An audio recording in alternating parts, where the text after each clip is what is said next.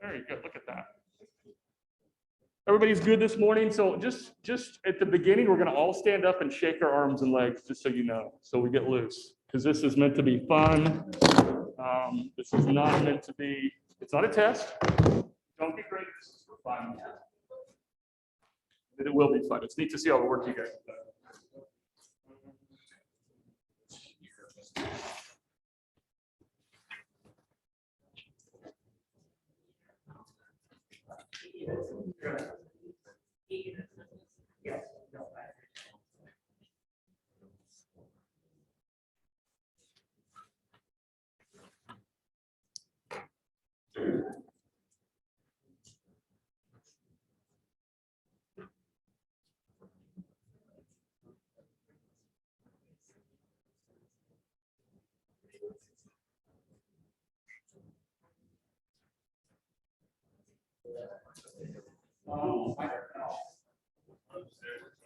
Did you put it over there?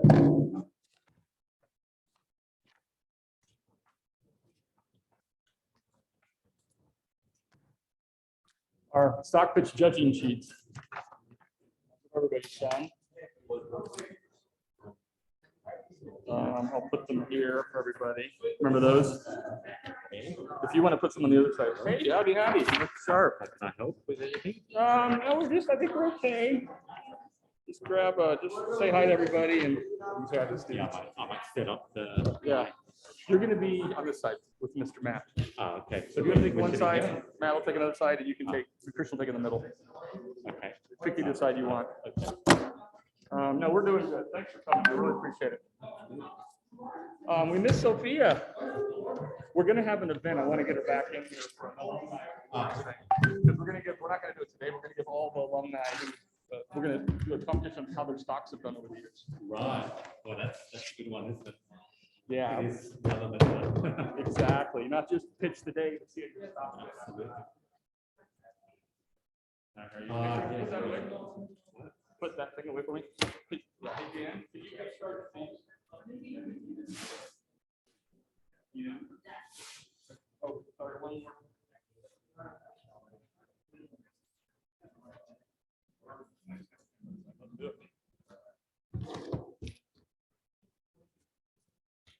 You can have that if you want to wear it. Either way, you know how important you are. Yes.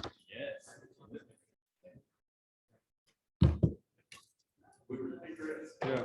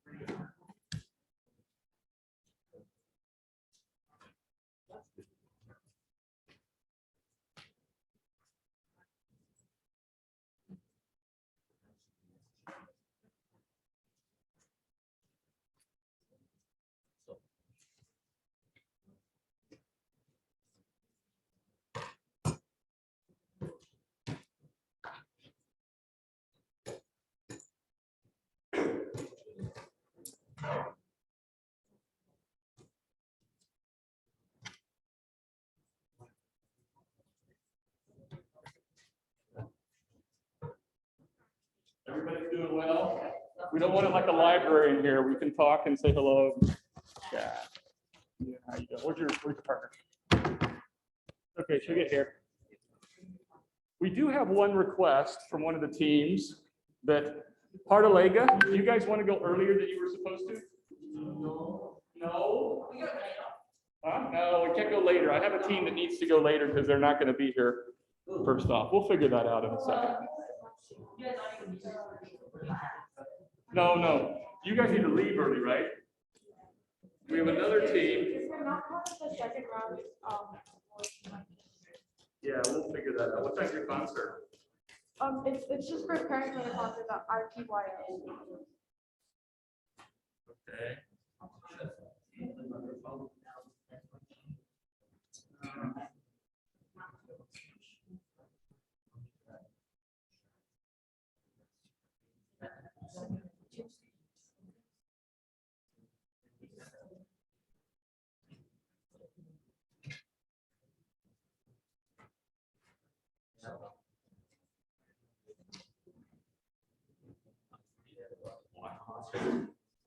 The kids know how to do that. I get one of the kids. I think they know how to do it. I don't.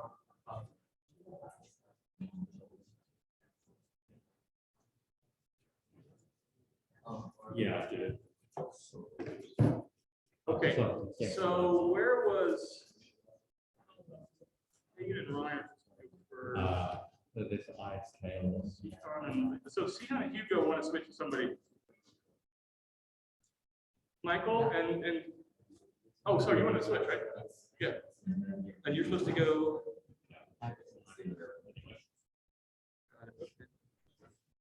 So let me switch you with, hey, Michael, where's Amon and Connor?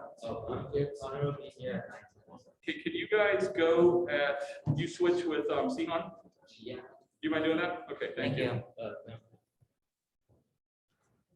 All right, thanks, Sean.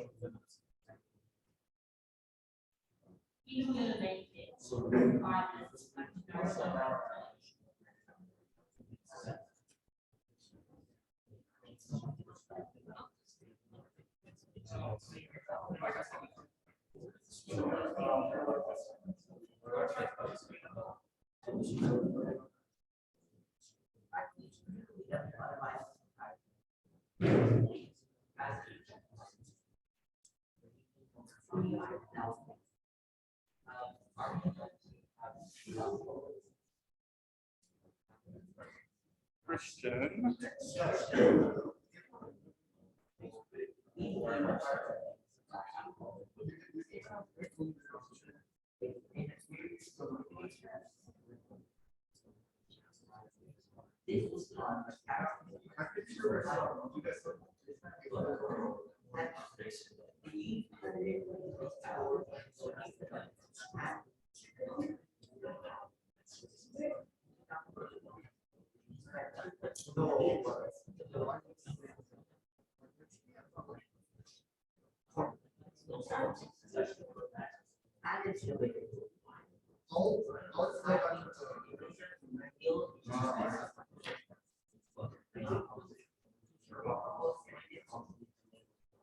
Christian.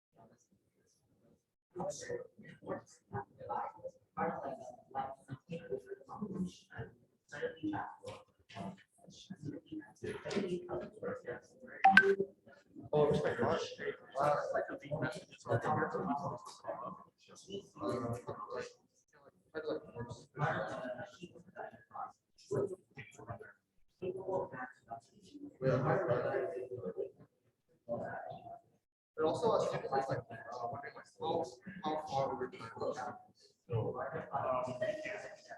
Did you see them? So, like, we made one minute, like, Christian told me they should be going.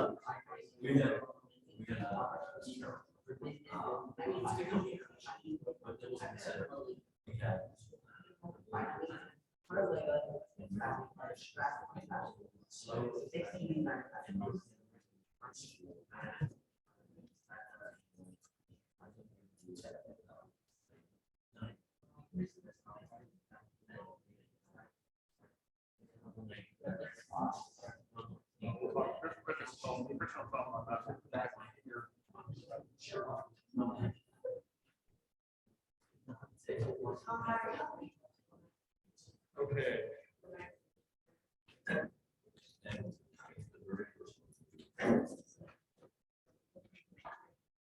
That's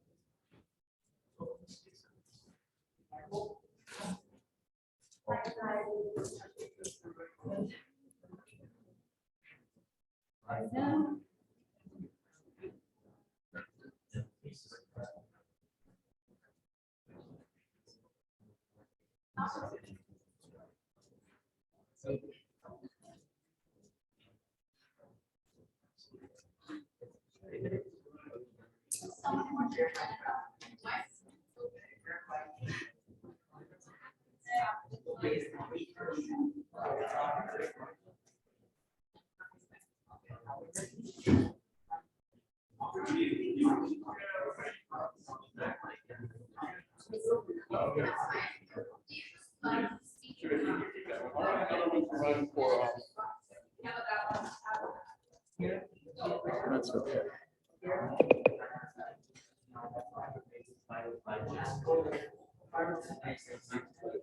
Hey, Michael.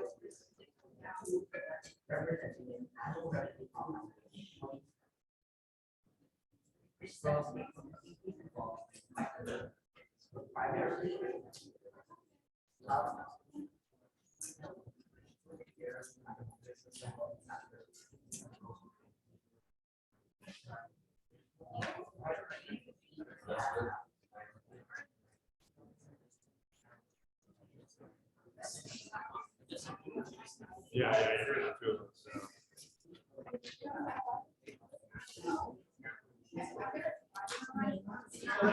Yeah, okay, pieces of roast.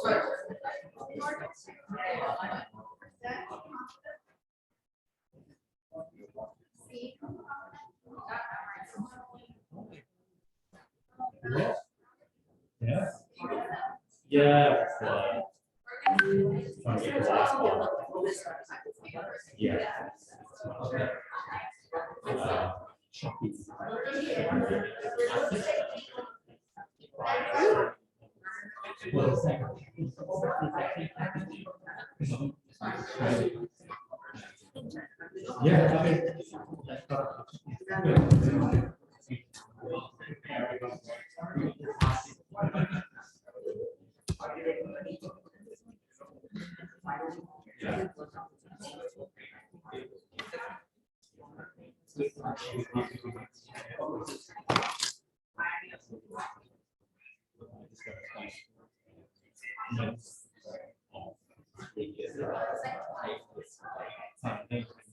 Good man, how are you?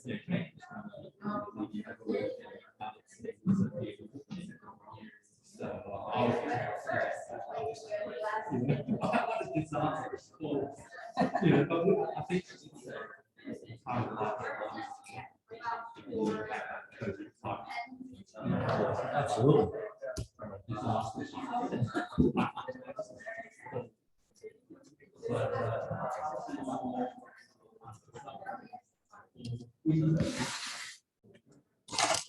Yeah.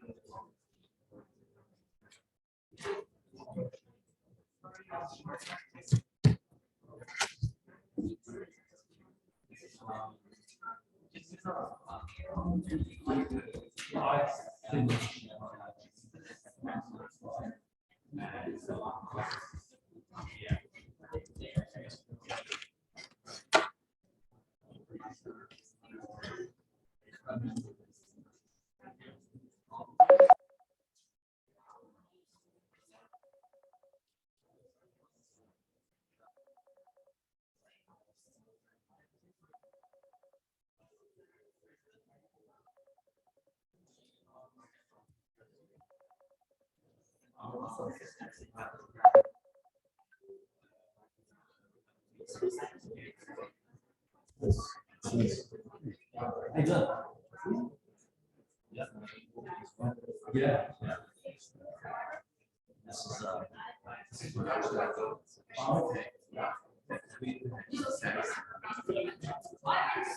is mine.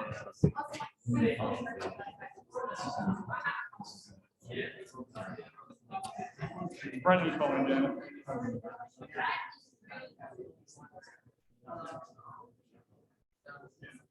We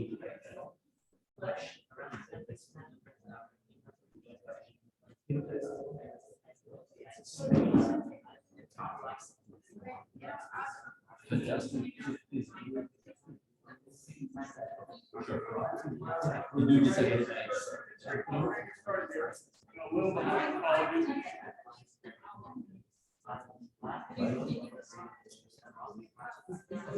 So again, where is Ryan and Fayun? Is Ryan here? Okay, ampliphone guys? Wow. So, figure out where our people are. Bill, how are you doing? Yeah, you'll do great. You'll be fine. We're gonna all split up and be moving around.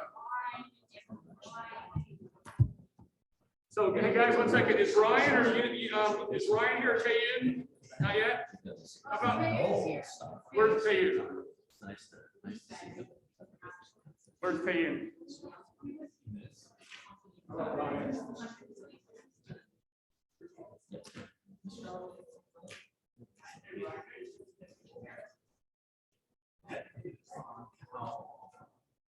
Right. Pretty smart.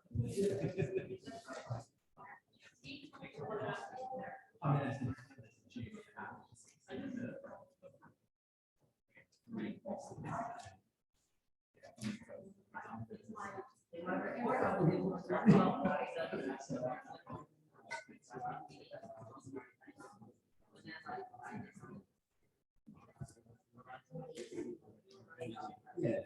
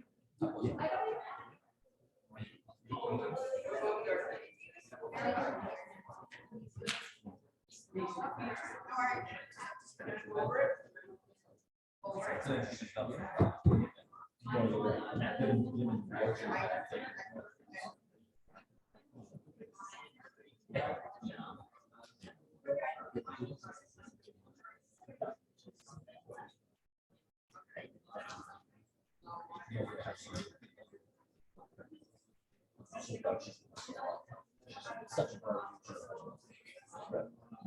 Overall.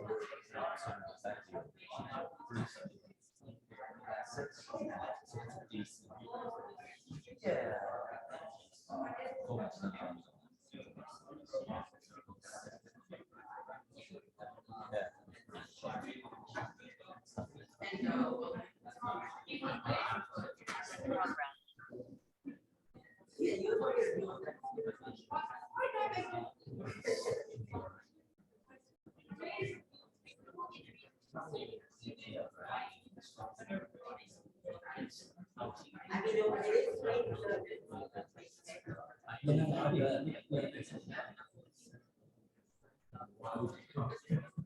Right, that's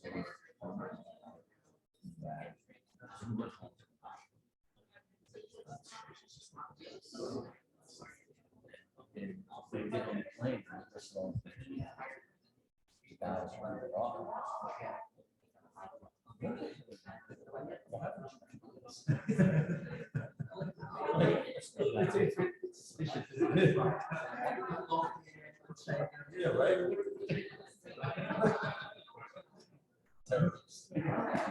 So, yeah.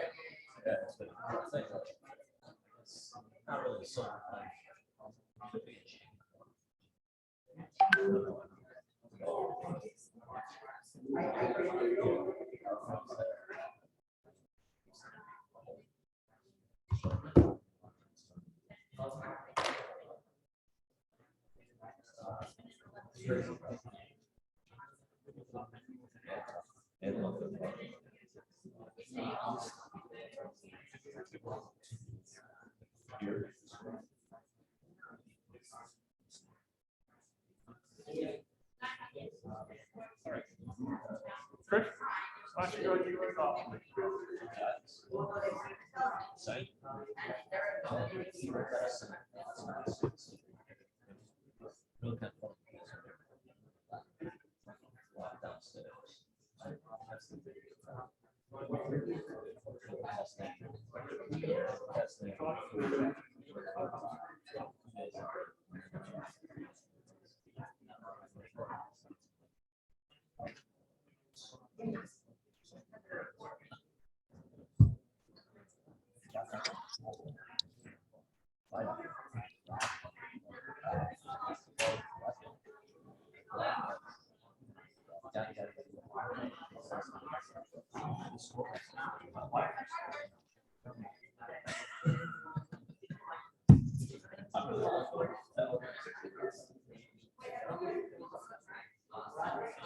All right, everybody.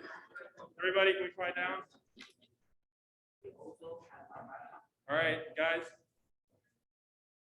Thank you everyone for coming today. Today is the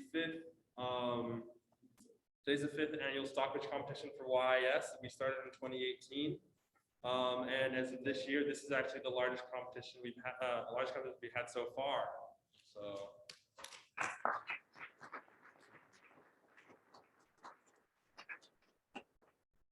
So I'm just going to talk really quick about a couple things about the competition, then we'll get started. So you guys know the top two teams from here today will go to Asia just like last year, which takes place next week, Saturday, 9 a.m., same time as today. And that will also be on Zoom, sadly. And you'll be competing with teams from Hong Kong, Singapore, Taiwan, Korea, and also India. So there'll be some good competition there. And the winners on that one will go to the global finals, which will be held in Salt Lake City, May 22nd. I don't think we're sure if that's in Zoom or in person yet. Yeah, it'll be either, depending on what happens. So I'm going to go over some rules really quickly, just so people know, just to refresh you guys. So remember, you guys keep your pitch to 10 minutes. So in the 10-minute mark, the judge will raise their hand or a piece of paper for a couple seconds, just to let you know that they've hit that 10-minute mark. And you can keep going if you haven't finished your thought up to 12. 12 is the maximum amount, but do remember that by going past 10 minutes and going into like 12 minutes, you are using up your Q&A time. So you have 10 minutes of pitch time and 5 minutes of Q&A. So you could potentially lose points on the Q&A side. So just remember, don't like cut yourself off at 10 minutes, but just finish what you're saying and try to wrap it up a bit quicker. But don't worry too much. So yeah, if it does go to 12 minutes, the judge will request that now you end your pitch and you go to Q&A. And so, but at the end of the day, remember, we're all here to just learn. At the end of the, we're all here to learn. I know most of you guys are new. We have a lot of young teams this year. We even have middle schoolers out here too, which is great. So just remember, you're all here to learn and have fun. So don't worry too much. And we'll have two sides. Stream 1 is over there, and stream 2 will be over here. Stream 1 will be judged by Mr. Saito and E-Turn. And stream 2 over here will be judged by Mr. Lee, Mr. Popovich, and I myself. And so for the top two teams from each stream will be picked by the judges. And then the top two streams will switch sides and pitch to the judges that they did not pitch to the first round. And from there, judges will pick first place, second place, and third place. And just so you know, the first prize is 1,500 ringgit split between the teams. Second place is 750, and third place is 500 ringgit. So that's all I have. Wish everyone good luck and have fun.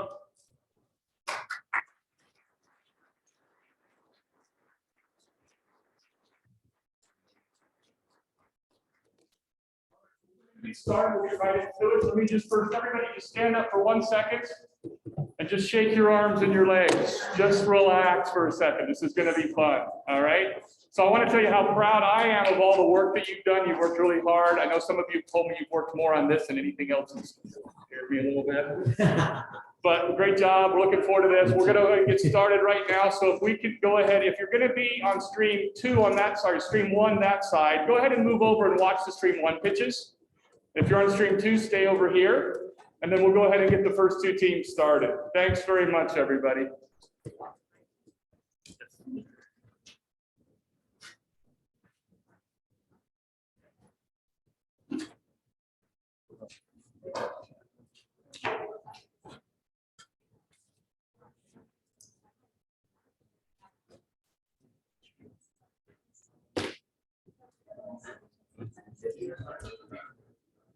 Okay.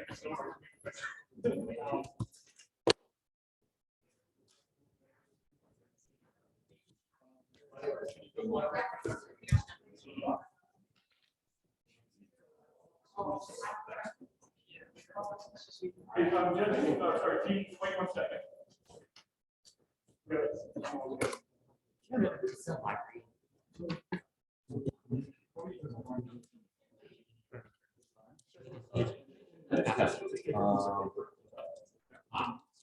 Do you have, you do.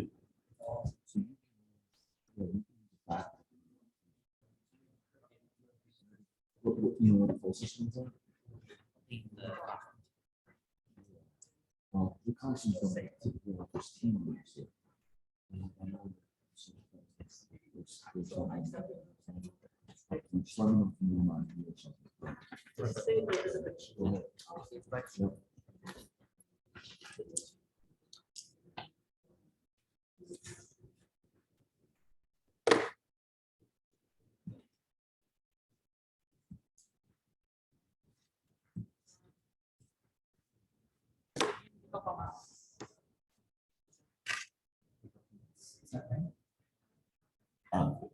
Right.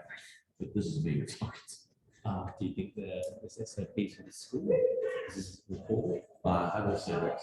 I've been in the gym with 100 kids playing basketball. I'm okay. You guys socially distanced. All right, it's clear. Go ahead.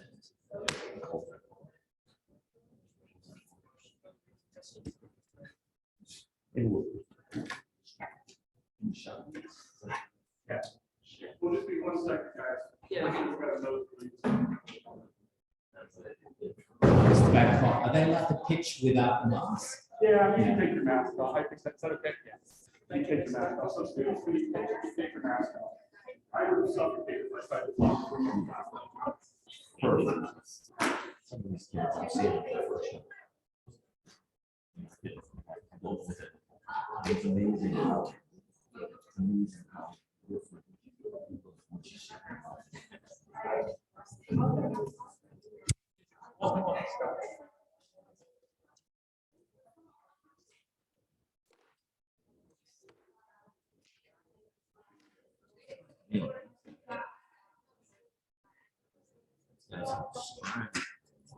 I know.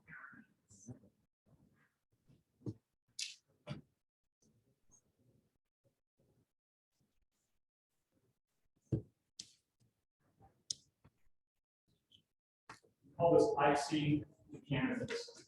Make you stand there and wait while we get ready to start. Sorry, we gotta wait for one. We gotta wait for one judge. Waiting for a judge. Give it 1 second. Can you guys? That's perfect. That's good.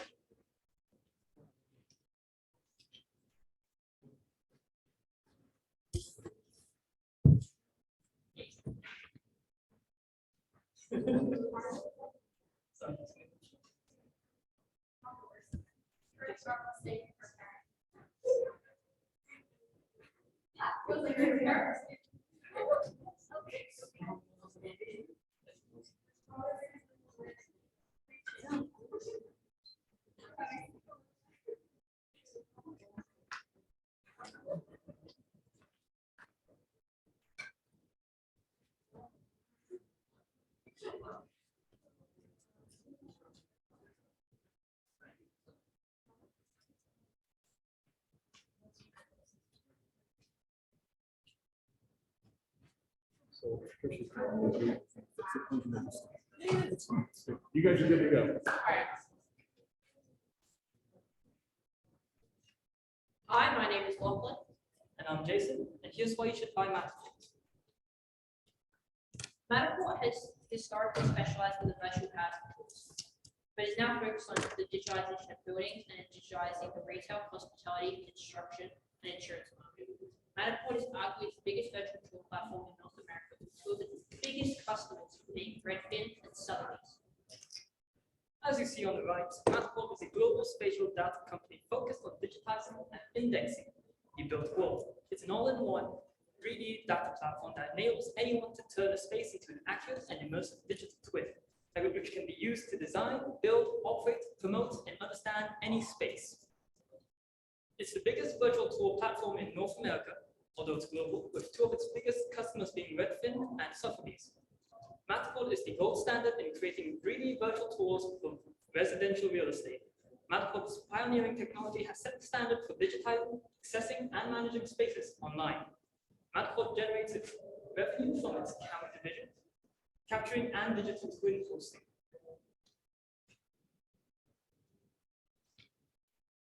Our investment thesis has three reasons why you should invest in the company. One, there is a massive unpenetrated $240 billion global total addressable market.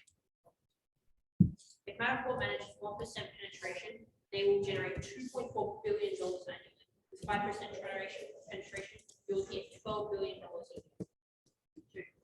Digitalization is a global movement. Newspapers have gone from print to websites. Movies have gone from CDs to Netflix. And home promotion materials go from picture to Matterport.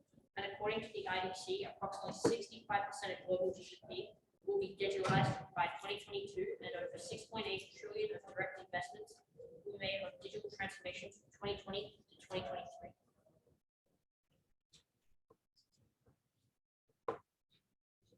Matterport has the industries Matterport is currently operating in are the 360 virtual real estate tools, hospitality, viewing the room you might be staying in or on your computer, construction and engineering, allowing for measurements to be made in online collaboration in workspaces, insurance, where you can view the previous state of the home or building using the 3D. General digitization has been accelerated by COVID and already servicing 20% of the Fortune 1000 companies and 100,000 companies in total. Demand is only predicted to increase for this technology. Matterport is one of only 2 companies operating across all areas of Earth, and Matterport has also spread to facilities and management, retail, and 3D photography, making it one of the biggest leaders in the 3D space industry.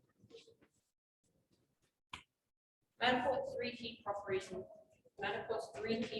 revenue drivers are real estate. The real estate market, real estate is one of the biggest profit drivers, accounting for 55% of the present business. In 2021, with 44% growth coming from the virtual real estate market.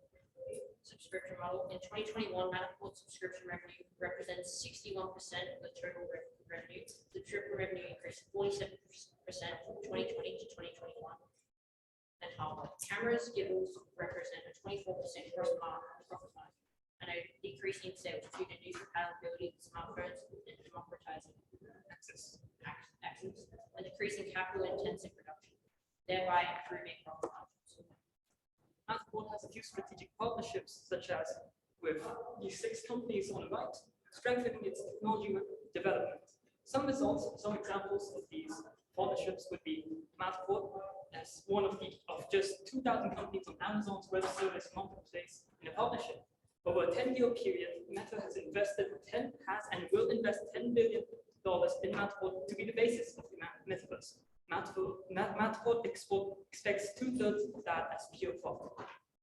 Matterport's dollhouse automatic tours with no editing required, multiple captures with rooms with depth that allow for more perspective, and 98% accuracy in measurements, creating experience and completeness and seen in its competitors on the stock exchange. 87% of sellers said the tools were more accurate than listing photos, and it doubled buyer leads in Little Pigeons, the small Australian company. Its freemium business model. Matterport offers their base technology for free, allowing a broader use of their technology outside of the subscription service. Is this democratization of access to the technology and fuels growth in usage with potential for users to subscribe. Matterport's competitors also use Matterport technology and pay Matterport millions per year to use it. Currently, over 100,000 companies use Matterport technology, of which two are its biggest competitors, Zillow and Vpix. Zillow and Vpix also have their own proprietary technology, however, they are less in depth. Matterport has over 500 patents, enabling them to be both a service provider and a technology provider, including to competitor companies. Matterport has been the second company out of its competitors to have listed on the New York Stock Exchange, enabling significant access to debt markets and capital, with the only other listing competitor being Zillow. Matterport's partnerships enable them to expand across different industries and sectors more rapidly than would otherwise be the case, with big names such as Meta AI, Autodesk, and Apex Imaging Services. These partners have allowed the company to expand to other industries that its competitors have still yet to get to, and leverage their respective experiences. In 2021, 20% of all Fortune 1000 companies and customers of Matterport. 503,000 subscribers currently use Matterport's 6.7 million spaces in Bristol, more than 100 times the rest of the market. The large variety of spaces along with the users create a large incentive for new real estate agencies and customers to use Matterport's compounding its attractiveness. 2020 to 2021, Matterport's total revenue grew by 108%, the biggest growth being 84% due to subscription revenue. Recurring subscription value is expected to be between $80 to $82 million, translating to a 34% year-on-year growth. Currently, Matterport is losing money, but that is mainly due to the fact that it's still a developing and growing company. Matterport is currently sending $50 million per year into development in their technology sector, looking to further expand and benefit their technology. Analysts predict that when this expanding and developing stage is over, that Matterport can make billions of dollars in per year. By its nature, Matterport reduces the need to travel, and hence carbon emissions. As opposed to several days' worth of travel, you could visit and go over 21 different sites in just one sitting. Matterport has committed to capturing some public spaces for the greater good, such as the Colorado Space Foundation, the Discovery Museum, to allow greater access to these sites for more distant and disadvantaged people. Matterport has all the standards expected of a company. However, it's also won the comfortably Best Companies Working for Women Award and the Best Company Culture Award. R.G. Pittman, the CEO of Matterport and chairman of the board, over the past 25 years, has held senior leadership positions at eBay, Apple, creating industry-changing internet software companies with transformational products to accelerate the revolution of the digital economy. Newly added executive board members, however, include Tom Kleen, Lawrence Schaffhoff, T. Iller, Ben Foster and Rob Hines, Peter Przyzemka, and Amy Hersach. This indicates Matterport intends to take advantage of opportunities and grow in the near future, especially in the developing markets. This recent acquisition of talent is what Matterport needs to grow in the course of the networks. With that in mind, why are investors so hesitant with investing in Matterport? Although Matterport largely dominates the 3D virtual space and viewing industry, competition is still intense, especially from big companies such as Zillow and Vpix. Currently, Zillow poses the biggest threat to Matterport as the only other listed company with a large market cap. This is not to mention potential players such as Google. Some would say that it's overvalued with respect to its price to sales ratio of 68, its poor financial metrics, return on total assets was negative 47% compared to Infotech medians of 3.91%, and its unprofitability, especially under COVID, when you would expect extreme returns. In addition to a terrible bond rating, typically associated by 20% down on average per year over the last 10 years compared to the S&P 500, and hence some claim that there is too much emphasis on metaverse and potential growth. However, as bigger companies have other focuses as well, they may create an inferior product, losing to Matterport's specialization. Matterport is a young company, and the potential is huge when that shift to real estate does happen. It's a $240 billion market that Matterport needs. Furthermore, Quant does not take into account new additions to the executive board who may be exactly what Matterport needs to take advantage of the next opportunities and improve the company's. Finally, with regards to the metaverse, due to their partnership with Meta, Matterport is unlikely to be replaced by another company when the metaverse arrives. Even without the metaverse, Matterport has many applications in many industries. Now that you've heard about this company, all that is left is questions. Will you leave money on the table or will you invest in that?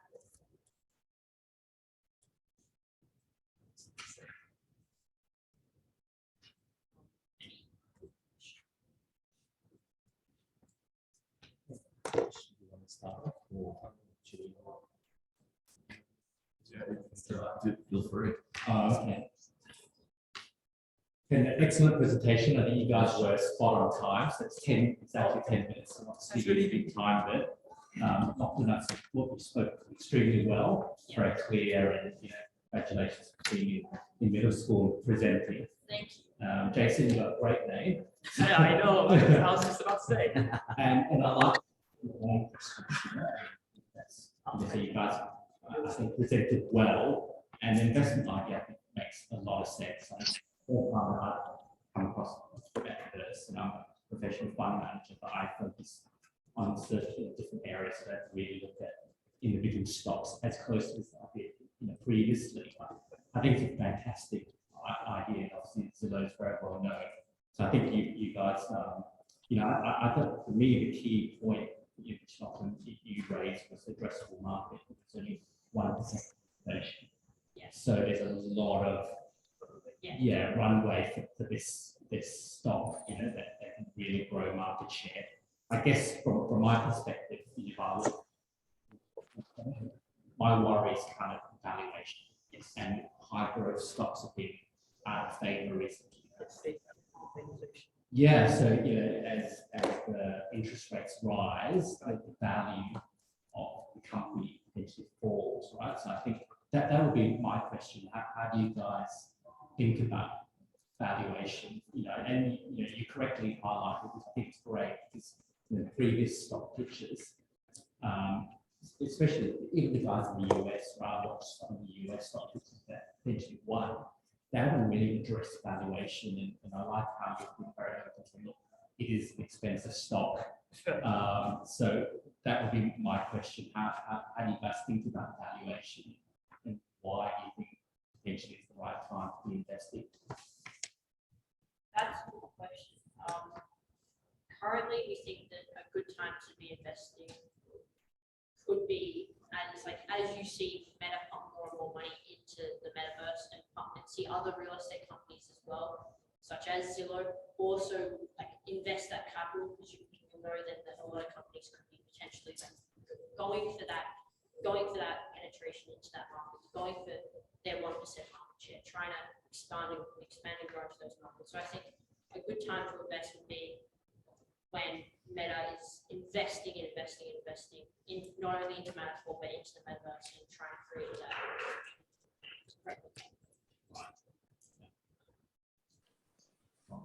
I love the video, by the way, because I've noticed that the guys that won in the US, Right. they focused a lot on their video. I would personally have actually started with the pitch, but, because I think my sense is that it's a little bit, it's not like a professional stock pitch. You guys are really pitching to an investment committee, but you guys have done a great job.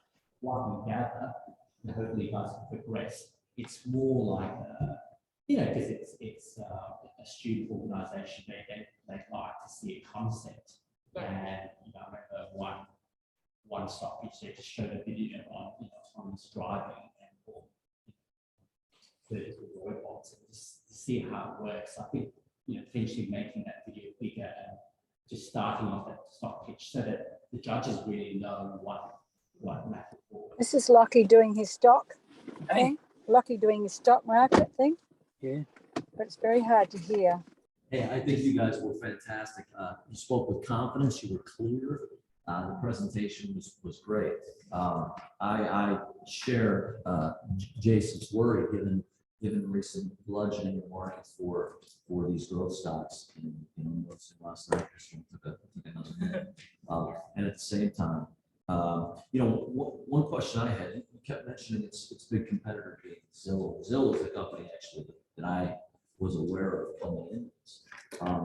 You also mentioned they have 500 patents, which is pretty impressive. Did you guys come across anything in your research about the technology itself and how replicable this is? Is this going to be an easy market for other firms to get into, or are these guys positioned in a way that it'd be very difficult for that to happen? Currently, that's a very good question, but currently on Zillow, it's on over half their houses are listed. If you scroll down to the bottom, it's not Zillow's technology that's there, it's Matterport's technology. So even though it's one of their competitors, even though they're trying to create the technology and stuff, they're still at the stage of having to use Matterports, and that's going to be hard to break, especially with the using now for years essentially. And I'm pretty sure they started using it in 2018, so that could be very hard to break out, especially like the large 250 million viewers annually. Yeah, great stuff, guys. My dad's on real estate in the States, so I've seen some of these programs because he showed me some. So I've looked at the 3D virtual housing, but so you guys say it's looking at these high growth stocks, we see a lot of them grew over COVID, a lot of them shot way up. But in this case, Matterport went way down. 2021, starting with it shot way down. And you'd assume that in a place where everything is in our order, everything's online, these types of stocks would shoot up. So why do you think? What do you guys think this growth, this decrease in the stock price will continue, or is it going to keep going up as we move back to?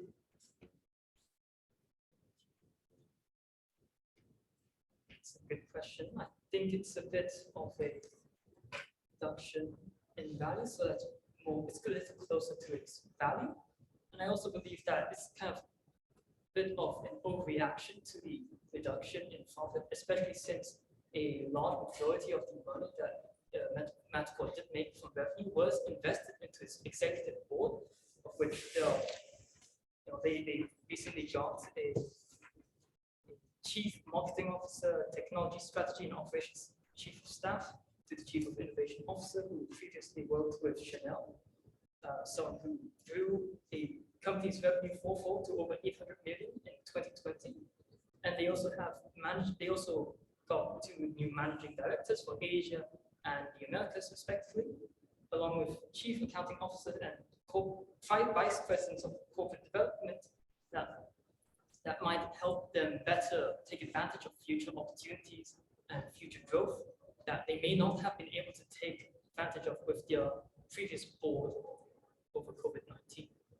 Adding on to that, I think that we could see the stock start to rise over the next coming quarters, especially as they're starting to make positive revenue, as they've invested over 200 million now into their technology, and they're really starting to invest back into the company. So not only into their technology, but also making sure the company's profitable, it's growing well, it's got a good governance, it's got a good social goal, and that it's well positioned. Remember, it's just $6 right now. That's still, relatively speaking, nominal. That's a lot less than most companies. You guys mentioned the housing market. And obviously the technology is deeply embedded in this. What's the next? I know you've got very much an undigitized world that they have access to. Where's the next one?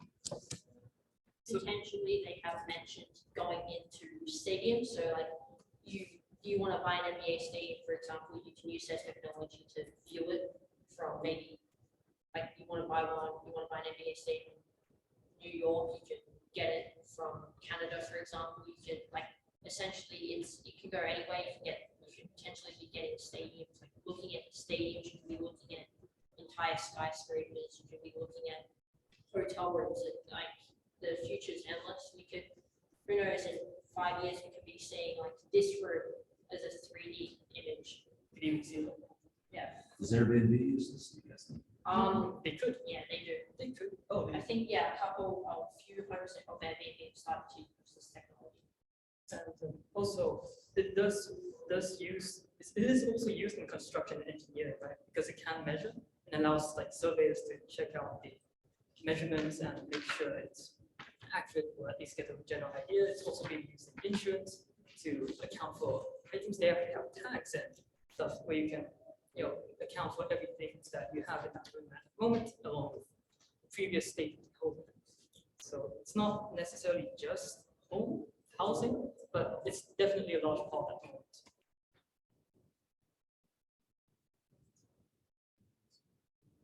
So, thanks, guys. Thank you so much. Really well done. Thank you.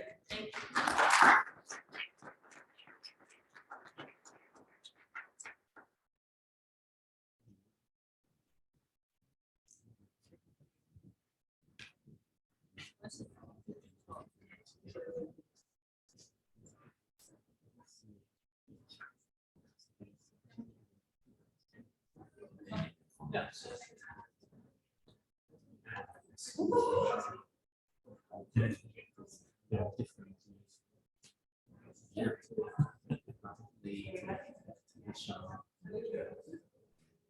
You know, yes.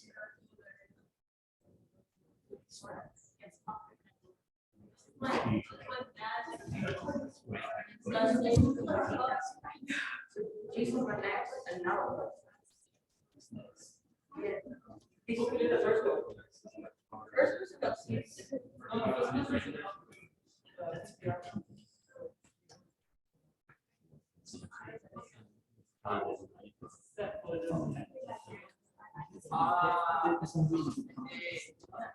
All right, okay. Great. Ready? Where do you want to stand? Oh, we don't. Yep. I know that's how it goes.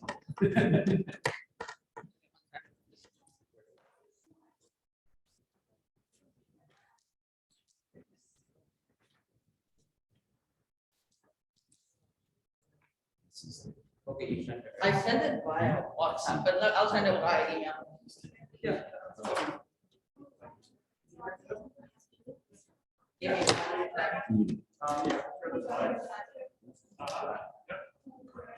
Oh, here the YIS. Why can you repeat that? Okay. One second here. You're okay here. Is that yours? You got your. Okay, it's me, Chair. Okay. Looking for. Is your- I know, your Chair. partner? Okay, I'll pull it up. There you go. Beautiful. All right, just nice and loud, guys.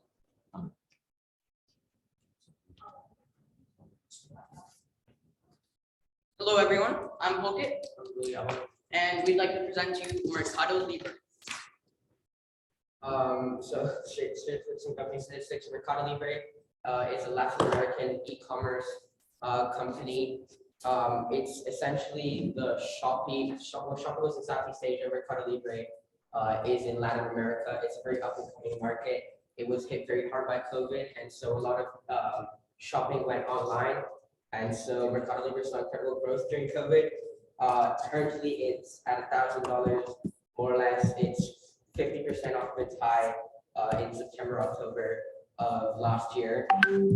And we're looking for an upside of 40%, with a target price of $1,400. So yeah, it was founded in 1999, so it's quite an old company for e-commerce, and especially in the region. And as of April 2021, it had 50% of monthly visits to e-commerce websites in Latin America and 30% of the market share in the region in terms of sales. It has an incredibly large and comprehensive ecosystem. Its business model is similar to Amazon, similar to Seas in terms of Shopee. So it has obviously its e-commerce sort of branch, but then it has a mobile digital payments branch called Mercado Pago, which sort of branches off again into a financial investments platform called Mercado Fondo, which has sort of turned into their main focus. Currently, they're really expanding that. They're expanding it into crypto investments as well, which is a very up and coming industry in Latin America as well. And then they also have a logistics and advertisement branch that mostly serves their e-commerce platform. And this is a slightly more visual sort of image of their structure. There's more subsidiaries, but these are sort of the main ones. So you have the yellow ones, sort of mostly their e-commerce platform, and then Mercado Fund sort of branches off and is their investment platform. So this is our investment thesis. We think it is an equitable investment for the following reasons. First of all, it has a strong ecosystem of mutually supporting subsidiaries. As Guillermo mentioned, they have the payment system and they came up with an e-wallet service recently, and that really conveniences their e-commerce platform.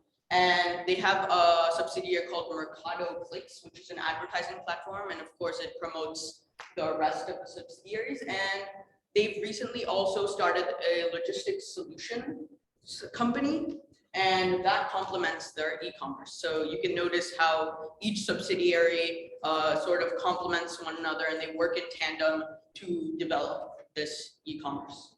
My second reason is that it had a growth story of 2020 and 2021, as Guillermo mentioned. During COVID, as shopping went online, its stock skyrocketed. It pulled back for a little bit in mid-2021, and then it peaked in October 2021, and now it's around 1,000. Third reason is it is established and it's dominating Latin American, the region, and it also has a geographical advantage. It's the continent's largest e-commerce platform currently, and its localized business and service model allows it to really capture the unique practices of its target demographic. If you notice, Latin America is rich with natural resources and cheap labor, and that really equates to a manufacturing and distribution powerhouse, which is great for e-commerce.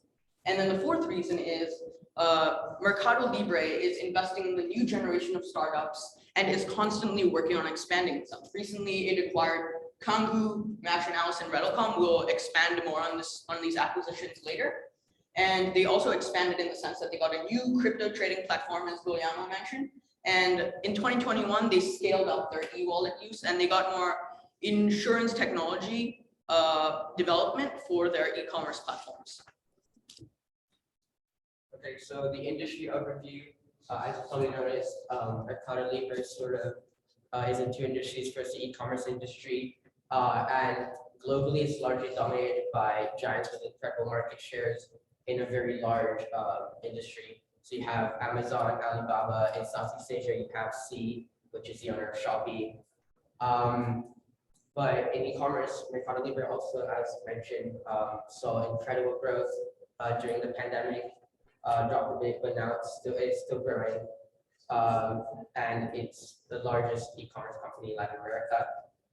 In terms of finance technology, fintech, it's an industry that is emerging, but it's also very rapidly evolving because of its large reliance on technology. And like e-commerce, it saw incredible growth during the pandemic when a lot of payments also had to go online. And in Latin America, Mercado Libre has over 22% of market share and 34.5 million unique active users on their Mercado Pago platform, which is their fintech. By the way, these are just its major sort of industries that it is a key player in Latin America. They do have other subsidiaries, as mentioned earlier, but they're significantly smaller than these two industries. So now I'm going to talk about the revenue and their main profit drivers. So the fourth quarter of 2021 was the first time their revenue ever exceeded 2 billion, and that is in 1 quarter of a year. And they're experiencing a 74% year-on-year increase in net revenue. And another good sign, while this may not sound good, is that their operating expenses increased 61.4% during the past year. So the significance of that is that they are reinvesting more and more into expansion and development of their business. However, it may have increased. The proportion relative to their revenue stayed about the same, around 39%. So that demonstrates steady growth with an increase in operating costs. Now I'll talk about their major industries that they play a part in. They have Mercado Pago and Fondo, those being the fintech platform and the investing platform. And they're also getting an e-wallet system up for small and medium-sized businesses. They reached a revenue of 773 billion in net, and that's 30% of the total revenue in that sector, at least in Latin America, 81% year-on-year increase. And TPV is total payment volume or value. Value. So they've moved 24.2 billion USD from using this finance technology platform. Their other profit driver is e-commerce, and their revenue increased to USD 1.358 billion in the fourth quarter only. That's 63% of their total revenue. And using this e-commerce platform, they sold 288 million items, and 95% of these items were delivered using their logistics solution, as mentioned earlier. They have maintained gross profit margins of around 40%, and they increased it by 3.2% over a year. And the reason for this is because through their logistics solution, they vertically integrated it into their system, and that accounted for 2% as they got leverage over the shipping costs. And then they got 4.2% as they diluted the processing fees and revenue. While this may not add up to the 3.2% increase, they also lost their profit margin in other sectors as they were developing themselves and reinvesting.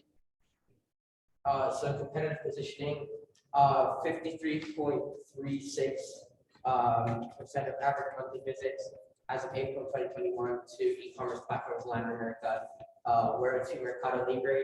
As you can see by this chart, it's the 15 biggest sort of e-commerce platforms in Latin America based on monthly visits.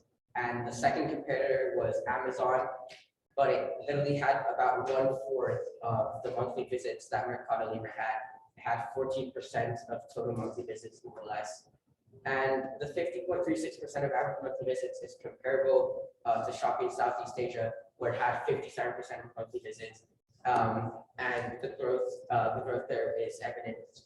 We've all seen what happened, and we could be seeing something very similar with Mercado Libre in Latin America. And nearly all elements of Mercado Libre's business can be attributed to subsidiaries. So again, you have the e-commerce platform Mercado Libre. You buy a product, you can pay with your e-wallet, you can pay with Mercado Pago. And then obviously from there, you can invest your money from Mercado Pago with the Mercado Fondo. But then when you're on the e-commerce platform, you see advertisements that are done through Mercado Clicks. You buy a product, as I said, with your e-wallet on Mercado Pago, and then your product is delivered to you with Mercado Envio, which is a logistics solution. And so the entire sort of supply chain, the entire business model is covered by their subsidiaries. So, okay, you go ahead. Financial analysis. So we e-commerce grew 18.1% year on year in net revenue. And there was also the acquisition of Kangoo and Rationalis. Kangoo is a logistics solution, I believe. Yes. Rationalis is sort of retail technology, and it's also fintech solution. So it sort of fits in both of their major industries. We also saw 72.2% year-over-year growth of their fintech subsidiaries with the acquisition of Redocom, which is fintech solutions for SMEs, small to medium-sized businesses in especially mostly in Chile. So sort of getting more penetration to the fintech industry in Chile. There was net income in the previous year was a 707,000 loss in USD, whereas this year they made $82 million in profit. Even they increased incredibly in expenditures, especially in marketing and product and technology development. So, but this can be really explained by their large expansion projects currently active to consolidate their various branches. So especially their expansion into fintech can really explain especially the technology development and the advertising expenditures. And again, they launched a cryptocurrency trading platform through Mercado Fondo. Next. Right.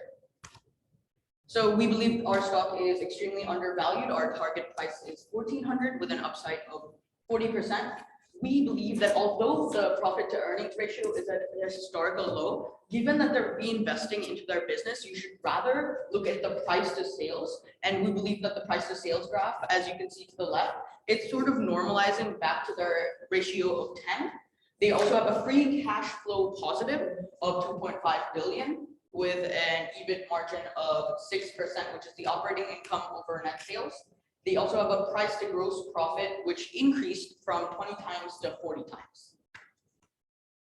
I'll quickly go over the economic moat. So they have a network effect moat, which is basically as they grow in popularity, their reputation increases and hence more people want to engage in their platform. They have 140 million buyers and 1 million merchants. And Redcom is their acquisition, and it led to a consolidation in Chilean small to medium-sized businesses. And it's basically a payments platform, and that led to a sort of positive feedback loop for their Chilean market. They have intangible assets moat, which is basically they've gathered over 20 years of experience, and that treasure trove grants them a large deposit of data. So they have essentially captured the idiosyncrasies of the Latin American customer base, which allowed them to sort of understand their target demographic. And hence they acquired Matchanalysis, which is a software development and retail technology company. And the goal of this acquisition was to develop a refined search engine, peer-to-peer payment systems, and also implement media streaming services. And then they also have a high switching costs mode, which makes it expensive and inconvenient for customers and merchants to exit the ecosystem. A few investment risks, if I may go over these quickly, is that their region is filled with political and social instability, with a lot of possibility for economic reform, as there's a constitutional referendum in Chile, and there are election years in Brazil and Argentina. There's potential for sort of constitutional reform, and that might be bad for their business model. There's also quite a bit of inflation in South America. However, Mercado Libre has constantly outpaced inflation and sort of outpaced analysts' expectations. They have no dividend yield. However, that is typical for e-commerce companies. They are volatile, and that is also typical for e-commerce companies because they are acquiring and expanding quite a bit, and they have international competition through Shopee and Amazon. However, they can counter this because they have consolidated their market and captured the idiosyncrasies of their target demographic. So a bit on corporate governance management. Their CEO graduated from Stanford University. He's one of the co-founders of Mercado Libre, so he's been through it all. He started the company in 1999. He worked as country manager in Brazil until 2009 and was vice president until 2020 when he became the CEO of the company. And he was the CEO of the company during the COVID-19 pandemic when the company saw its largest growth in history. And obviously this can be attributed mainly to the pandemic itself and a lot of people going online and Mercado Libre being a consolidated e-commerce platform. But they also had incredible guidance and leadership throughout this process. The rest of the board is all in Latin America, which is something that is a lot different compared to other e-commerce companies, which means that they have a lot of knowledge on the situation. They have more context on what's happening in their region, and they can make more informed decisions based on that. So some ESG considerations. Environmentally, Mercado Libre is doing very good. They have 9 sustainability projects they are working towards, they're investing in, and these are all trying to work towards SDG goals. They're sustainable development goals that were set by the United Nations to be achieved by 2030. And this is just like a list of them, like clean transportation, access to finance, land conservation, and they all sort of aim to to better Latin America and reach these goals, especially Latin America. These are their social considerations. They have a large income, they provide a large income for over 900,000 families. And they have small businesses, they provide and convenience of small businesses. They also vouch for economic inclusion through their Mercado Pago payment system. They have governance, all their entire C-suite resides in South America, which means the decision makers have better leverage and better understanding of what decisions to make. Their compensation committee dictates compensation of high-ranking members and governance, and has been involved in lobbying, which is good for their business. Yes, if we have time, maybe move on to questions, or are we up? You guys are way over Yeah, 16 sorry. minutes actually. Yeah, so should we move on? Yes, to sure. Q&A? We have the. So, good presentation. You guys mentioned, it's the largest growing e-commerce company in, South America, or Latin America. But you also mentioned that, Amazon and Shopee also gained sort of a foothold, in Latin America too. So we know that C and Amazon are two huge global multinational, e-commerce ventures that have put up companies. So do you see Mercado Libre being like sort of the defensive the next few years and trying to just keep these countries out, or do you see Mercado Libre trying to expand beyond Latin America?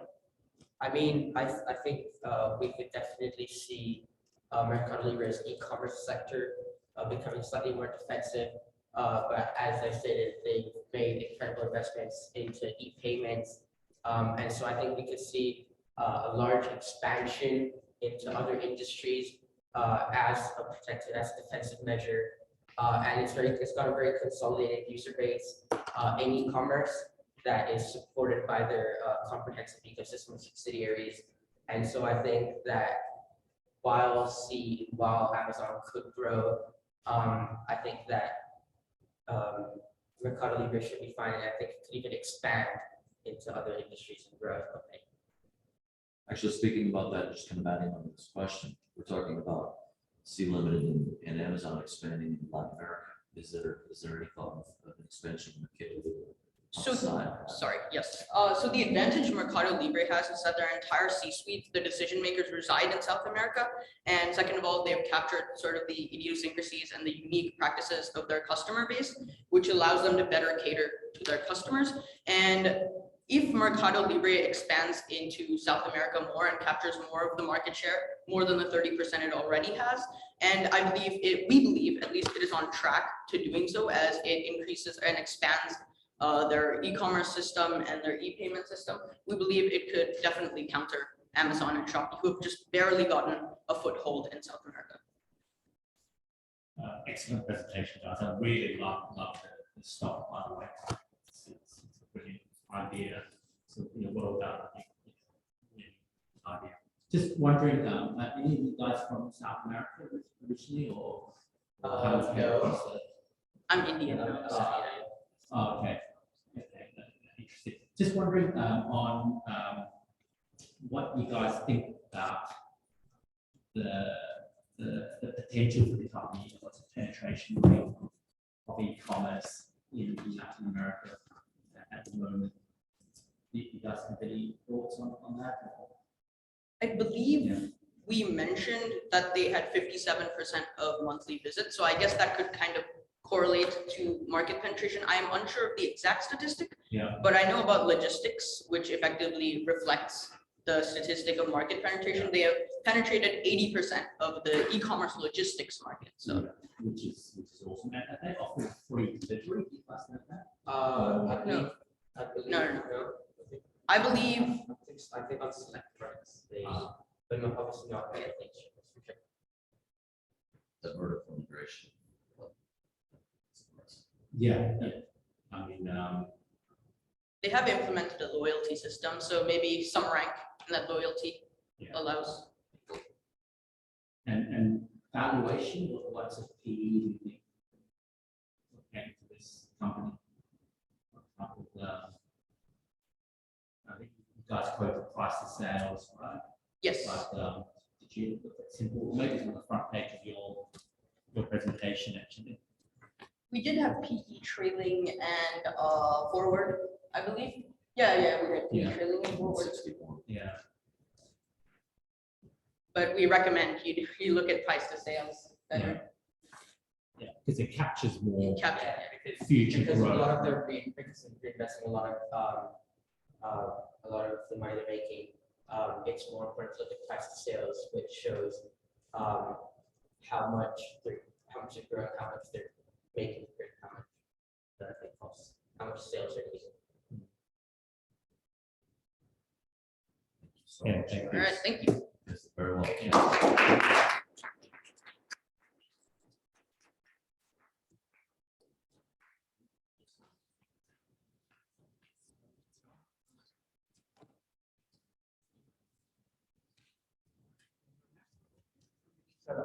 Come on up here. You got your presentation sent to YIS? Have you sent it to YIS?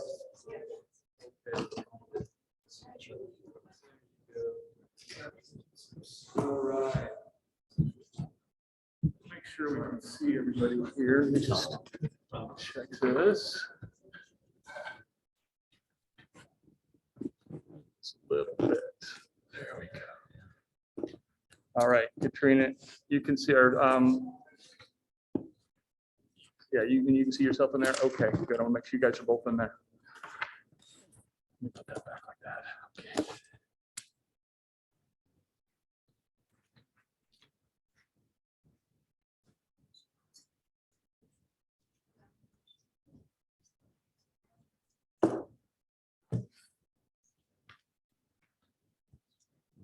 It's all good. You guys are super gutsy. You know, I'm telling you. Love it. What's up? Yeah, for parents. You guys. Get a little. Our stock is Palo Alto. Our recommendation is to buy. So Palo Alto was founded by here, so in 2005. Right now, their gross profit is 3.4 billion. The market cap is 60 billion. The enterprise value is 62.1 billion.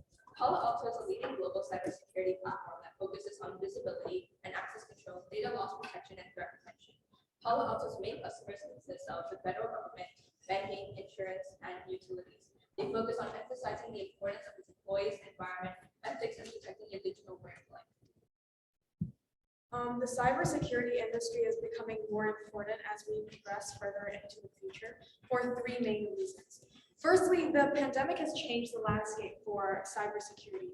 The pandemic has changed, firstly, it has caused people to work from home or other remote areas, creating more opportunities for hackers to penetrate the Wi-Fi and local area networks, compromising valuable corporate information.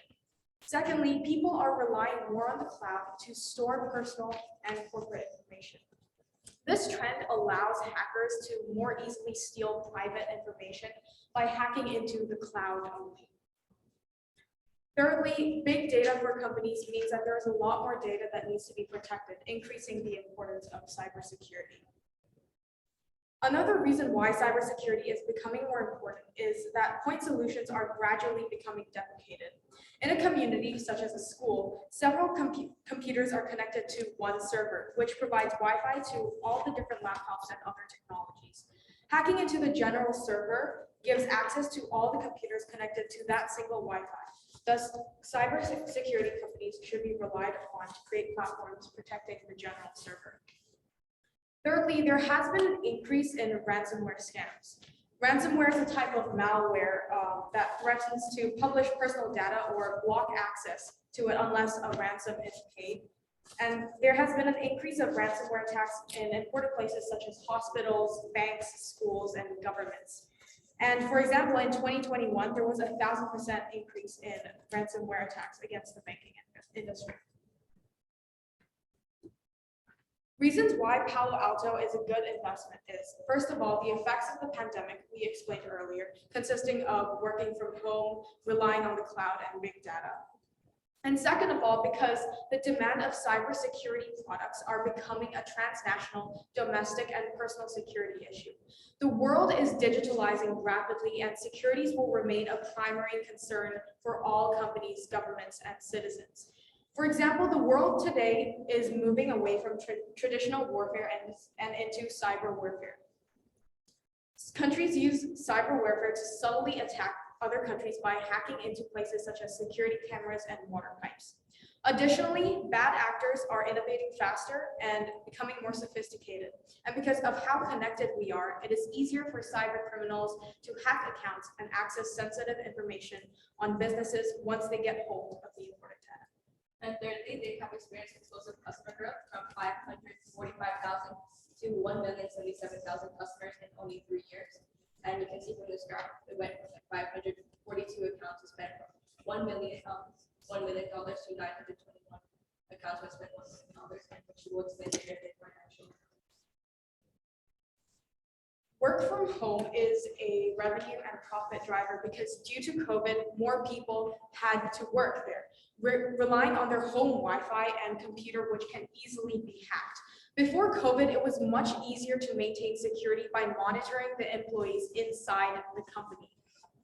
Additionally, important places are increasingly under attack by malware and ransomware actors. As mentioned before, more hacking attempts took place in important locations like hospitals, banks, and governments.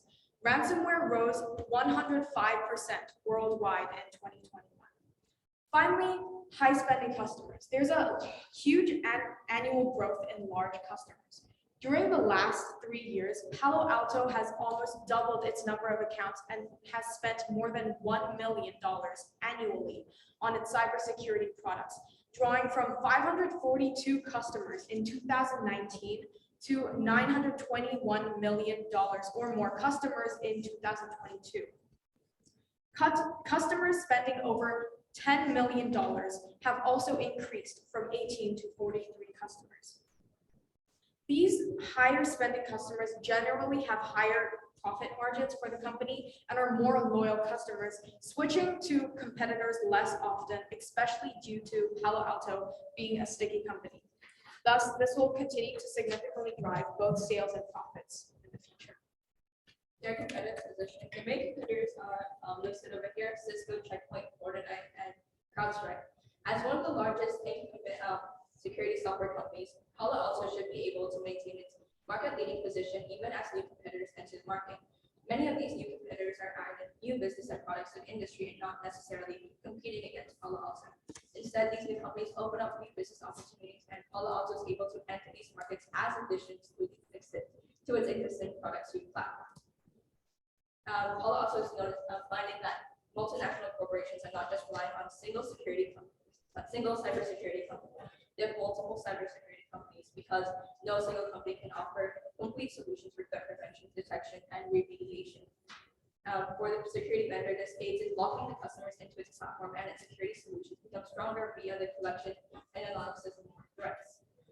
Thirdly, Palo Alto is extremely strong in firewall products, and many times they will leave with their firewall product to the customers and then sell them other products like security. Due to this, they are able to move from leadership in one position to leadership in 7 positions. Not only that, they focus and hold leadership positions in 2 of the fastest growing markets in software security, which are the next generation security and firewall. For the economic moats, Palo Alto has 3 of them. First one is high switching costs. It is very time-consuming and expensive for customers to switch to other products as they have become an essential piece of daily operation through protecting users and data.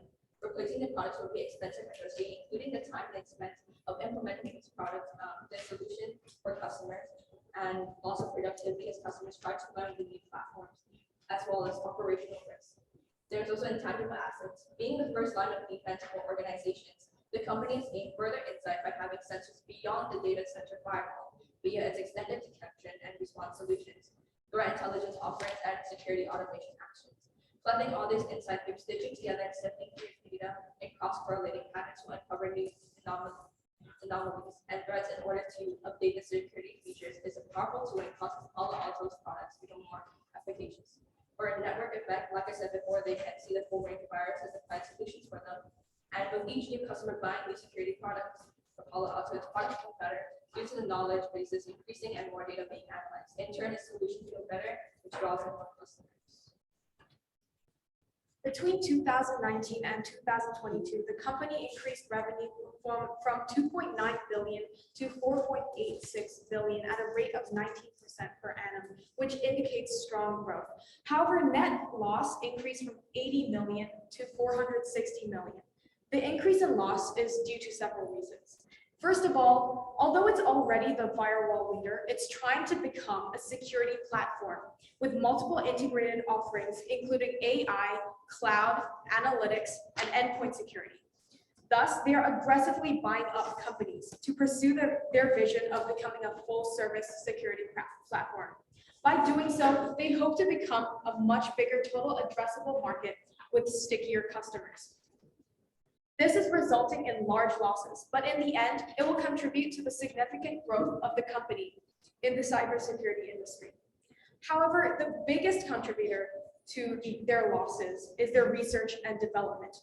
In 2020, they spent $768.1 million, and in 2021, it swelled to $1,140 million. However, we predict this loss will generate returns in the future due to the advancement of their cybersecurity technology and will establish them as a market leader. Over the last year, Palo Alto's stock price has consistently risen from $366.59 stock price to a current price of $592, an increase of 62%. We feel our target price is consistent with Palo Alto's continued operating improvement due to the growing demand for cybersecurity as we progress further into the future.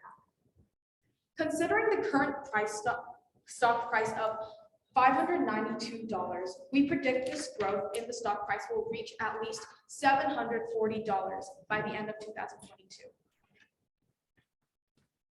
There are 5 investment risks. The first one we have is competition.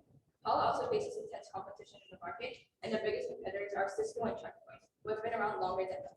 This allowed them to create a relationship with their customers. Furthermore, these customers may continue to spend IT expenditures on old products and for services rather than adopting Palo Alto security offerings.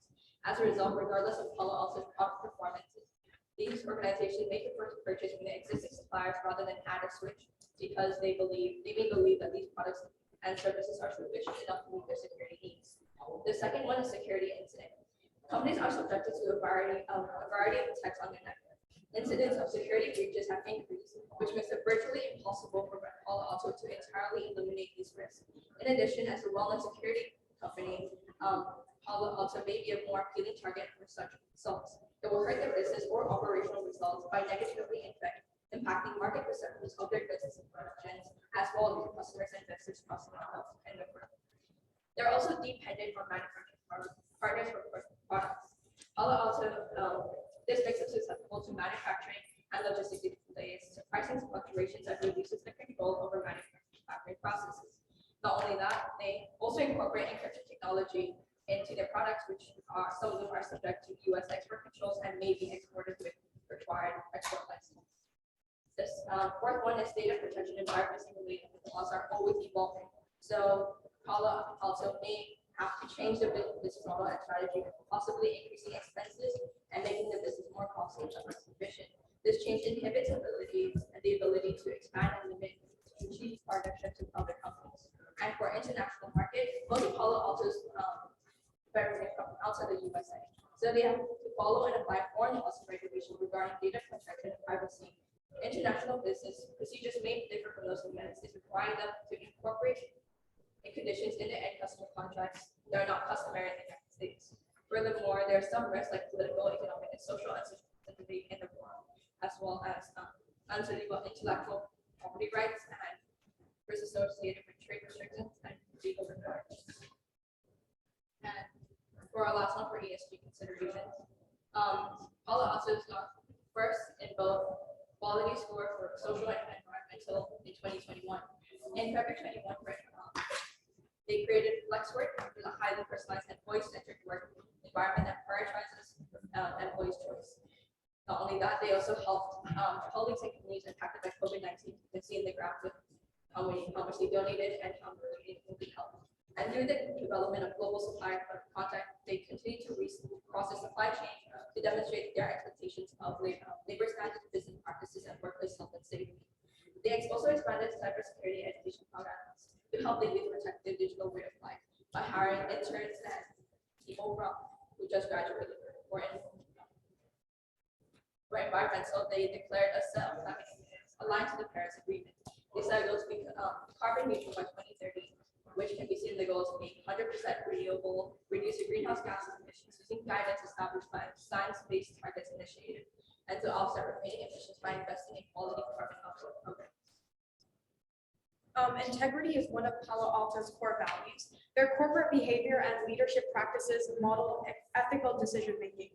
Employees and suppliers are informed about their governance expectations through their codes of conduct and compliance training programs. Thank you. If we have any time Thanks, left. guys.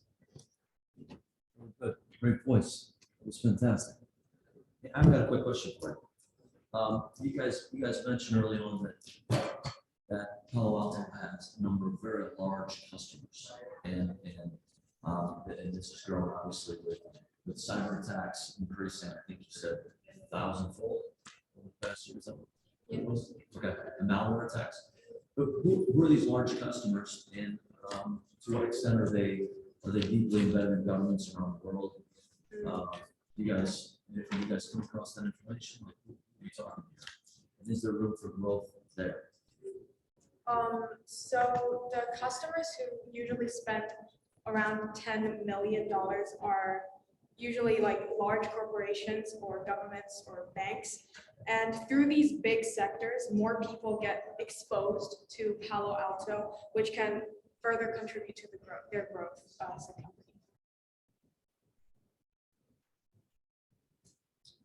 I think you articulated structural growth really well. And then it's what's happening with Russia and state actors. So very clear the move towards hybrid work week and everything else. I love that comment on R&D spend because it's obviously a high growth company, so it's not making. But I like that share price chart, and it's going up despite the company losing money because of R&D spend. Is there any thoughts on when they'll turn to the revenue positive or earnings positive? Has the company guided when that would happen? I think around this year, because they just released new products and software yesterday on April 22nd, and they also have started giving out like free trials and subscriptions. So at first, they may the revenue may decrease, but then later on, we predict that they will start earning revenue. So you guys mentioned how, you guys said there aren't and Palo Alto isn't one of the biggest like cybersecurity companies out there.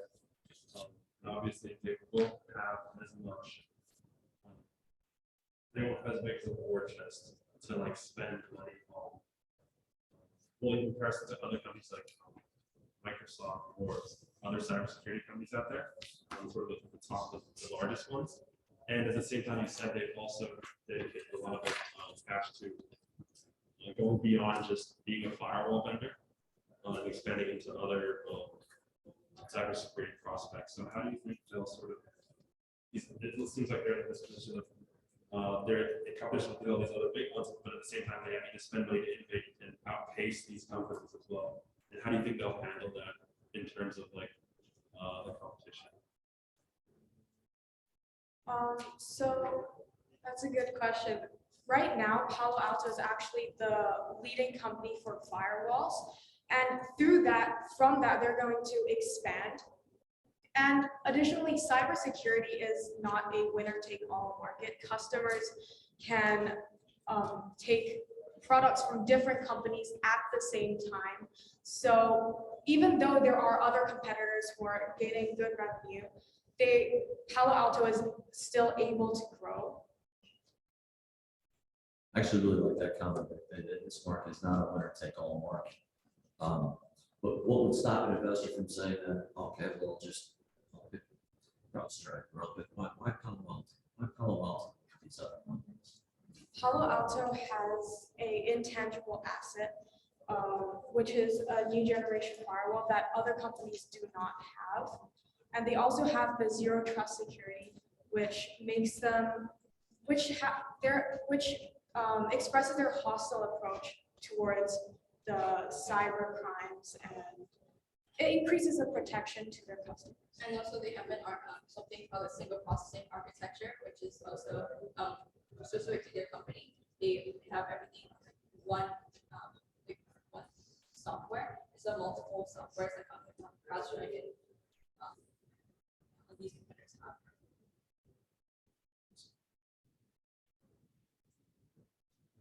Thank you, Vince. Thank you very much.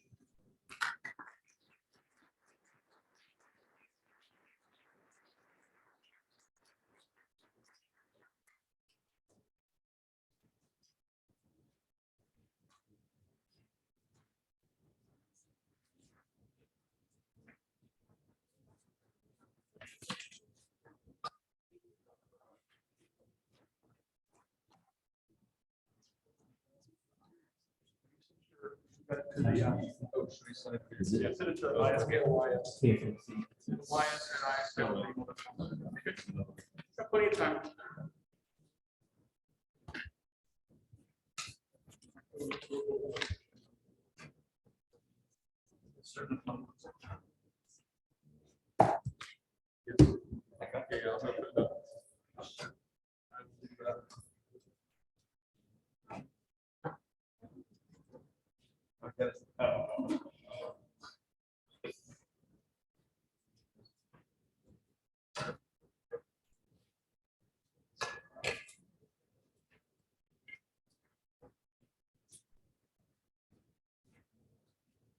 Since we don't lose it. This charger? Yeah. I think I'm not sure. I have more. Yeah, yeah. Look in the closet in there. Just 1 second. Let the judges give the judges 1 second. Bathrooms. Oh, okay. So, we'll be back in a few minutes.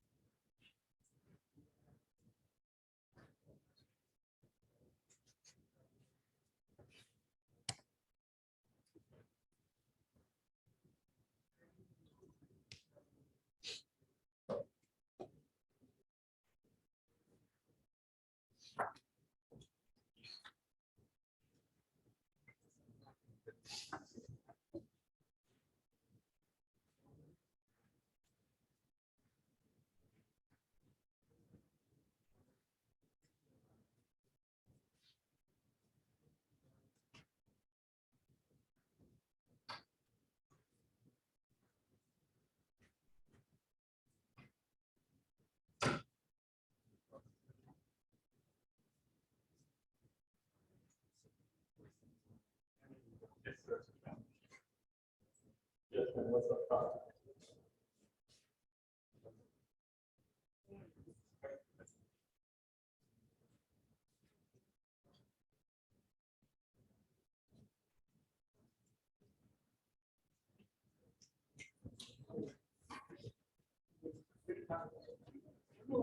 chilly.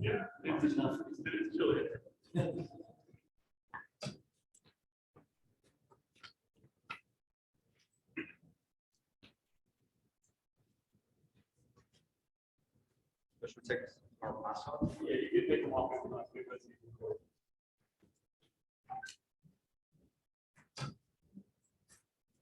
So I think we're ready to start. So hello, everyone. So today we're going to pitch Telltale Inc.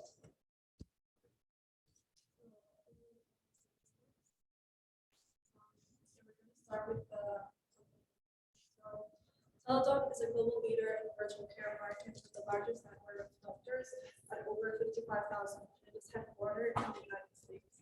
They provide greater access to a wide range of physical and mental health services all through online platforms. They are built in a simple but revolutionary idea that everyone should have access to the greatest healthcare from anywhere in the world in the simplest way, which is through the internet. Teladoc intends to make virtual care the first step in any healthcare journey by offering full-person virtual care, which entails primary care, mental health, chronic disease management, and other services. In recent years, the company has refined, expanded, and diversified its product offerings and service portfolio from a collection of individual solutions to a comprehensive medical solution package. It has created a unified and personalized customer experience by using smart data and actionable insights to improve health physicians and outcomes. So we believe Teladoc is a promising investment due to the following reasons. Teladoc is one of the largest and most recognizable names in telehealth. As a 20-year veteran on the telehealth market, Teladoc is one of the most well-known names in the industry, partnering with some of the world's largest corporations such as Amazon, Philips, Blue Cross, and Blue Shield. Their dominant market position will allow them to take advantage of the significant trends and disruptions in the healthcare industry. Those trends and disruptions include aging demographics who demand a higher level of healthcare services. As the U.S. and global birth rates decrease and life expectancies increase, particularly in the developed world markets that use Teladoc services, there is a rapidly increasing population of older, well-to-do people, which are creating more demand for healthcare services. However, skyrocketing costs of healthcare require ingenious solutions. Countries globally are faced with skyrocketing healthcare costs for their citizens and must find ways to reduce this cost. Technology is the only feasible way to increase doctor productivity and bring down healthcare costs. There's also a global shortage of qualified physicians. The world is rapidly running out of qualified doctors and nurses. Exorbitant educational prices in the U.S., increased litigation and liability costs, increased regulations, and falling salaries are turning new graduates away from healthcare. The process of becoming a qualified doctor in the U.S. takes 7 to 10 years of study and internship. Today, in-state U.S. medical students spend an average of $37,556 to attend public school, while out-of-state residents pay an average of $62,000 a year. At the population's current aging rate, the U.S. will most likely be short of 100,000 physicians by 2025. Therefore, fewer doctors can see more patients per day if they work through an online platform, such as the one Teladoc offers. In addition, the global pandemic has radically altered people's perceptions and acceptance of online healthcare solutions. COVID has changed people's mindset in terms of healthcare services and the need for them to meet in person. Historically, seeing a doctor in person was vastly preferred to telehealth. However, with the arrival of the COVID pandemic, consumers are now much more likely to make use of online services, according to many global studies, and as evidenced by the rapid growth in subscribers to the company's suite of products. So telemedicine has showcased enormous growth in recent years. It not only helps patients to connect with doctors from different countries, but it also helps reduce exorbitant costs of traditional healthcare. Having these advantages, physicians and hospitals are looking forward to adopting digital health technologies and practices, which has caused the government to develop regulations and reimbursement policies revolving around telehealth. The COVID-19 pandemic as a whole has had a significant impact on people's lives and their preference in healthcare services. The large number of patients in need of professionals is growing as hospitals fill up with COVID-positive patients. Therefore, doctors are more inclined to use telemedicine to communicate with their patients. The demand for teleconsultations and digital health services is at an all-time high as a result of the new normal of social disconnection. In the fight against the COVID-19 pandemic, telehealth has emerged as a proxy. Table shows the expected growth of the telehealth industry, which has gradually increased since 2016 and is expected to continue this trend as the year goes on.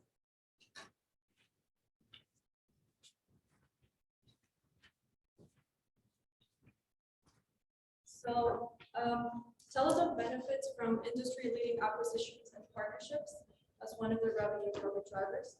In October 2020, Teladoc acquired Livongo, the leader in virtual diabetes care management. This acquisition provides a whole new dimension and competitive advantage to the company by combining physical diagnostic technology with Teladoc's online telehealth services. Given that there are very few opportunities to make such a large acquisition, this vaults the company ahead of its competitors as it reinforces their strategic position.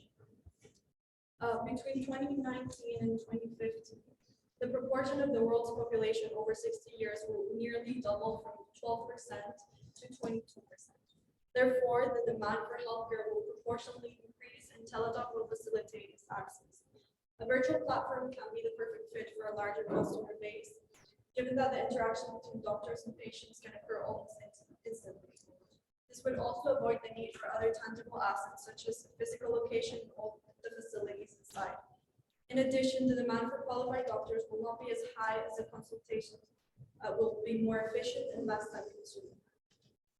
So, on the other hand, mental health is reaching crisis proportions in the US and globally.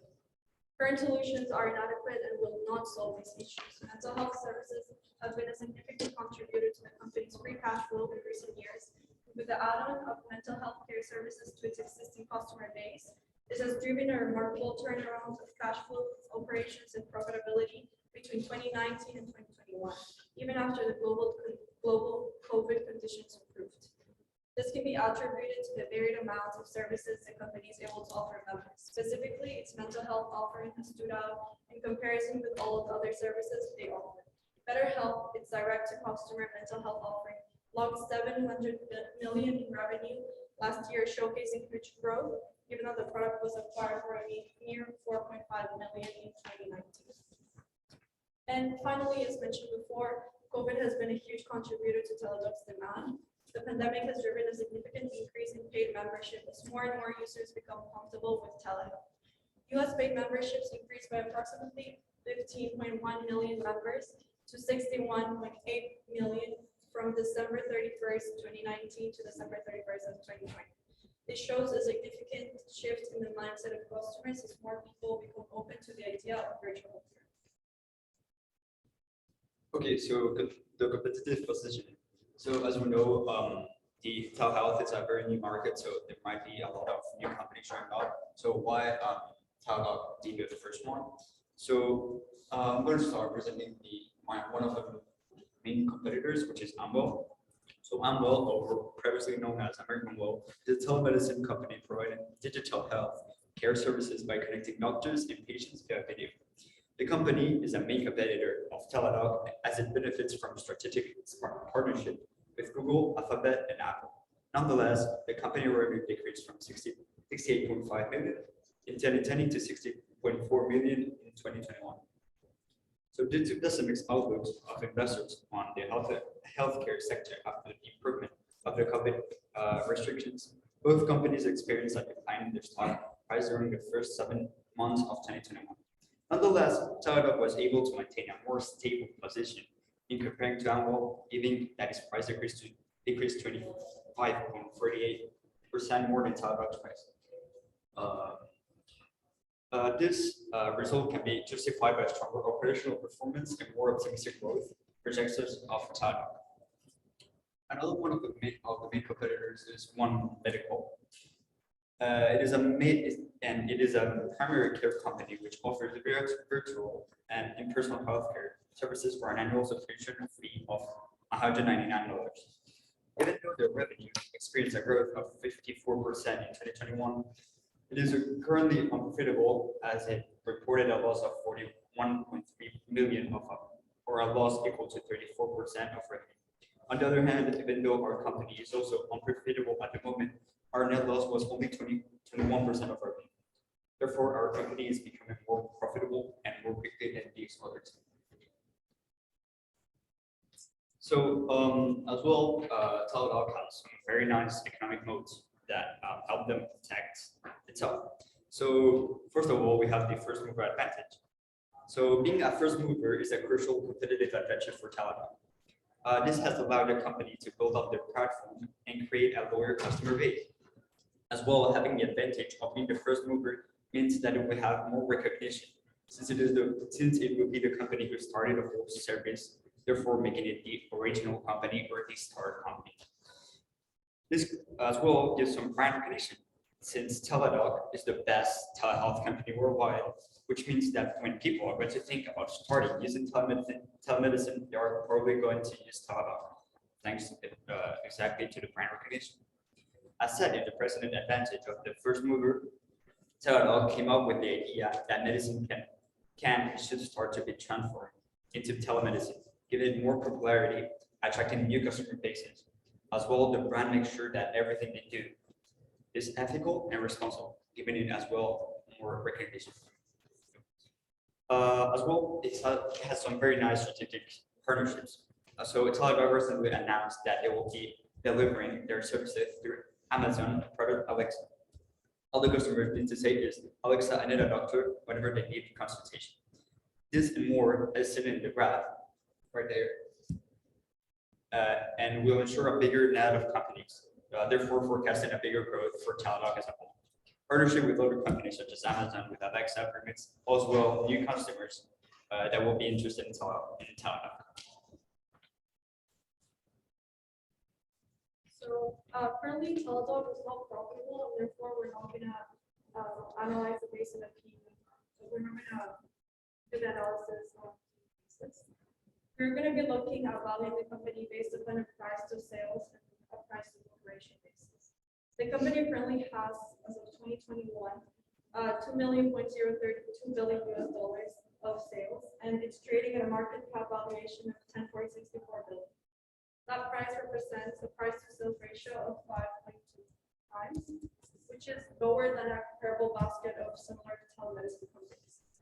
We believe that the company should be trading at a price to sales ratio of 7 times, which equals a market capitalization of $13 billion and a target share price of $80. So from 2019 to 2021, the revenue increased from 553 million to 2 billion. Some of the reasons for this increases in revenue include the acquisition of Remondo and Intuit Health in 2020 and the acquisition of Advanced Medical in 2019.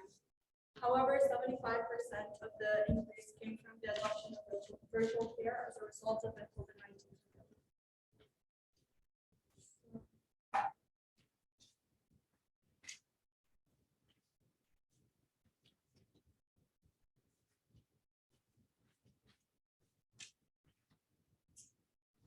In terms of the investment needs, first we have increased competition. Given its market potential, it's inevitable that many companies will try to penetrate the telemedicine market. Teladoc faces competition from both traditional healthcare companies like United Health Group and newcomers like One Life Health. The company even faces competition from Amazon, which is one of its partners, as they plan to launch its app-based home visits in over 20 cities throughout 2020. It is important to acknowledge that Teladoc will face challenges in the year ahead. However, the challenging competition does not always result in negative outcomes. In a lot of ways, competition helps expedite innovation and keeps companies from becoming complacent. In Teladoc's case, the company continues to benefit from impressive growth as proven by its ability to grow revenue and total visits by 81% and 37% year over year in its most recent quarter. The company also recently announced new partnership agreements to provide primary 360 healthcare service to the customers of CVS Health and Centene. The other investment risk is a long journey to profitability. Teladoc has made great progress in its way to a positive bottom. The company also continues to greatly grow its total business per member per month. Nonetheless, Teladoc remains unprofitable, with analysts forecasting EPS in fiscal year 2021 to be negative $3.17. However, Teladoc's EPS is heading in the right direction. Despite its negative forecast for 2020, investors are expecting 41% growth from the company's negative $5.36 EPS. Okay, so who are the people that manage Teladoc? So I'm going to start off with the board leaders, which are Jason Gobrick, David Snow Jr., and Karen Daniel. So Jason Gobrick is Chief Executive Officer of Teladoc Health and has been a member of the board of directors since June 2009. Prior to joining Teladoc Health, Mr. Gobrick served in various management roles at WellPoint Inc., that now is Anthem Inc., including president of Empire Blue Cross Blue Shield and senior vice president of and chief sales and product officer. Mr. Goverick is a nationally recognized leader. He has also worked with Oxford Health, Mail.com, and Gym Infinity. Next, we have David B. Snow Jr. So Mr. Snow, became a member of the Teladoc Health Board of Directors in February 2014 and later was named chairman of the board in December 2014.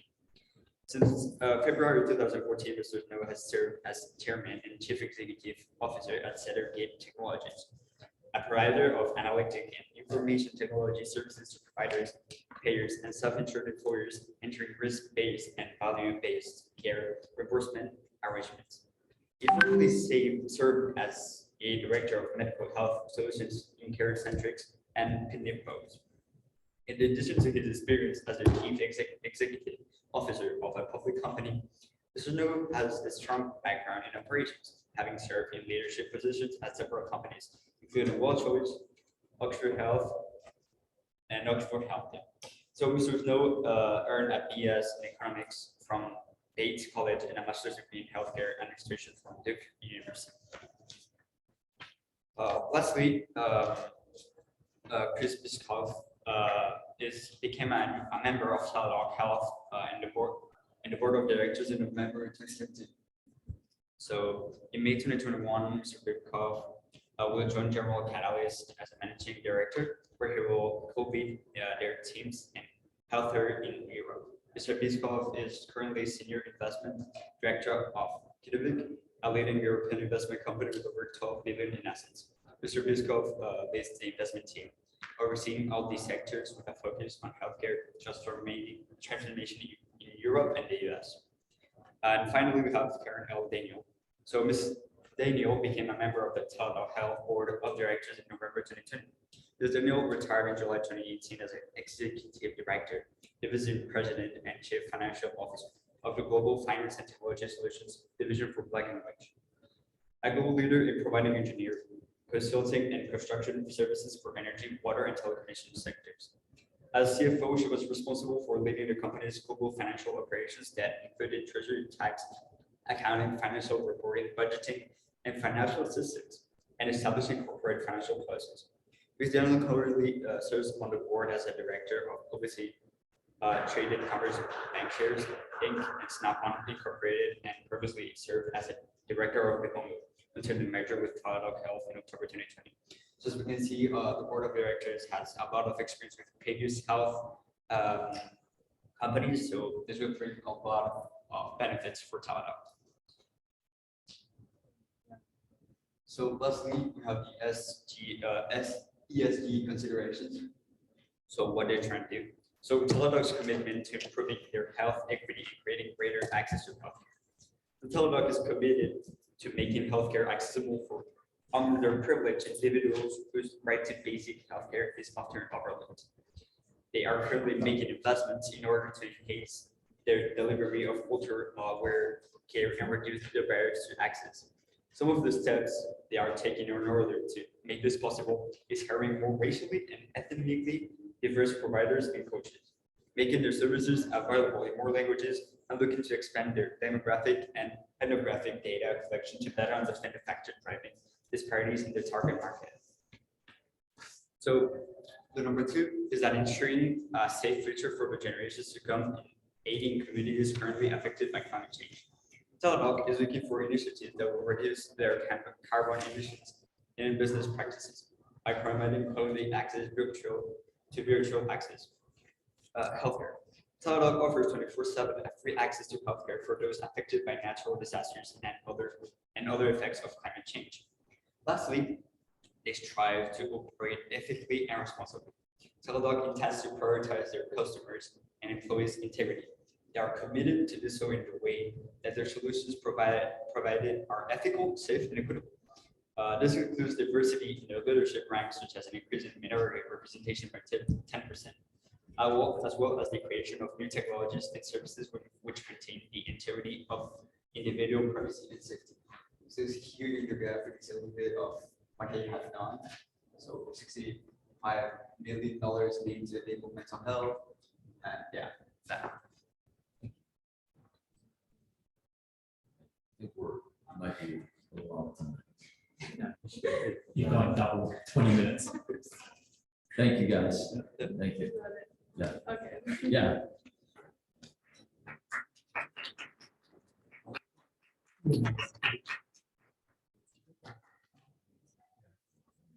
Yes. We haven't done Q and A. Sorry, go to me. So no. Okay. One question.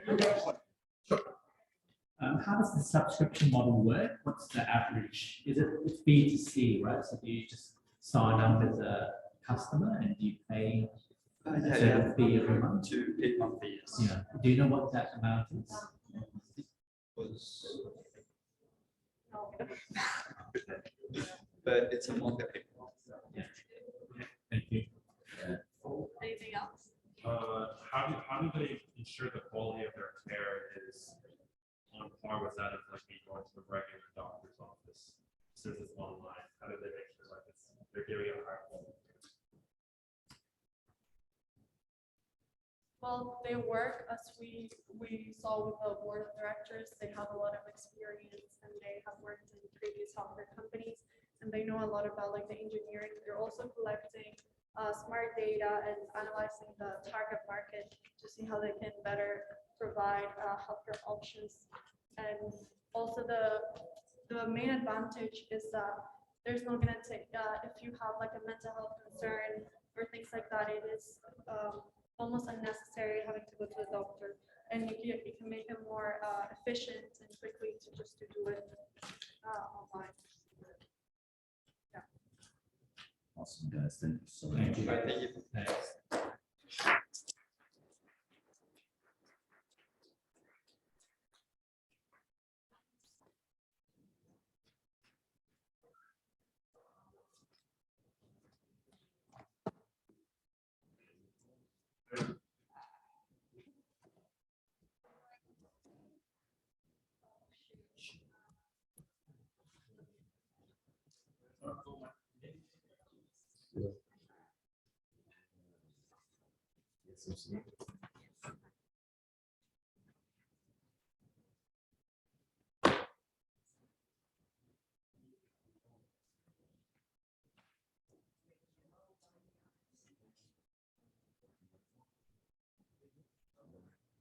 Oh, yeah, we took our masks off, sorry. Can we? Oh, yeah, I didn't realize. Sorry.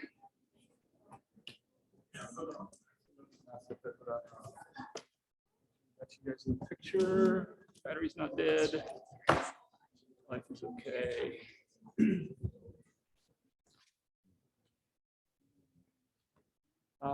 Make sure you stay in the frame over here. Okay. We want to see you. Yeah, so stay right there.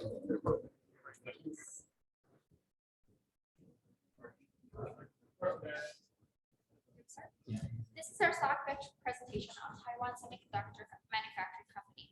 We give the stock a buy rating and a price target of $140. TSMC was founded in 1987 and headquartered in Taiwan. TSMC pioneered the pure play foundry business model with an exclusive focus on manufacturing customers' products. It does not compete with its customers by not designing, manufacturing, or marketing any semiconductor products under its own name. Its foundry business model has enabled the rise of the global fabless industry, and since its inception, TSMC has been the world's leading semiconductor foundry. The company's products are used in a variety of end markets, including mobile devices, high-performance computing, automotive electronics, and the Internet of Things. Now we're going on to the industry overview. TSMC is in the semiconductor industry, which will be one of the highest growth sectors of the hardware computing industry as the world moves to 5G, AI, and Internet of Things. Chip demand has soared in recent years, increasing by 9% in 2020 and 23% in 2021, far above the 5% report in 2019, according to McKinsey Consulting. Within the contract chip semiconductor industry, TSMC dominates the market with 54% market share. Most of the leading fabless semiconductor companies such as AMD, Apple, ARM, Broadcom, Marvell, MediaTek, and NVIDIA are customers of TSMC, as are emerging companies such as All-Winner Technology, HiSilicon, Spectra 7, and Spectrum. TSMC and Samsung are the only companies capable of producing today's most advanced 5-nanometer chips to go into iPhones. However, TSMC is one step ahead and set to produce its 3-nanometer chips in 2022, offering the most advanced foundry technology.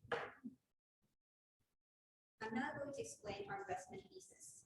Number one, Deloitte expects the global chip industry to grow 10% in 2022 to over $600 billion for the first time ever.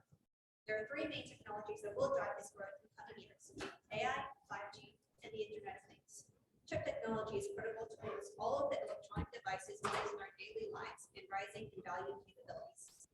Number two, the world now realizes that we have a shortage of semiconductor capacity. For example, the number of semiconductor chips per car is set to double between 2022 and 2030. A single $1 chip can build up the completion of an automobile that costs tens of thousands of dollars. For instance, the New York Times has reported on how Ford, a large car company, had to delay the sale of hundreds of their F-150 trucks due to the lack of $1 chips that control the automatic windshield wipers.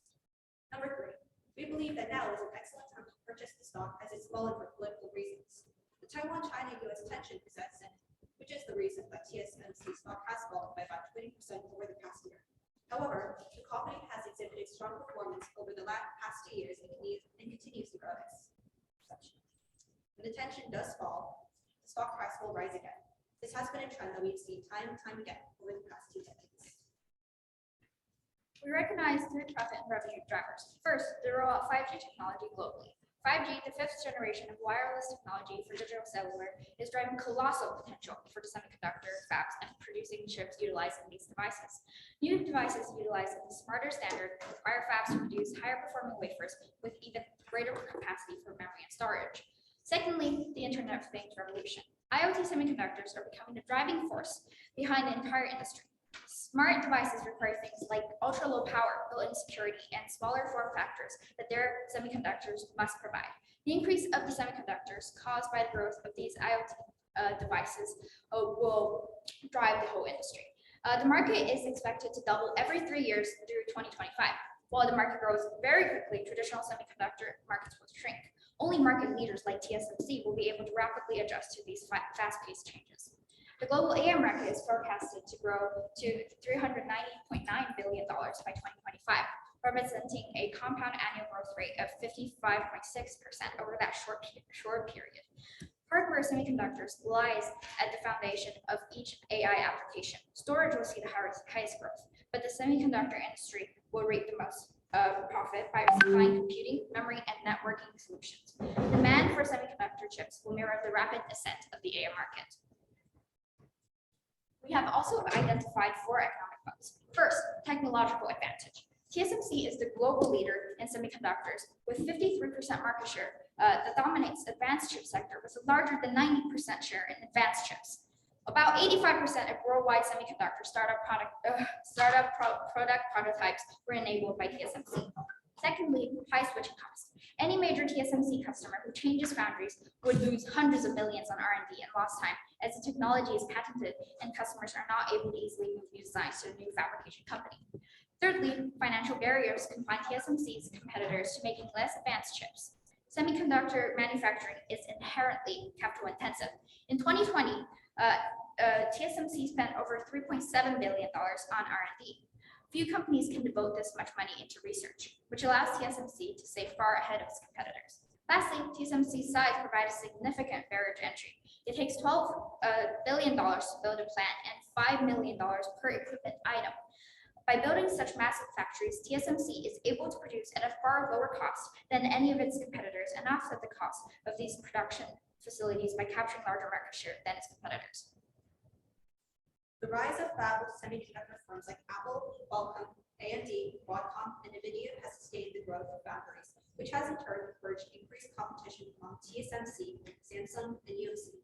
However, most of the newer competitors are confined to low-end manufacturing due to extremely high fab construction costs and the engineering know-how required. To continue to capture excess returns, TSMC initially focuses on products such as higher-end CPUs and mobile chips, and then focuses on more cost-conscious, lower-margin chips. The firm's strategy is successful, illustrated by the fact it's one of the 2 foundries producing the most advanced 5-nanometer chips, while dozens of peers lag.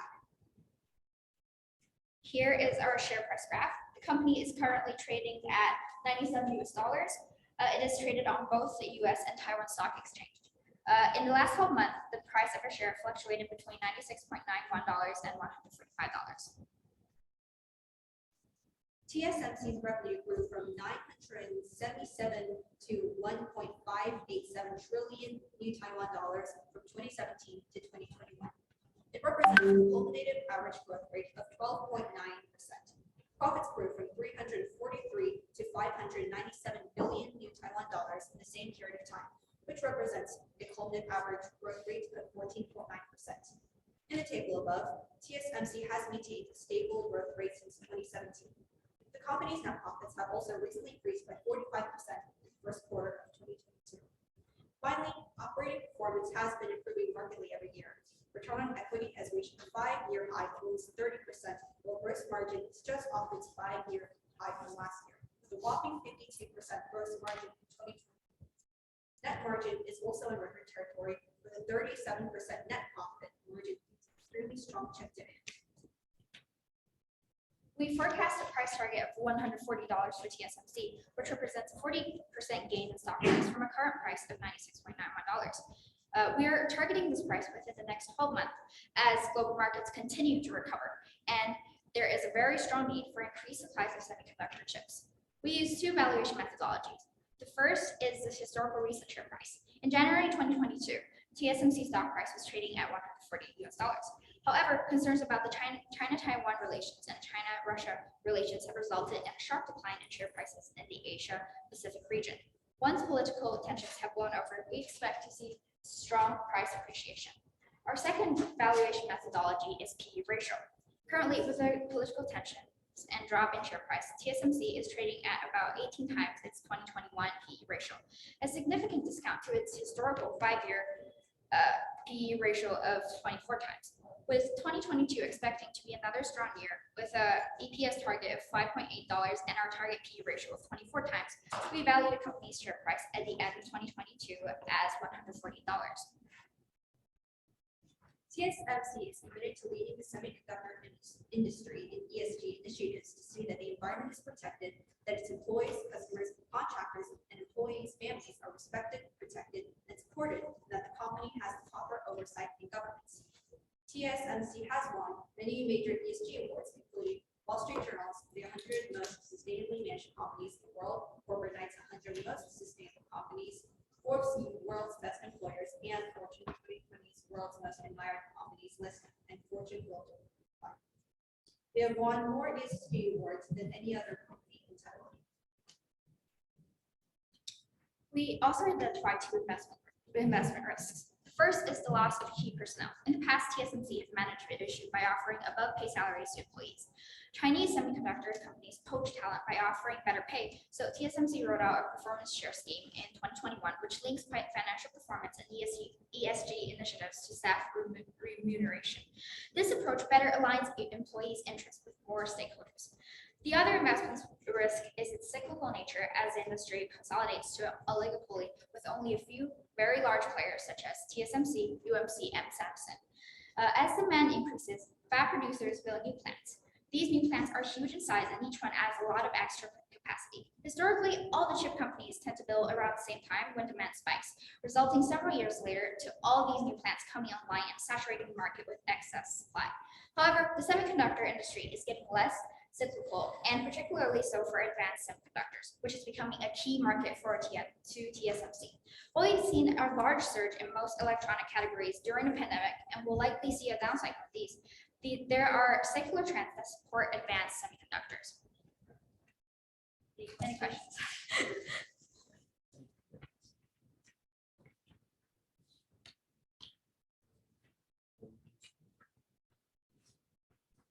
I thought you articulated the investment case really clearly, about the structural trends, IoT, AI, it's a really interesting company. I like the fact that the valuation you mentioned, ensure China issues brought that valuation down. Just question on inflation. Any thoughts on whether the impact of potential inflation on the company? Do they pass on obviously high costs as well as chemical inputs that's been affected as well? For example, neon in Ukraine, quite a big chunk of chemical gases and certain inputs that have been affected. Yes. I researched into that, and I think neon gas, a particular issue. I believe from an article that I've read, TSMC has other sources that they get. Oh, let's make the bed and I'll just leave that going and we'll be able to hear. I hope I haven't missed it. Oh, I'm kicking myself. I should. Inflation, I'm not very sure about this, but I think inflation will probably, inflation rates will probably go lower because, the war right now, and then I think all the countries in the world are adjusting, and then hopefully that will lower inflation rates. Thank you. So over COVID, there was a shortage of semiconductors throughout the entire world. How do you think TSMC will deal with that in the upcoming years?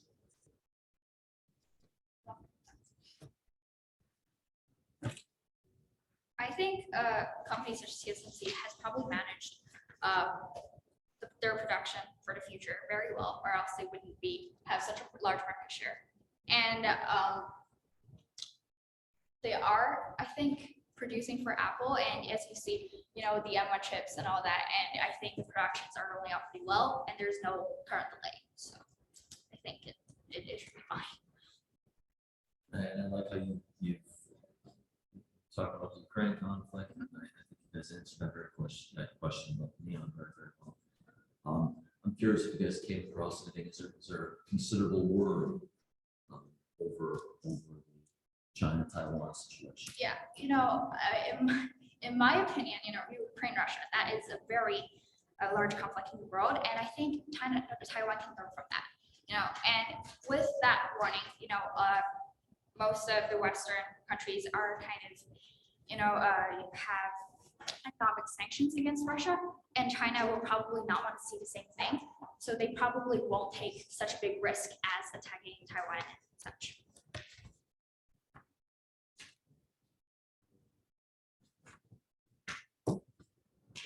Thank you. Nice job, guys. Really nice job.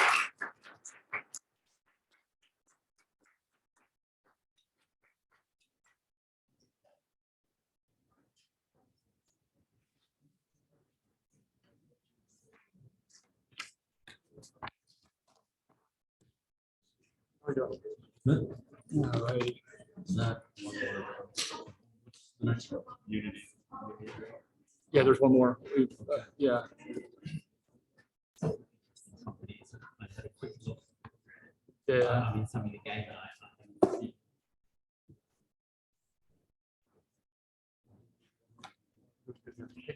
Go there, take a little walk. Well, walking next to us.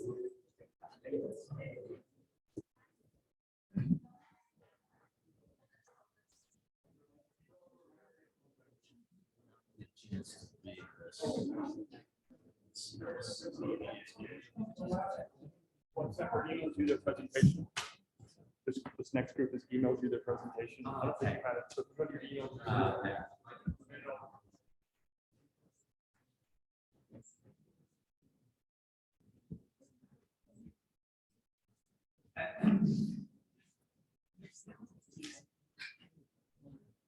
Lonely just says.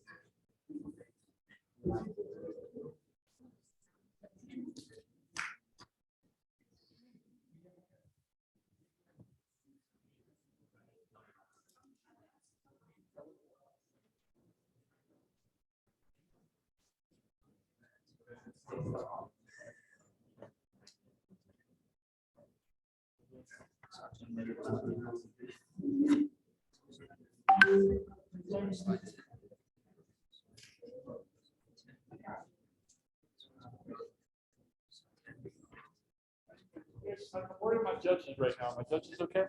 Are judges okay? You need water? You need... Doing great. You're okay? Yeah. All right. Sorry, we want to get some water, but I don't want to get you water. We got tons of water here, but nothing to drink it with. Thank you.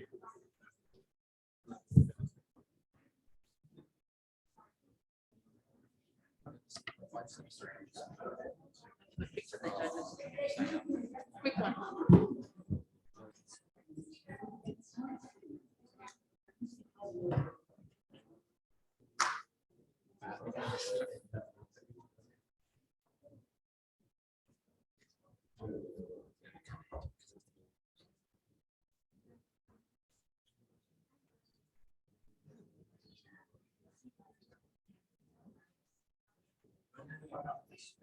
A couple minutes before you start, guys. Just wait 2 minutes. I want to give you guys time with that team over there. Okay, just give me 2 minutes, just so you can read through stuff.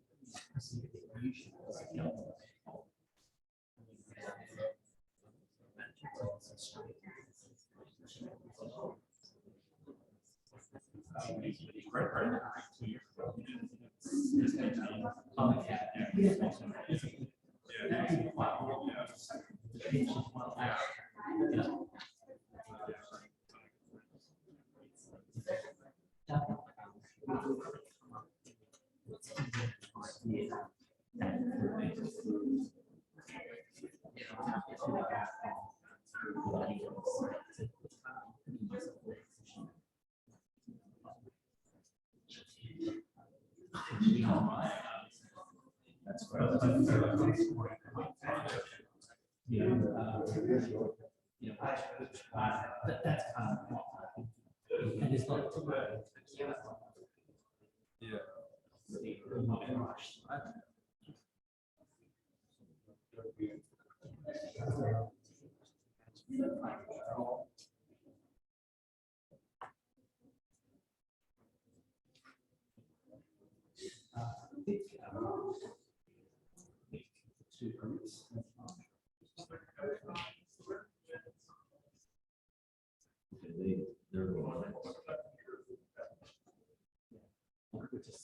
They're super.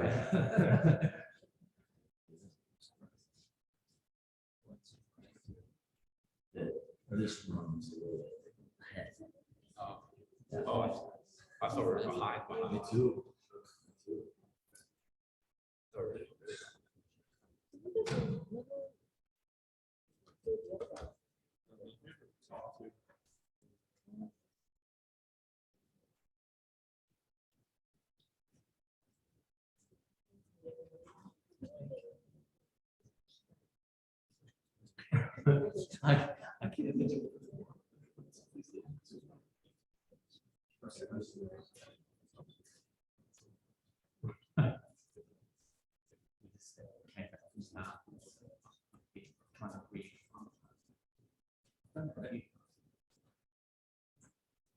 can't think of it. It's true. It's true. Where would you see it?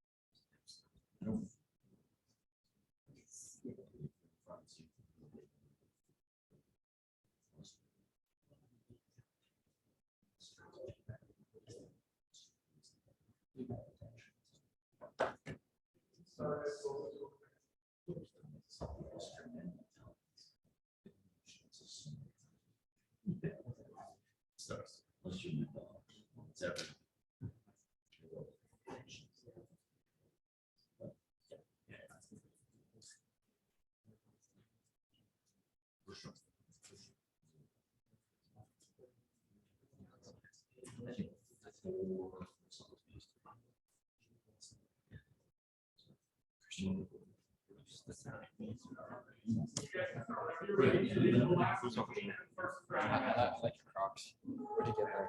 I was rushing it for, oh, just random people. Oh, it's okay. Yeah, they can go.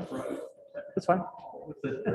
Yeah, okay. You guys are up. Just make sure you kind of stay in the screen, guys. So it's Bryn and Oscar, just stay within the screen. When you pitch. 1 second, we'll get you started. You guys can go ahead and show Oh.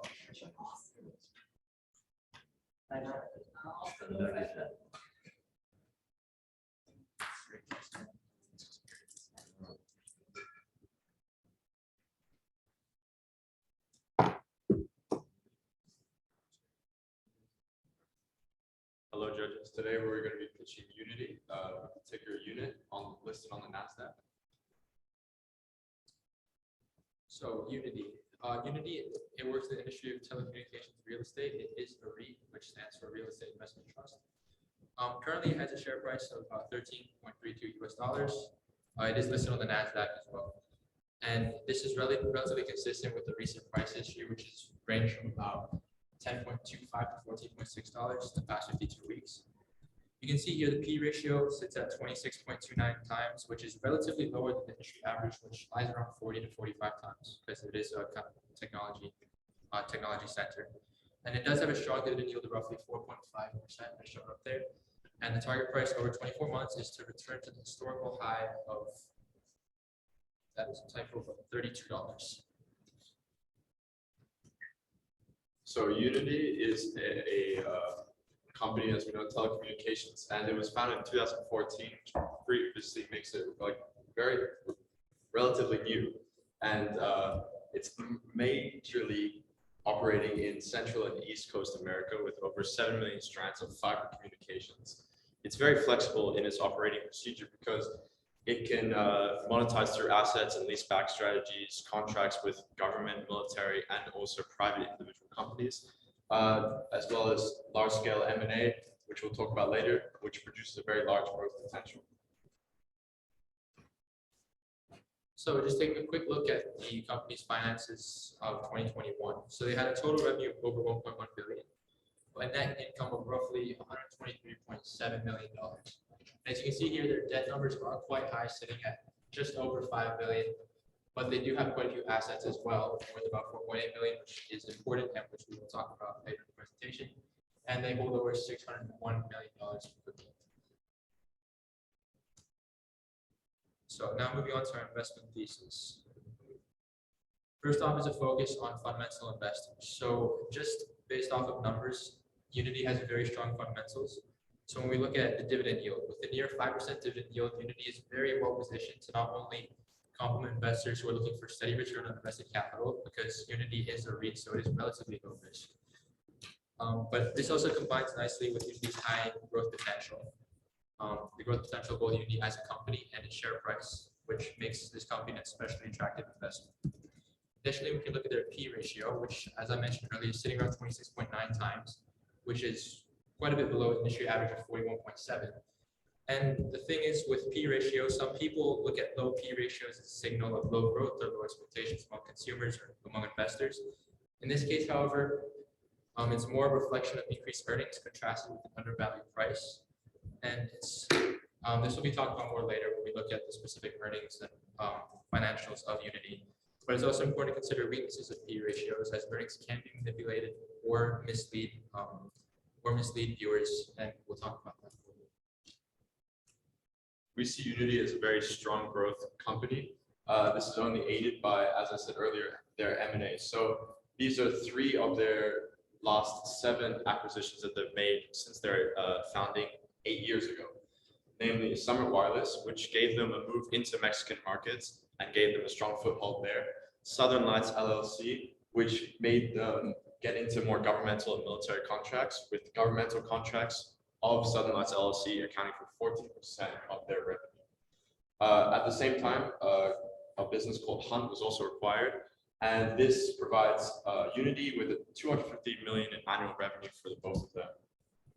Another acquisition they made was Tower Cloud and its subsidiary Inline, which really gave them a accelerated expansion into backhaul, network, small cell, and dark fiber business, which is all very crucial for wireless and fiber communication services. Next, Unity is a leader in a very highly demanded field. So Unity works primarily working with fiber optics technologies, which for those of you who don't know, is a form of data transmission, working a lot with networks and network companies like Verizon or T-Mobile, which I don't know if you guys have heard of here, but it's very important, very large in the US. So the key points to know about fiber optic technologies is that they are the leading technology in large-scale data transmission. They transfer far more data at far higher speeds than any other available technology, and as you can see, there are no competitive substitutes for this technology at this time. And the higher demand for internet products going forward and the importance of cloud, Wi-Fi, network, and all that makes this a very important feature because it has a lot of potential growth. And it is a leader in the specific field of fiber infrastructure, which we'll talk about more when we look at competitive advantages. And it has significant potential for 5G technology, which has become quite large and quite a high growth sector currently. And it is also a beneficiary of Biden's bipartisan infrastructure law, which was essentially the government trying to subsidize lots of companies that work for kind of infrastructure of communications and transportation, because it helps boost the American economy. So they're going to receive quite a bit of subsidization from the government for that aspect as well. Now looking at valuation and financial analysis. This is quite an undervalued business, as I mentioned earlier with the P ratio. Initially, it recovered very nicely from above 2020 due to COVID and company acquisitions. In 2020, they recorded a net income of negative $777 million, which does sound quite intimidating, to be honest. But in their defense, a lot of that, the negative income was largely due to, number one, the COVID pandemic, which caused quite a large recession. And number two, a lot of acquisitions they made, which meant they were spending a lot of money. And therefore, the net income could be a bit misleading because it looks like they're losing a lot of money, whereas they're kind of reinvesting it into their future to ensure future potential growth. They also had their most profitable year to date this past year, 2021, with a net income of $123.66 million, which is a great sign because it shows how they were able to bounce back from the COVID there. a rough year of negative $707 million. And they're very well geared for threats, downturns, or other risks. You can look at their price to cash flow ratio, which is 6.38, a 62% improvement on the industry average of 17.08. And what the price to cash flow ratio essentially tells us is how their ability to generate cash compares to their actual price. So this shows quite strong efficiency. And additionally, we can look at their liquidity to see how well geared they are for threats. They hold roughly $420 billion of unrestricted cash equivalents, or untouched borrowing at the end of 2021, which is important when we consider their large amount of debt. And it also helps ensure that they have enough liquidity to manage and maintain operational growth. Next, Unity is also highly focused on reinvestment. So this is very important to consider when we look at future potential growth. And if we look at their debt numbers, part of this explains that. So we look at their gross property, plant, and equipment increased by 53% from 2015, and real estate assets increased by 51% from 2015. So this is important to look at because this is where a lot of their money, their expenditures are going. They're looking to reinvest in their future, and these acquisitions will eventually lead to future income and higher growth potentials. So here's some important information of our company. We can see here our predicted operating income for later, which is upon a linear regression that we found. And we can also see here that our dividends since 2020 has, and we predict will be, holding at a 0.6 dividend yield. And we believe that this is due to a high growth potential that Brennan explained earlier, which is really meaning that they're using their funds to reinvest in their business and acquire more businesses, as well as grow their network. So this led to our share price that we predict for $22.71 in 22 at the end of this year, and 32.02 in 2023. So as Oscar mentioned, it's very important to look at their dividends here. That's what we particularly like to highlight, because not only while they are maintaining it, while we do predict that they will maintain it in order, as Oscar mentioned, to continue pursuing reinvestment and future growth versus satisfying shareholders, it is still a very strong dividend yield of 4.6%, which is quite customary for these kind of real estate investment trusts, but it does make it an attractive investment to investors nonetheless. Next, looking at industry overview. So these are 3 different companies in our industry that are typically the biggest ones in the industry. However, Unity, we do not see them as direct competition. You can see here, as we've highlighted, Global Tower and Data RET is what American Tower does, and Crown Castle International is mostly US focused on tower-based, so 5G wireless technology, as well as SBA Communications, which is also mainly put on in wireless infrastructure. So we'll start with American Tower. It has the biggest market cap of $116.59 billion and a price to earnings rate of 45.08 times, which is quite normal for the industry average. However, compared to Unity, we beat them by almost half. So we can see that a lot of these, for the main percentage, is overvalued. We can see here Crown Castle 71.98 times. That's a typo. And with SBA Communications at 166.49 times. So that we can see how our industry is very overvalued and how us, Unity, as a company, as a small market cap, has a lot of growth potential in these coming times. Yeah, so again, it's important to emphasize and note that these, while they are in similar sectors, these are the closest competitors that we could find through a lot of research. And even then they are not direct competitors, none of them really work with the whole fiber infrastructure, which is, as I said, the leading and really only method of true data transmission in this manner. So while they are in the same sector, they are not actually direct competitors. So the competitive nature of this sector is relatively low, which is great for our company because they kind of lead their industry. Next is the economic moats. So we've rated the economic moats, the strength of the moats of Unity at about medium strength.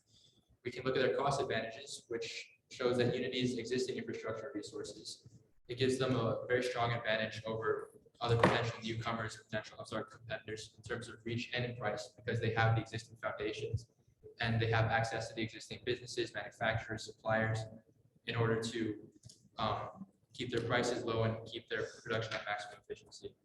Additionally, with switching costs for Unity's clients, switching their entire business networks, the infrastructure of their networks could be very expensive and very difficult because these infrastructures are designed with their clients' needs in mind.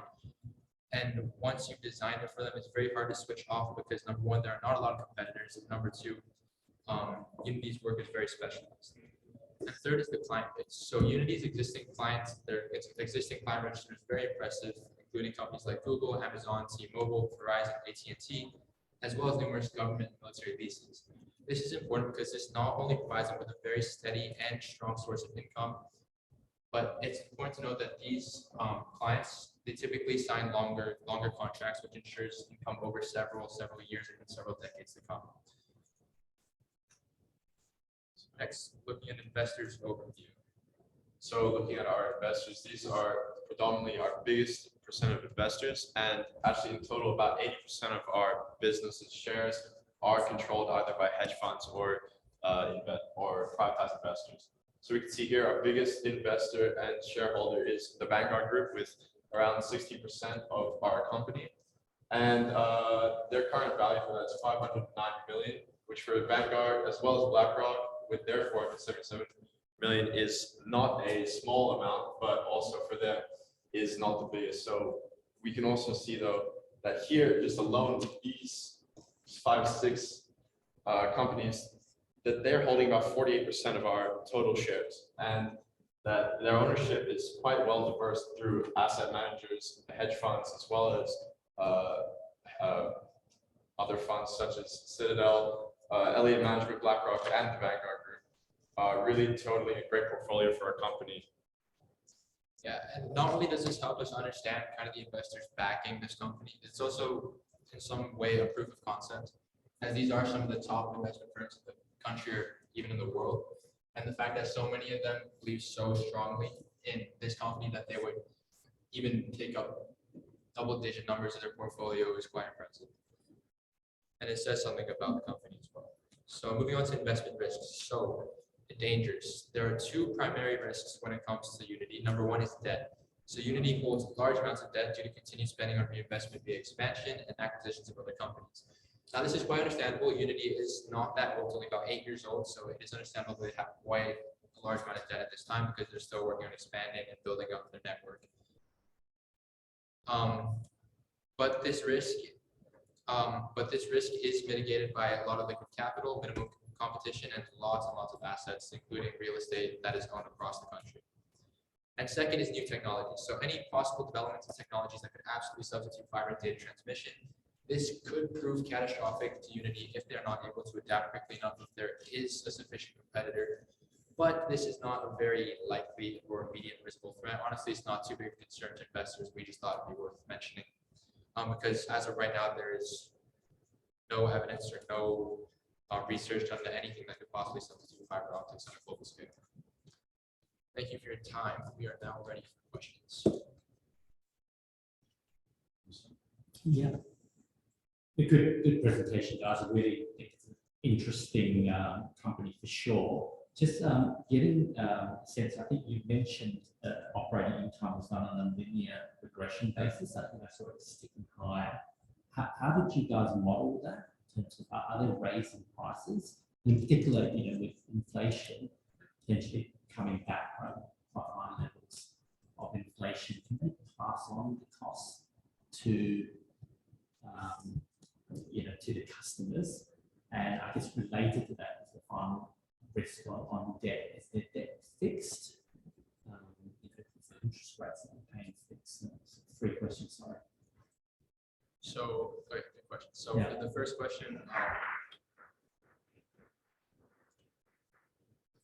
was how it affect prices for clients. Is that correct? I think Oscar mentioned operating income was regressing on a linear regression basis. I just wrote that down. So I was wondering, like, are you guys modeling, or is the street modeling just raising prices?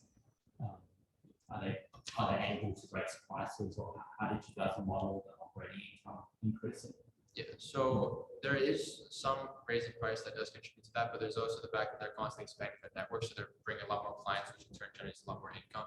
And then as we study their historical data, so looking at their year-to-year increase, a linear regression made the most sense because it fit that model as accurately as any other models could. And it kind of mirrors the whole idea that their network's expanding so that they have that kind of steady growth upwards. Sense. It's also, as Brent said there earlier, it's also because they're such a growth mindset company and they're improving their growth.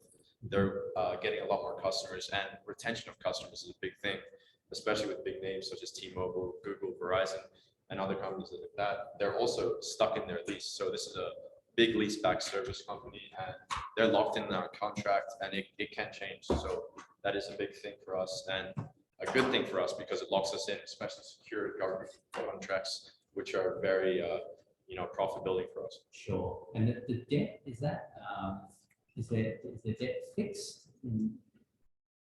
Fixed rate in terms of the interest rate that they're paying for?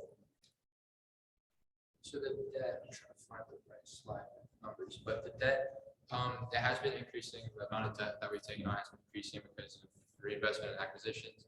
In terms of the interest that they're paying, it's not too significant.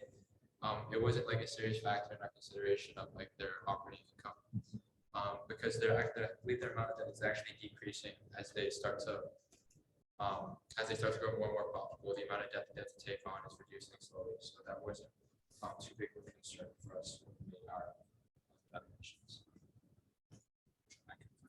Yeah, I mean, the reason why I'm asking is it could be really interesting because their debt it's fixed with high inflation, that real debt reduces. So, and if they raise prices as well, it could be one of these wonderful stocks that really benefits from high inflation that get raise prices. So, I mean, especially with since last year, we returned our profit and we suddenly became profitable after 7 years in the business. I think that's really speaks to Unity as a company, because 7 years, especially in this industry, high cost, low margin, it speaks to their business and their growth, because we can see that they're mitigating this debt. As Brendan said, they have a good nest egg. They have about $420 million in cash, and we can really mitigate those, any risks that come upon any sort of competition. But as we said, we don't have that at this moment. Sure. And I thought what was interesting with Elliot was that, like you put the investor base, Elliot is an activist investor. Do you guys know what's happening? Because I think they own Windstream as well. So yes. That was the other thing that potentially you guys didn't mention on the presentation. I mean, just that whole dispute. Is this likely to go to court, or they're likely to settle? I mean, it's still many years away. It's interesting if Elliot owns both Windstream and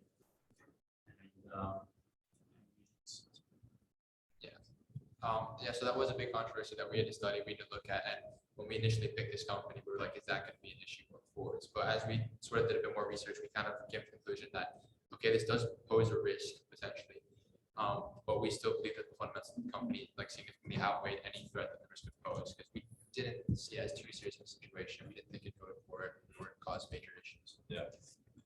Especially because most of the dispute was based upon, as you said, like fixed rates, and it was a lot about to do with contracts and issues like that. But as I said earlier, we have a long range of contracts. They're usually, as Brennan said, 7 years or more with businesses, or even a wholesale. So we can really see that it's not as much of an issue, because that's what basically the whole industry would do. So I think it's less of an issue in that way. Thank you.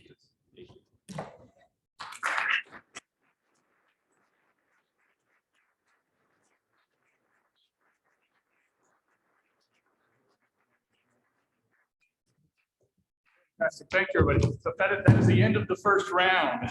So very nice. So we're going to take a short break. I ask the judges if you will move to that room and have your discussion over there. Students, come take chairs and sit down. Get a seat if you can. Not enough chairs would get you a chair. I don't want you to have to stand in this part. We're just going to talk with the judges. Get ready for the next part. Warm up. Go to your chair.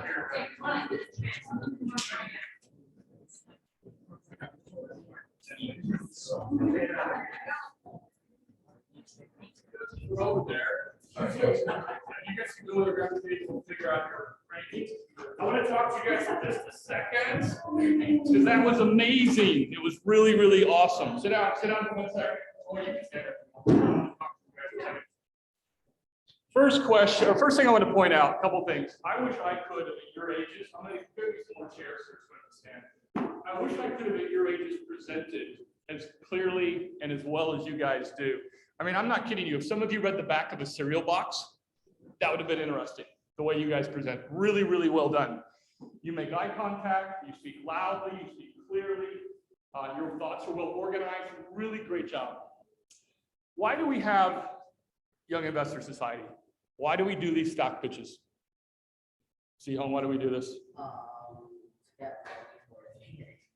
I thought you'd say that. To get started, say it again? To get ready for doing it in university, if you're gonna do it. Very good. Okay, I was afraid you were going to say to get money from the stock pitch. All right, I was concerned that would be the answer. The reason that we do this, I'm going to tell you why, is I'll be very honest with you. I know that you all want to win, and I can't have every one of you win. That is not my focus as a parent advisor. That's not the judge's focus. The focus here is that we know that this prepares you for later in life. I know that. I've been down this path. I've watched my daughter, Kate, who's now in college, have to go to college. She's a finance and accounting major. And again, many of you were not going to be finance majors. You may decide to do something completely different. You may want to do music or art, any professional basketball players, soccer players, okay? Something like that, right? Lots of cool things. But you do need to know about money and how it works and how the stock market works, right? You will definitely have to deal with that in your life. Every one of you will have some kind of retirement savings plan. In the US, we call it an IRA or a 401k. Every country's got one. You got to know how to deal with that. There are a lot of people out there that want to help you part with your money. And they have some ingenious and some, frankly, some pretty illegal ways to do that. Okay, and so we want you at YS to understand how those markets work. When you go to college, if you decide to do finance, accounting, business, any of those kind of things, you're going to have to very quickly start to interview for internships. Who knows what an internship is? What's an internship, Lachlan? Like you work at a company, some internship for reasons like a test for the company to see how to find it. Like it's essentially for experience. I look at it like dating. It's like dating. Okay. Marriage is when you take a job offer. All right. Internship is dating. You get a chance. Come on in, guys. You get a chance to work at a company for anywhere from a week to 2 weeks to 2 or 3 months. Some of them are unpaid. Some of them are paid. And you get a chance to learn about and understand an industry. I did 3 internships when I was kind of in college I did more than 3, but I did 3 that were particularly instrumental in helping me decide what I wanted to do. Do you know what I wanted to do when I was an 8th grader? So we have 2 8th graders, by the way. Can we get our 8th graders to stand up? Where's our other 8th grader? Here's one. There we go. I want to just give these guys a hand.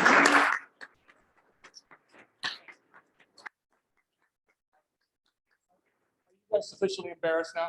Yeah. Okay, good. No, I just want to say that this is our first year to let 8th graders pitch and have them pitch, so it's really awesome to have 8th graders here. The reason is they've been in Young Investors Society Middle School for so long, they've learned everything. There's nothing more to learn. I don't know what to teach them, so we've had them come learn from you guys. So I think that's fantastic. And by the way, I want to thank those of you, Alan, you're one of them, Keith, Christian, others who've helped teach the middle schoolers for the last number of years. That's important. I mean, let me go back. So when I was an 8th grader, what did I want to do for a job? Anybody know? Huh? You said law school? Basketball. Sorry, it's the accent. And the math. Basketball. Yeah, I did want to do basketball, but I knew I was not that great. I knew I was not going to play NBA. Okay, basketball. What else? You actually said it. Go ahead. Yeah, law school. I wanted to go to law school and be a lawyer. Oh my goodness, thankful I did not do that. No, I don't want to say this. If you're a lawyer, by the way, sir. Okay, but there's some great lawyers out there. I had 2 roommates in college who were lawyers. They cursed the day they went to law school. What helped me a lot was I did an internship in my summers back in Houston, Texas, for a law firm called Vinson and Elkins. And it's one of the largest law firms in the South. And every morning I'd ride to work with a partner from the firm who was a friend of mine, and he'd drive me to the office. We'd go down together, and he'd just bang his head on the steering wheel. I hate my job. I hate my job, as he would drive in the car. And I thought, this is not a good way for me to learn about law.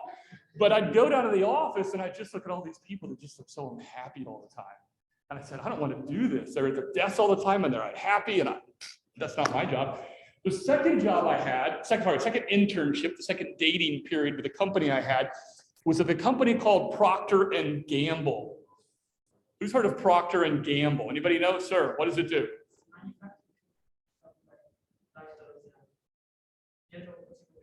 All that stuff you've got in your house, your toothpaste, exactly right, your Clorox, your soap, all that stuff that goes in the house that mom and dad buy that you think you don't pay any attention to, they make all of that. All right, it's a huge company. It's one of the best, most modeled after companies in the world. So I went there for 1 week in spring break, and I spent a week there working on, I think it was Clorox I spent a week on as a brand management team, just understanding how to market and how to sell Clorox as a company. And I learned that I really, really liked that. It was really, really fun. But I'm going to be really honest with you, and this is just the absolute honest truth. It didn't pay as much as banking did. And so when it came time, I also did an internship at Citibank. Okay, I've heard of Citibank. It's a big bank in New York. And I did that for a week in New York. These are very short internships. These are spring break internships. And that internship, as I compared the two, I really liked Procter & Gamble, but being in New York with Citibank was so cool. I liked Cincinnati, Ohio. Procter & Gamble was cool, but I really, at the end of the day, decided banking was what I was interested in. Okay, and so that experience of those internships got me to go and join a Wall Street bank out of college, and that's been my career for 20 years. Now, the reason I mention this to you all is because when you go to college, if you are interested in this stuff, and again, you don't have to do this in college. I encourage you not. If all of you are bankers, I'm gonna be really sad because we need other things in the world, right? But if you do that, then college, and I'll tell you this from experience in the last 2 years. Who remembers Bosch?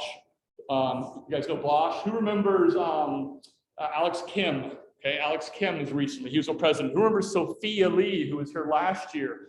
Who remembers Jackson Lagerway, who's at Santa Clara? All of these individuals want to be able to study this in college, and they do what they call an investment club in college, just like Young Investor Society. Okay, just like Young Investor Society, they have college clubs. These clubs, who had to interview to get into Young Investor Society? Did anybody interview? Anybody have to compete? Did a stock pitch for it? No, but in college you do. In college, you have hundreds and hundreds of people apply for 10 spots, 15 spots, okay? And in order to do that, are they ready over there? Yeah, get your guys all ready. You can come back when you're ready and we'll have you announced. So in order to do that, you had to apply for, you got to interview and do all this stuff. It's very, very hard to get these clubs. Do you know what these clubs look for when they interview freshmen and sophomores in college for the clubs? What do they look for? Sir?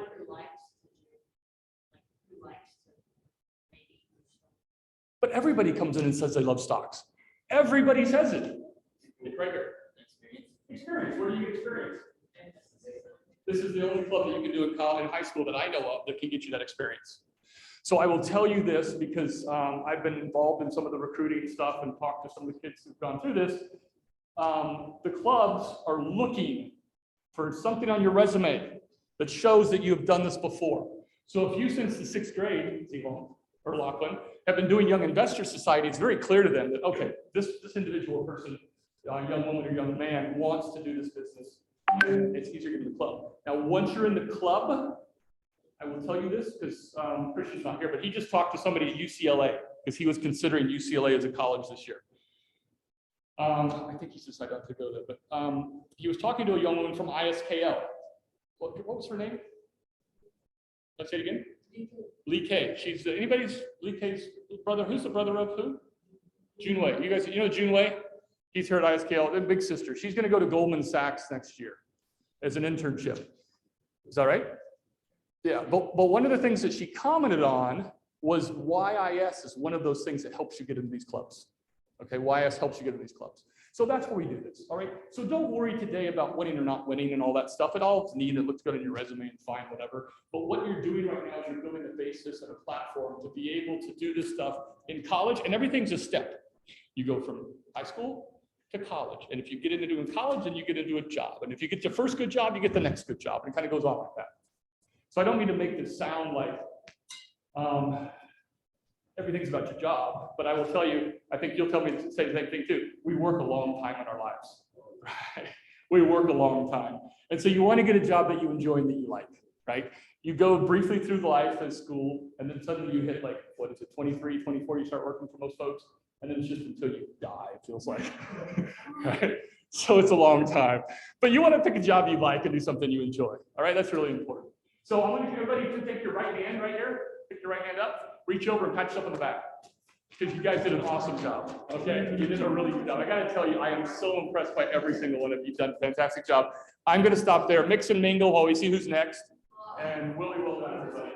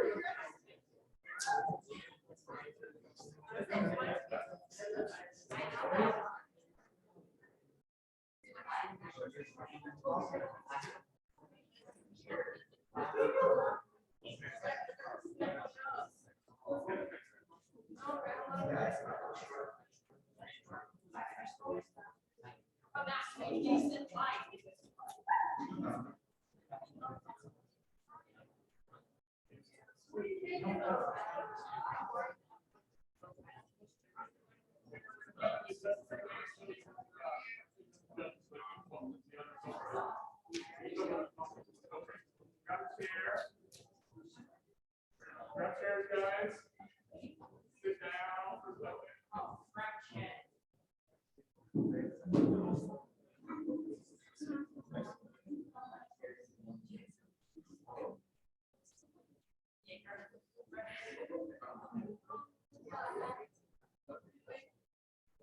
Can we get our judges up here in the front, if you don't mind, judges? You know, they have a hard job, I'll be honest with you. I guess I kind of back out of the judging thing by saying I can't judge it because I help all of you, which is totally true. I can't judge all of you, okay, as a parent advisor. But I'm also glad I don't judge you because it's so hard because so many good presentations. So Etong is going to announce the 4. I actually do not know who the 4 are, so don't look at me. I have not heard from Etong who they are. Etong is going to announce it as co-president. But before we do that, can I have all of the, just for everybody in the room, so we all know, I know we did a little bit before that, the judges, but I just want to get a feel for the ages here, because I think it's important for me to understand that too. 8th graders, stand up. So for the first year, we've got 2 8th graders. Congratulations, guys.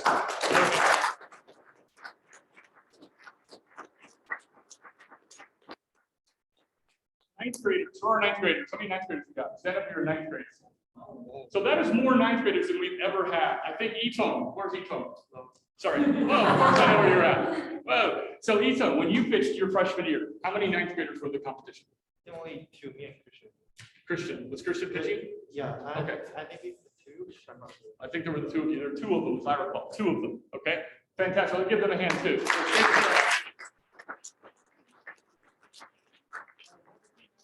10th graders, how many 10th graders we got? Stand up, 10th graders.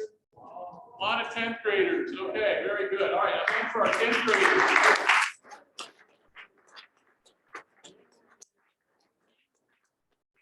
Very, very good. Awesome. Juniors.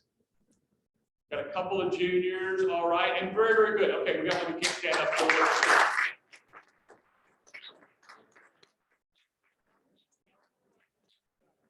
My final question for you, ladies and gentlemen. How many of you is this your kind of first year of YIS this last year? Stand up if it's your first year. Stand up if it's your first year is a good idea. Okay, so for a lot of you, all right, a lot of you, over half of you, this is first year. Okay, go ahead and have a seat. So that helps give me a perspective because I look at the pieces of paper, but seeing it physically makes a difference. So a lot of you are new to this. I will tell you, just keep doing it. Keep pitching, keep pitching, keep pitching. Next year, because I will be able to come into the school like I could not this last year, we will be continue to have our presidents and co-presidents and others lead you all and teach you. But I'm going to every week, or somebody else will, do a 15 or 20-minute lesson on something to do with stock pitch, so that you prepare earlier for your stock pitch. How many of you wish that you started preparing back in September?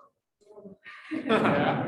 All right. Because I know we don't actually prepare stock pitch in September. We start talking about the stuff, right? And then we get into like, oh my goodness, Mr. Bancott, what's an investment thesis really? What's really going to be an economic mode? How does that work? So anyway, I know you guys don't want to hear anything. We're all shut up. We'll turn it over to this gentleman here. Go ahead and show what you got. So I guess it's really tense right now. So I will first announce the winners of room in the back. So the winners are Corteva and Hartalega.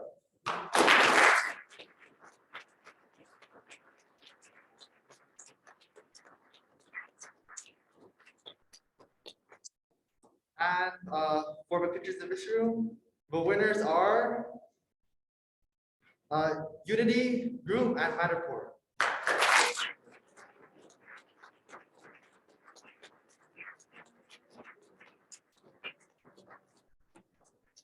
Just 2. What? Yeah, group.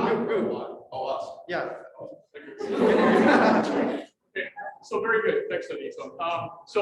Ito and Christian, can you come up? These are our co-presidents. They kind of run things. I know I like to talk, so I'm usually I'll get in here and say something. But I also want to just say a really quick thank you to our judges. I want to thank, and we're not done with them yet. They've still got more work to do. But I want to say thank you to Mr. Jason Lee. You guys have heard from him before. He's taken the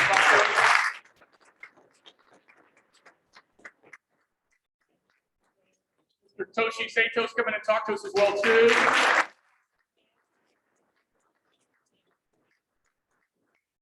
You guys know this gentleman on the end out here. It's a good looking guy.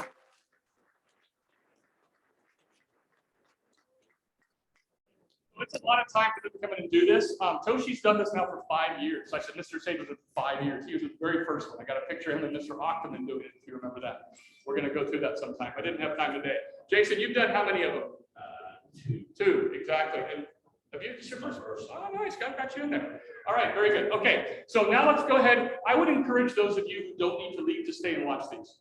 Okay, I think it's great to stay and watch and learn. I want to tell you guys, every one of you is a winner from my perspective. So I think I've got enough of these. Everyone who is here participating gets a medal today. If I'm short, I'll get more. Okay, everybody gets a medal. Winner's medals, right? You guys did awesome. Everybody gets a medal, and then we'll give these out later on. But wait around to the end to get your medals. Yeah. All right, let's go ahead and break up now. Anything else anybody needs to say or do or anything? Am I forgetting anything? Oh, okay. So teams, to your engines, I guess is what they say in the racing. I mean, and then what's that? Okay, so we can go ahead, judges, you can go over to your sides, teams, you can go to your sides, students, you can stay and watch and see the next level. I'm going to say one thing. I encourage you this next level, this next round, for those who are pitching, stay to 10 minutes. Work on staying to 10 to 11 minutes. Okay, if you were over last time, don't go fast to make the cuts and stuff. Does that make sense? And I tell you that because two of your teams, these two teams, will go on to the next level. And they are very brutal about 10 to 11 minutes. Okay. All right, let's go do it. Let's get teams. So we're going to have the teams that pitched over here, the two teams, so Unity and Matterport are over there, 15 please. And let's get Harderlake and Corteva over here.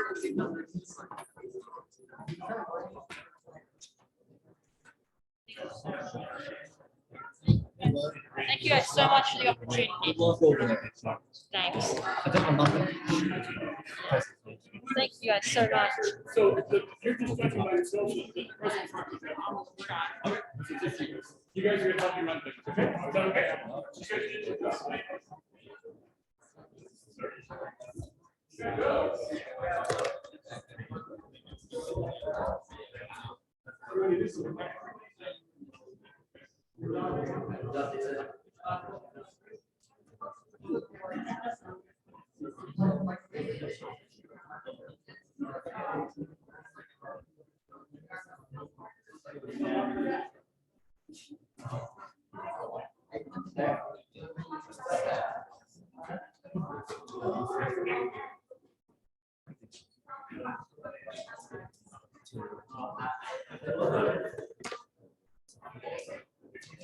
Don't worry about it. We'll get back around. I'm going to say.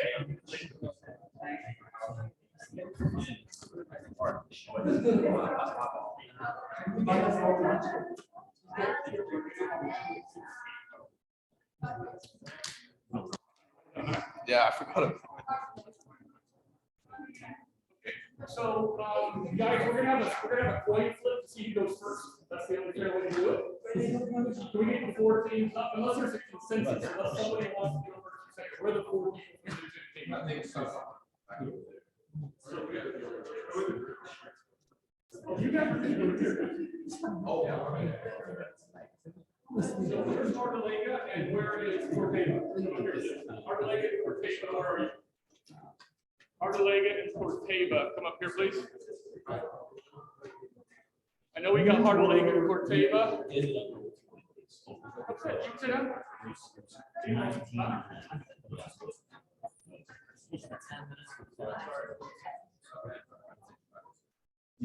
Where's Harderlake and Corteva? Please come up here. Where's Corteva? Who was the Corteva guys? I forget. Who's Corteva? I think it's a really interesting. I mean, assuming that whoever wrote the safety office is correct, you have most of the units fixed rate. Yeah, so this is.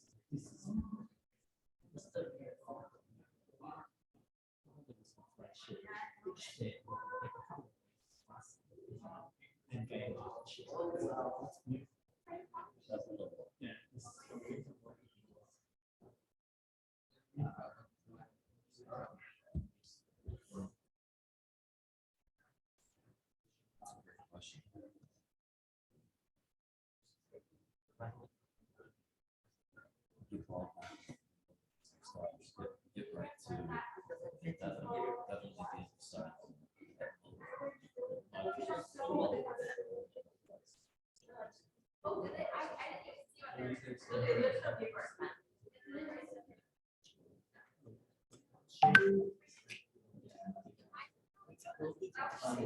Are you guys fishing first?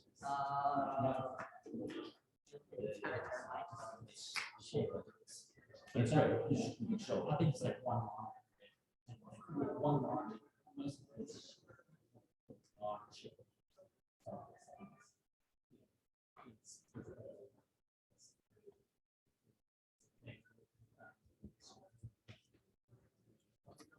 large.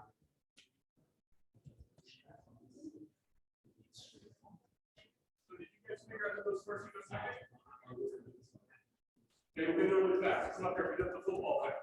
Oh. American football thing. Come up here. Okay, teams, get over here. We see this in high school football.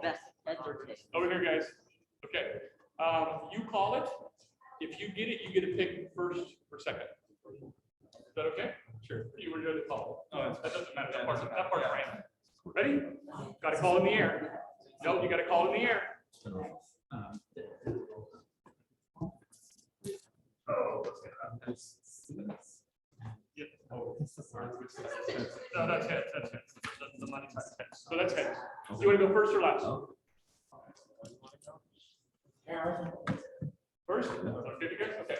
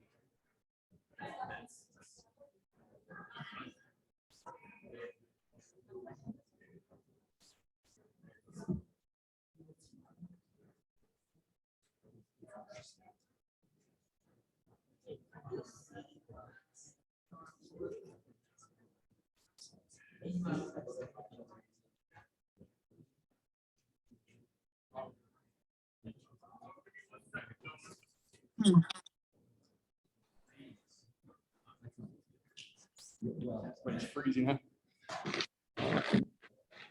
Okay. Jen, would you stay on the screen so the parents can see you? Okay.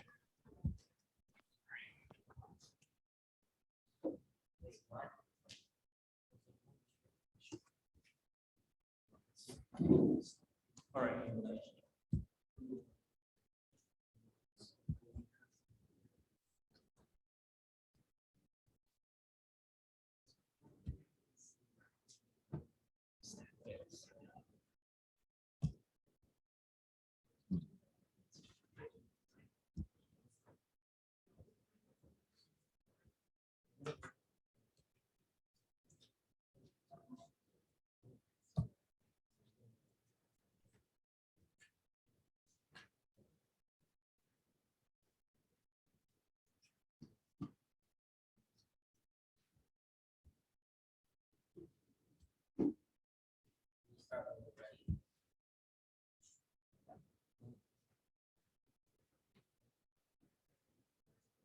Hello, everyone. My name is Zihan. And my name is Michael. Today, the stock we're pitching is Hartalega. Hartalega is a Malaysian glove manufacturer founded in 1980. Since then, it has grown from a single-line production facility to the world's largest producer of nitrile gloves. They produce state-of-the-art gloves, including antimicrobial gloves and metal detectable gloves. They also have unrivaled proprietary technology, including the fastest production lines in the industry, producing over 45,000 gloves an hour. Here's some basic information about the company. Today, we come with a strong recommendation buy for reasons that we'll explain later. As of 16th of April, 2022, the stock price was 4.62 ringgit, the market cap was 15 billion ringgit, and they had 3 billion ringgit worth of cash on hand. Our target price is 5.5 ringgit by 2023 and 7.5 ringgit by 2025. We believe that Hartalega is a good buy for the following reasons. They've experienced a significant increase in profits due to the COVID-19 pandemic caused by skyrocketing prices and supply shortages of gloves. They've used this excess cash flow to build new production lines to increase their yearly production of gloves. In 2021, they invested 2.4 billion ringgit to build 14 new production lines. Hartalega is also a continuously growing company and an innovative company, and they've shown this in many ways recently. Finally, Malaysia is an ideal location for the manufacturing of gloves due to frequent government support, favorable employment policies and labor supply, and the fact that rubber is readily available in Malaysia. Due to the COVID-19 pandemic, the glove industry has experienced a significant increase in the global demand for gloves. In the past year, the demand for gloves has increased by more than 30%, and 340 billion gloves were being imported globally in 2021. In 2021, 95.6 billion gloves were also exported from Malaysia. Key importers of gloves in Malaysia include the US, who account for 42% of Malaysia's total export value, and the EU, who account for 23%. The glove industry continues to experience a drastic increase in demand as a result of the pandemic, and this increase in demand is expected to persist long-term, particularly in countries with lower usage of gloves per capita. Hartalega is extremely well positioned against their competitors. Malaysia is the world's leading glove manufacturer in the world, and Malaysia's glove industry caters to 70% of global demand. Out of all Malaysian glove manufacturers, Hartalega is the second largest, just after Top Glove, which is more established because they were listed in the KLC. However, as more time passes by, Hartalega is likely to take over the competition with their incredibly fast growth. Recently, many new companies have also emerged in the glove industry due to the COVID-19 pandemic. While this is a topic of concern for many, we see this as an opportunity. Hartalega has cheaper production costs than these new companies and is capable of mass production. So Hartalega is able to deliver gloves at cheaper prices and win price wars between these companies. This will allow them to take a larger cut of the increased earnings experienced by the glove industry. The continued trade tensions between the US and China also provide Hartalega with an increased opportunity for business, as many US buyers switch from Chinese glove companies to Malaysian glove industry companies. Finally, Hartalega is expanding at a drastically fast pace, with 16 new manufacturing facilities planned to be built over the next 20 years. Hartalega has three main economic moats. The first being their advanced technology and innovation, which allows them to be one step ahead of their competitors. For example, they own the fastest production lines in the industry, producing 45,000 gloves per hour, and they own many special gloves with patented technology. They're the first to create antimicrobial gloves that can kill up to 99% of bacteria, metal detectable gloves, and colloidal oatmeal gloves. In fact, their invention of lightweight nitrile gloves were so good that it triggered a global switch from latex to nitrile gloves. And the gloves they produce are some of the thinnest and lightest in the industry. Additionally, they are the largest exporter of nitrile gloves in the world, producing over 44 billion gloves a year due to their unrivaled advanced technology in production and packaging. By 2027, they aim to increase this to 95 billion gloves per year. Finally, their customer base is very diverse. They sell gloves for 8 different industries, ranging from the healthcare to the food industry. This is the share price graph of Hartalega. The share price has gone down severely as COVID has greatly slowed down, and the stock has been drastically affected by short sellers. However, this provides buyers with an opportunity to buy the stock, as the stock has dropped so much that it is undervalued at the moment and is unlikely to drop any further. Hartalega has continued to perform extremely well financially, and the COVID-19 pandemic was particularly helpful to the company's profitability. Key drivers to Hartalega's profitability during this period includes higher ASPs due to stronger demand, along with increased production capacity during 2020. Future pandemics will undoubtedly occur again, and such events will continue to drive Hartalega's revenue upwards in the long term. Glove usage in emerging markets has also increased, especially in places with low glove consumption per capita. Many new competitors have also entered the market due to COVID-19, but as these companies go bankrupt and close down, Hartalega will have more of an opportunity to dominate the market. Therefore, as this rationalization will happen over the next few years, We believe now is the right time to enter the stock and purchase the stock, while investors are still concerned about this risk. Here, we can see the financial statistics of Hardalega. In the past 4 years, Hardalega's revenue has increased from 2.4 billion ringgit to 6.7 billion, representing an annual revenue compound growth of 40% per year. This growth came from an increase in volume and prices for gloves, but primarily an increase in prices, which allowed the company to produce extraordinarily high profits and capture extremely excellent returns. Additionally, Hardalega has seen its cash balances swell, jumping from 150 million ringgit in 2019 to 2.6 billion in 2020 and 3 billion in 2021, all while debt remained relatively the same. This represents a significant war chest for the company to use to expand its operations and competitive position. While this profit increase is not sustainable, we do expect the company to do much better as it has compared to pre-COVID. However, we believe that the company's profitability will settle at a higher level, significantly higher level than before COVID, as it is one of the main dominant glove manufacturers in both Malaysia and globally, and it is currently undergoing huge expansion plans. Our target price for Hardalega on a 1-year basis is 5.5 ringgit, representing a 21% return in 12 months. However, we also have a longer-term price target of 7.5 ringgit in the next 36 months, representing a gross 64% return and an annual 18% return.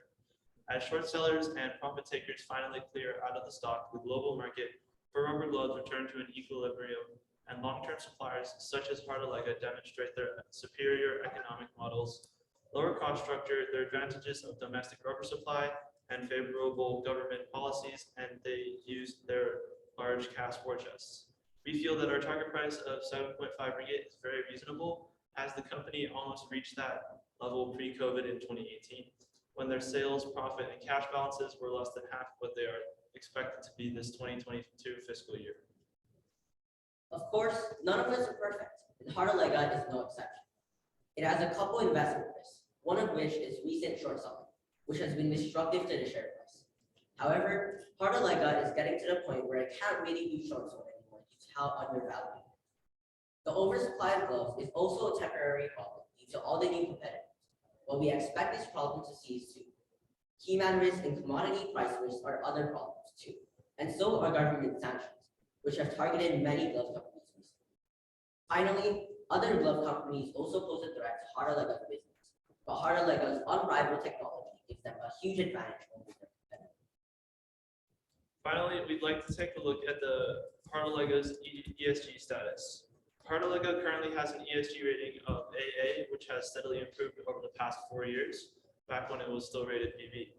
As time goes on, we expect their ESG rating to improve even more, as Hardalega is investing heavily in clean and renewable energy, and they have recently donated over 90 million ringgit to Malaysia's COVID-19 fund.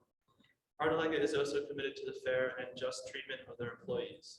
Testament to this, the Labor Department of Malaysia has identified them as one of 3 industry champions for providing exemplary housing conditions for their workers. This concludes the end of our stock pitch. Thank you.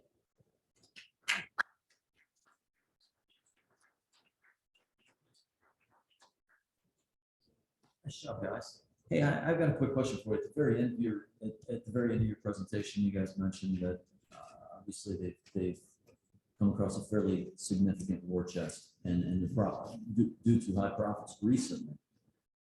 You mentioned they're going to be reinvesting those profits, and some of them went into helping out their workers and green energy, and then contributing to Malaysia's COVID-19 efforts. Any of those profits being invested into the business, and if so, where?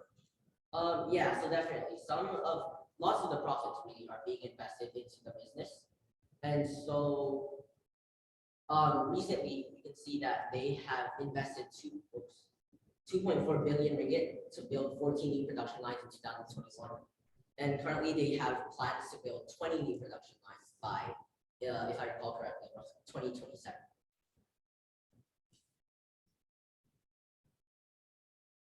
And do you guys see that investment to be worthwhile considering the end of the pandemic? Are you guys envisioning growth continuing at a hot enough pace to support that? Yeah, definitely. So there's been a significant increase in global demand for gloves during the pandemic. And of course, it's definitely going to drop after the pandemic. But we do expect this demand for gloves to persist long term. And with the modernization of the healthcare industry, more and more people are going to use gloves. And we expect that in countries with lower glove usage per capita, that demand for gloves is really going to keep persisting.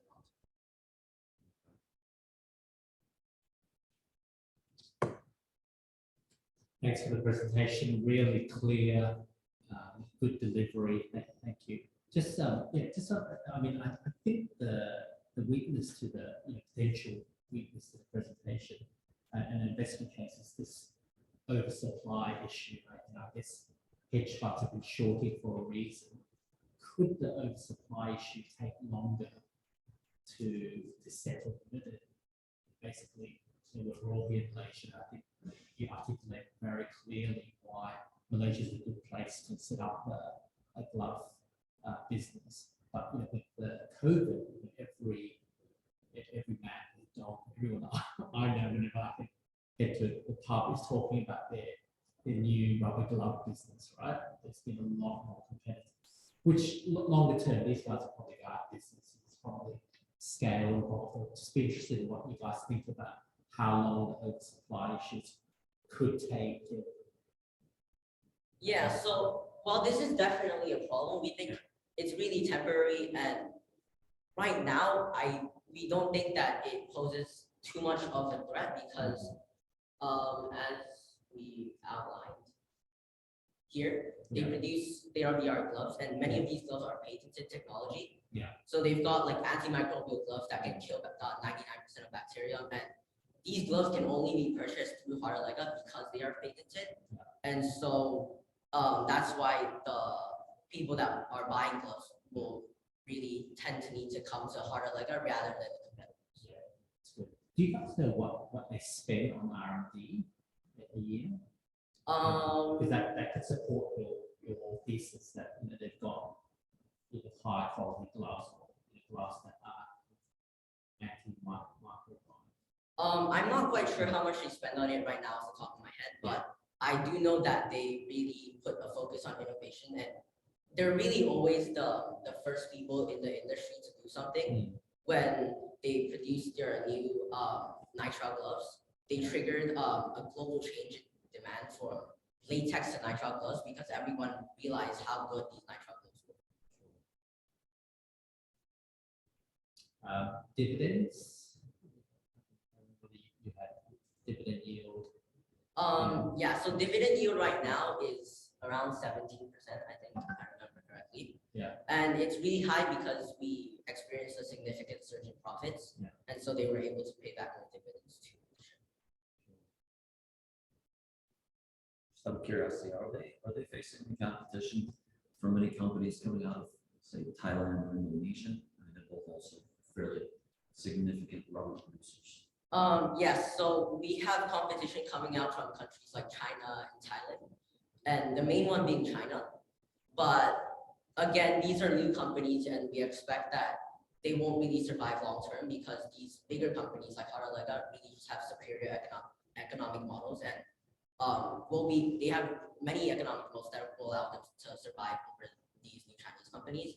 And then there's also the idea that ongoing trade tensions between the US and China have already led to many American companies buying from Malaysian glove manufacturers like Hardalega rather than Chinese ones. Obviously very good to the ESG stock. Right? Just on the G side, do you guys have a sense of on the shareholders? I mean, how much they own, and have they been good to minority shareholders in the past? Sorry, can you repeat that question? Yeah, I'm just thinking about the G bit, the governance bit on the ESG, and how the majority shareholders have treated minorities in the past. Well, so really right now, we did outline this a bit too in our investment risk about key man risk because the majority shareholders, there's 3 of them that are in the same family. Okay. But to date, they have not actually made any harmful decisions to benefit themselves rather than the minority shareholders. Yeah. And they've not really bought any companies for their own personal gain. And they've made I think they've made decisions in the benefit of these minorities. Any thoughts on the higher rubber prices, how that might affect the margins and profitability of the business? Yeah, so rubber is like produced locally in Malaysia, and they would get most of their rubber there. So we don't really expect like rubber prices to increase from like from imports. So there's not really much of a risk from rubber prices increasing in Malaysia,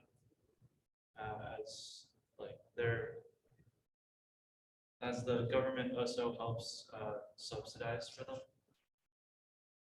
Yeah, and if the rubber prices really do increase, gloves are really an essential part of the healthcare sector, and the healthcare sector is an essential part of all humanity. Yeah. So really, people will need to keep buying gloves from Hartalega. So if the rubber prices increase, then Hartalega could definitely possibly look into increasing prices too, as there's still going to be that demand for gloves. It's an essential thing. That's a good response. Thank you. Okay, Bill, just one last question. As you guys went through that slide on the threats, if you guys could pick one, what is the biggest threat that this company faces in? Okay, personally, I would say other competitors. I don't really look, even though it's still, I believe, to be a fairly small threat, I don't see any of these other threats to be too big of a threat right now. So I go for government sanctions or other competitors, and possibly in the future short selling, but for now, that's not so much of a threat. Thank you, guys. Thank you. Very well done.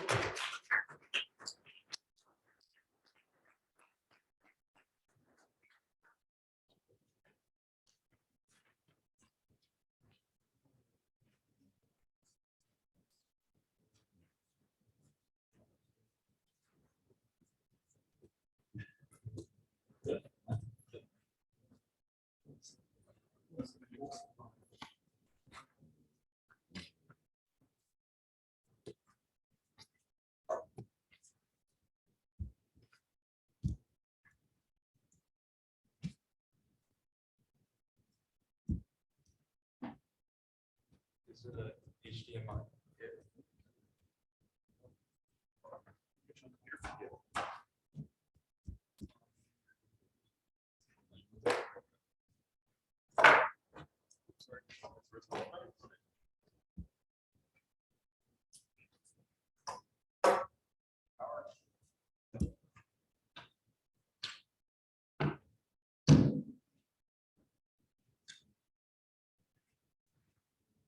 Stay in the screen so you can see it. You're good, you're perfect. Just stay there. Yeah, move on. Perfect.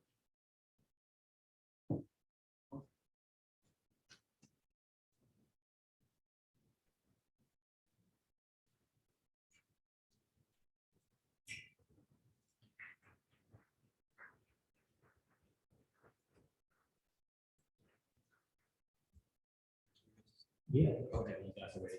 Good morning, everyone. Farming was the birth of progress. Farmers grew crops for us to eat, and humanity can grow everything else. This is the power of farming, the power to grow our civilization. Our population is increasing, our natural resources are depleting, and our planet's climate is changing. So farming needs to change too. And it has. With smarter tools, sustainable practices, and ever higher yields, farming gives progress to the world, and the world gives it back to farming.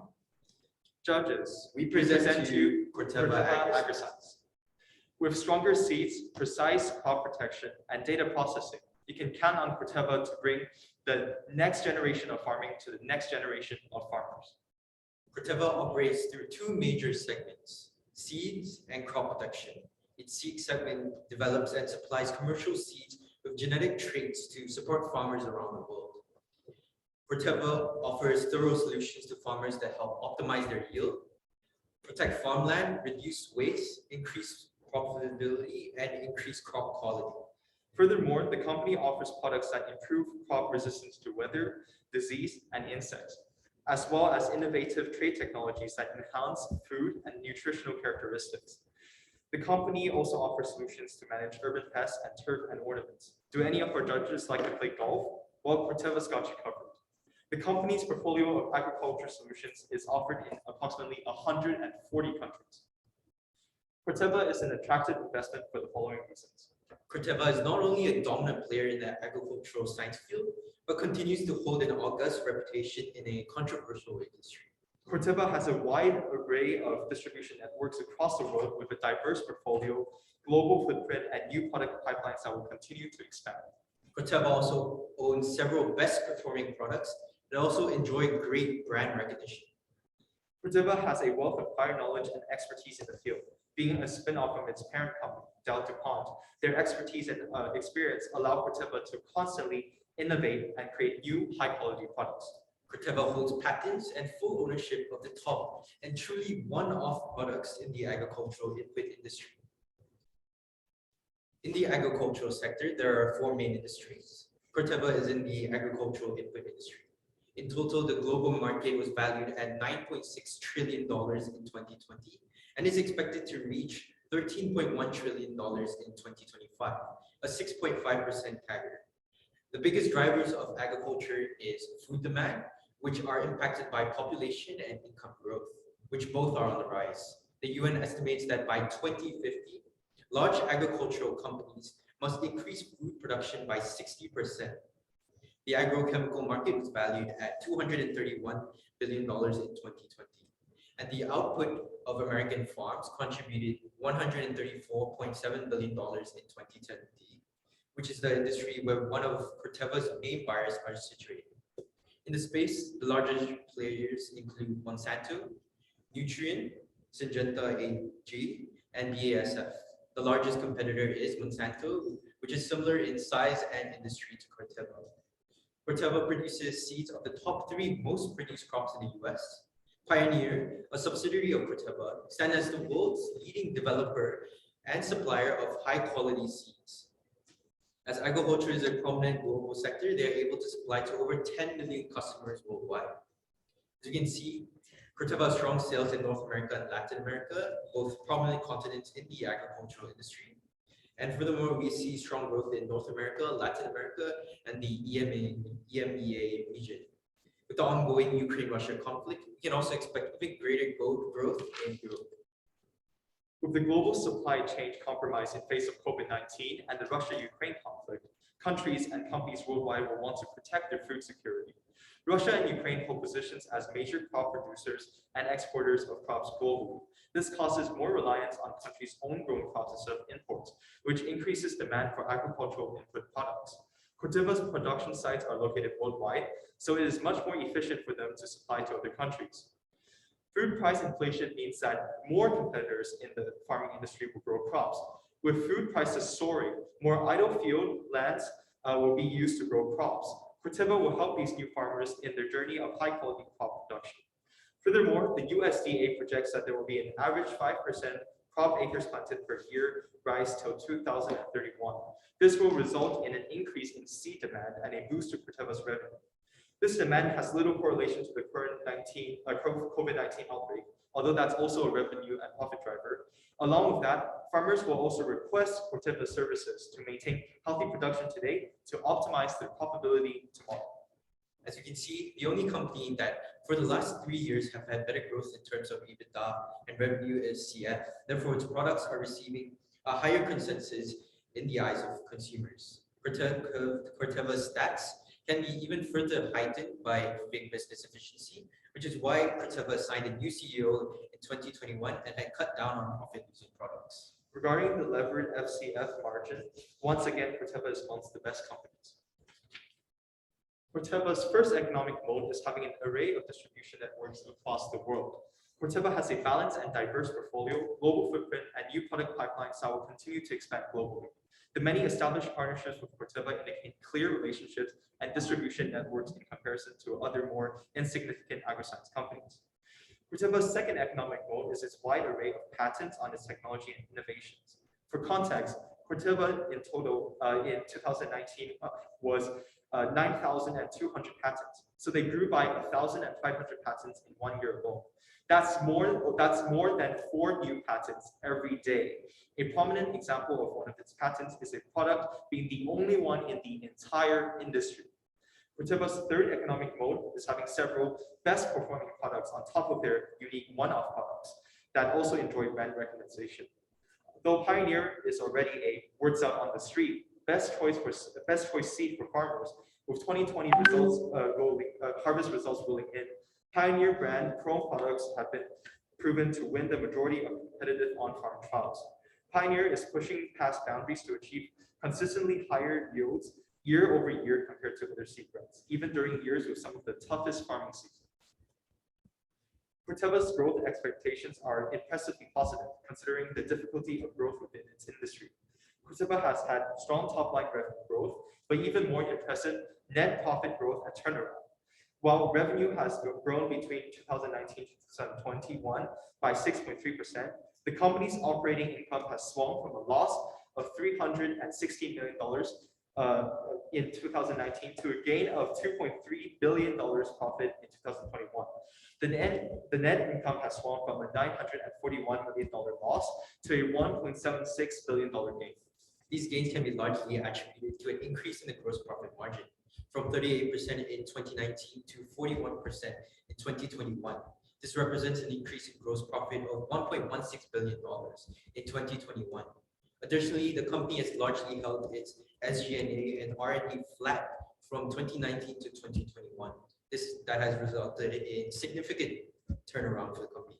In terms of valuation, Corteva is currently trading at 17 times its 2021 EBITDA of $2.58 billion and 14.7 times its 2022 estimated EBITDA of $3 billion. On an EPS basis, the company is trading at 22.5 times its 2021 EPS estimate of $2.44 per share and trading at 21 times its 2.55 2022 EPS estimates. Looking at the 2023 EPS estimate of $2.93 per share, the company is currently trading at 19 times EPS. We feel the company should be trading at a higher EBITDA and EPS multiple when compared to its comparable peers and its consistent growth. We believe that the company should be trading at 24 times its 2023 EPS target of $2.93, which would imply a price target of $70. This would translate to a $51.1 billion market cap and a 2022 EBITDA multiple of 17 times, which we see as fairly valued. Therefore, our price target would be $70, which represents an upside of 25.3%.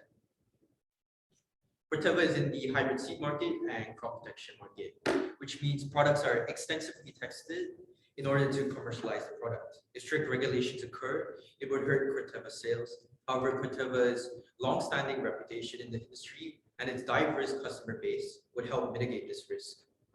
The agricultural industry is heavily influenced by weather factors. These factors can negatively or positively impact the demand for Corteva's products. For instance, the weather could create a greater presence of diseases and pests, which could increase demand for Corteva's products. Corteva relies on third parties to receive the supply of raw materials as well as licenses to use certain traits in their products. If there is a disruption between these contracts, it would negatively impact Corteva. However, to mitigate this risk, Corteva utilizes long-term contracts, which require low purchasing equipment commitment, as well as a diversified supplier base. If any of you know Hebrew, Teva means nature in Hebrew. With nature and sustainability being such an important aspect of the company, it is even incorporated into its name, Corteva. In 2020, Corteva launched its 2030 sustainability goals, focused on 4 domains: farmers, land, Corteva's communities, and Corteva's operations.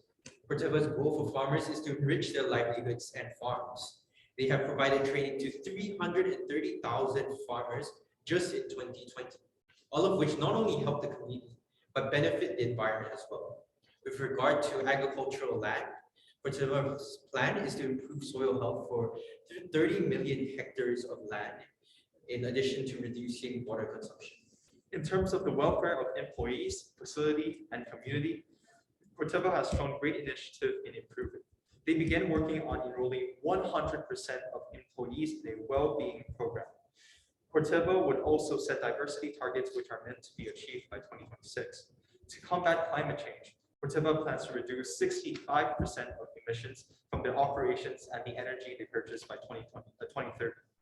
With reference to Corteva's governance, the company has all these standard board committees who are fully independent that create a well-governed company.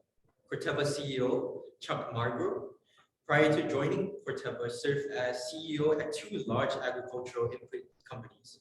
During that time, he led and managed a company of over 27,000 employees.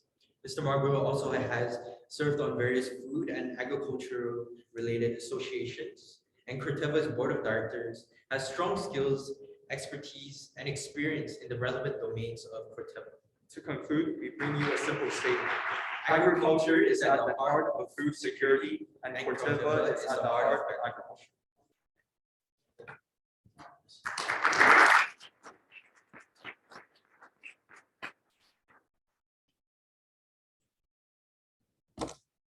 Amongst its competitors, what are we talking about here for market share? And has it been gaining market share recently?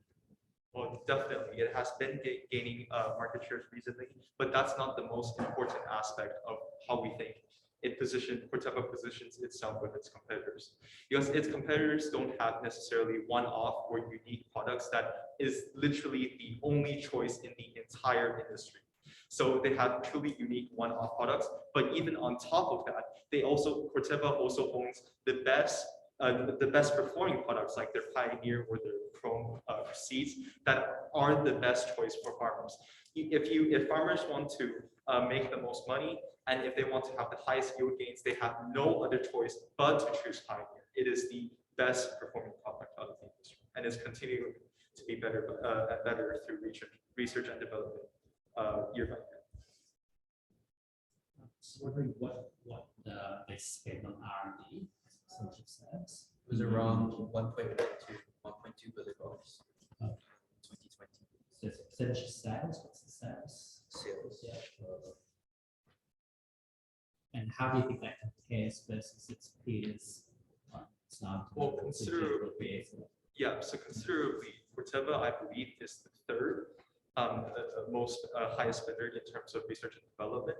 But what it is trying to do is that now it's already gotten great products. Right? It's already they're spending they're concentrating into these products that are already either no one else has them, right, or that is the best performing. So if they already have the best performing products and the one-off products, then they will of course concentrate in distributing these products all around the world. And so that's where the majority of their net income or revenue is put into. Yeah, it's an interesting business, and actually the one thing that I'd be a little bit scared of actually is the research and development. And the reason being is that this is a market where farmers are gaining more yield, per acre, per hectare. And the only way to kind of get ahead of your competitors is if you're a little bit behind, is to produce a better seed that gives you even more yield. And so putting more into research and development seems pretty important way forward. That's why it's hard for small companies to grow as large as Corteva has. And in terms of R&D, they've been able to keep it kind of relatively flat, which means they've been able to kind of lower costs. Oh, and to add on to that, think of it this way. It's like a parent giving their knowledge and mentoring their children. So Delta Quant mentoring Corteva, and they concentrate all their efforts. So it's 2 generations of work. If someone were to bring up, and as you can see previously with Chrome, all of the best performing crop seeds are from Corteva. On that list, none of them are from the top ones. None of them are from any other company. And so really, we think that for another seed to really hit the market and have as much wide distribution as Corteva and the technology that Corteva already has with the 2 generation it already spent on research and development, we think that it's really honestly impossible for any company right as of now be able to perform at the level that Corteva is currently. Is that because of the scientists? What do you guys think? Obviously, there's a new CEO, right? Experience in the ag space. I'm just wondering what is it about this company? I think it takes a lot of money to R&D spending to create a product that is as good or better than what they have. And because they've, like Ellen has said, been in the industry for so long, they've been growing their product line and continuously innovating. Yeah. Any catalysts? Why buy the stock now? Do you think? Do you wait or? Right. is So there any two, catalysts coming up? there's several. There's actually quite a lot of catalysts. If you look at now, one short-term / long-term, because it's unpredictable, is the Russian-Ukraine conflict. Right. We don't know how long that's going to last. But you know, if it lasts a long time or a short time, obviously that's going to contribute to Corteva's growth. But that's not really the most important thing. That's just one small issue that's contributing to Corteva's revenue. What we want to think on the more macro side of things is how food prices are rising. Go to local hawkers, go buy any food, you will see the food increasing. And so we actually think that that is what's primarily driving Corteva's revenue into a higher magnitude, because with the food prices soaring, more countries will be interested into farming, and then more new farmers will emerge, and more arable land will be used to farm, right? And so afterwards, of course, Corteva being the leader in the industry and with best performing and one-off products, they're gonna work closely with Corteva's to grow crops. And so we feel like that's really the bigger driver on the macro level of what Corteva's revenue could potentially. And the COVID-19 and Russian-Ukraine conflict, they've really emphasized the importance of food security within countries. So countries and companies want to protect their food security, so they would want to grow their own crops, which will, Valuation versus its peers. So they ran off valuation in the next few years. How do they value versus the Monsanto or the XF? Syngenta doesn't report out. Yeah, it's fair. Yeah. I think we think valuation versus its peers. Currently, I think Monsanto and Corteva are the kind of two dominating companies in the industry. Yeah. And they're quite similar in size. Yeah. But what I would say is that Corteva has an advantage over Monsanto is that they have better reputation. Yeah. Recently, I think they had valuation PE of versus Monsanto. Yeah. EV to EBITDA.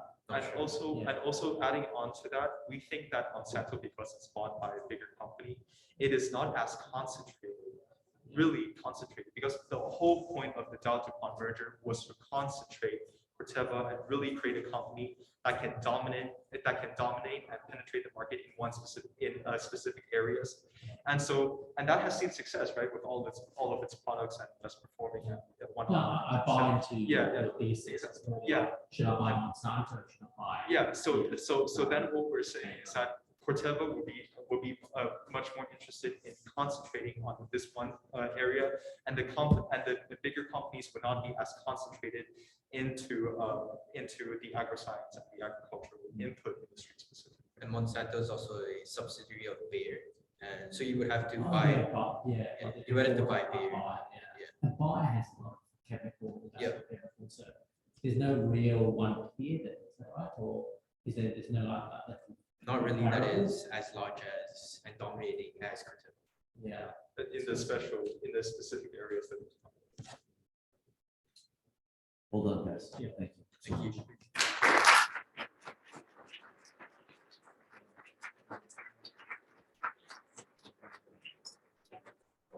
If you want to go over next door with Mr. Seiko Toshi and figure out who our top, so yeah, 1 to 4, and judges, you'll come back in with Christian and Ito, and they'll announce. Christian and Ito will announce. Thank you, gentlemen. Everybody come sit down. We're gonna do a photo right quick. So this is a really important part of this. We're gonna do a photo first with the students, And then we're gonna have, when the judges come back, we'll go with the judges. So let's do that. Now what I'm gonna do, because the photo guys is gonna go into a lot of different things. This is a big important part of the whole thing. So get ready to look your best. Come on up here. Come on up, everybody, come on up.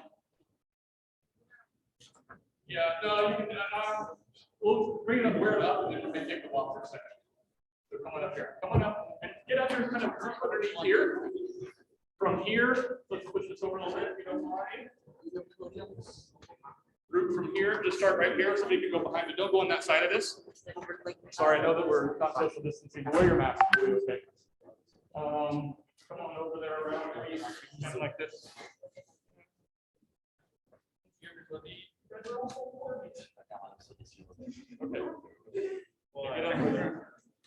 Wow, there's a lot of you.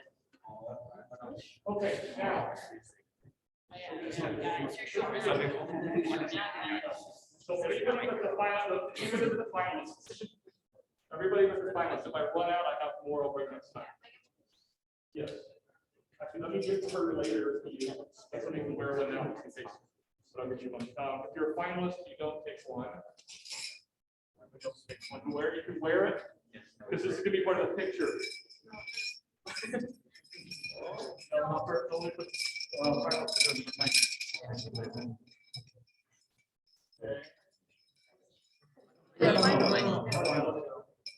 I tell you what, if you're a finalist, everybody take one. If you're a finalist, give it back to me. How about that? Thank you, President. If you're a finalist, give it back to me. All right. Give it back. If you're a finalist, give it come this way. Is that an extra one? This is my first medal. Okay. All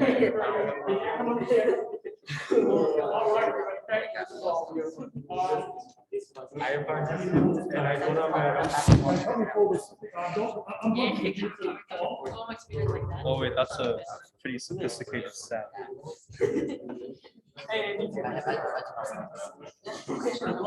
Yeah, it's unplugged.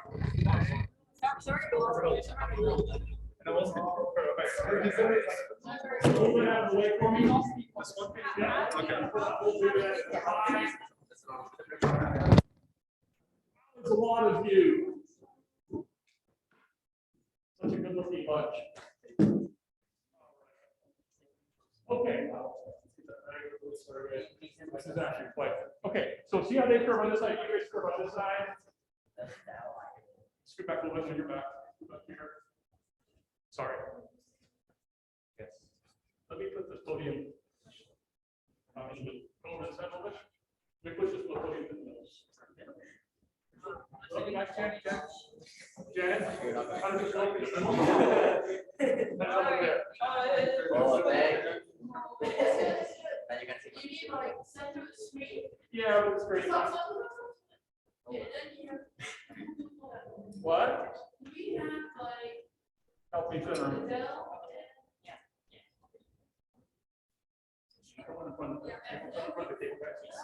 You guys know the people? You're okay. You guys want to find, you guys want up here? Don't bump the front table there. Yeah, you get them organized. Get them organized. So many of them. You guys scoot back. You guys don't come with so much. No, you guys are fine. Just to make it perfect. All right.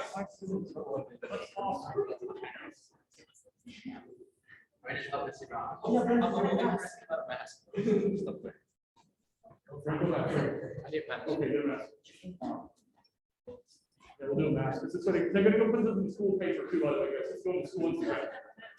So everybody got a mask on? Because the school's going to want to know you wore your mask. All right. All right, here we go, everybody. 1, 2. I'm going to take a bunch here. Just smile. Try not to blink too many times. All right, now everybody give a finger in the air like a number 1 or something. Thank you. Hey, Michael, get up where we can see you. You're taller. Scoot over in there. Who else is blocked? You're good. Come forward just a little bit right there. Yes. But yeah, there you go. Okay. One more, guys. Okay, your big finger in the air. 1. Now take your medal and hold your medal up like this. Oh, wow. Hold it up. All right. And I'm gonna get some just close ups here. So hold your medal up. So I can actually put this together. All right, very good. Awesome. Thank you, everybody. That was fantastic. So sit down for 1 second. Carefully wait. If you can mingle, you can say, do whatever you want. Mingle, sit, watch. Nope, we're all there. Okay, so if you were finals, give me your medal back. Who asked for another medal for the partner? Okay. So the finalists are your medals, but not for you.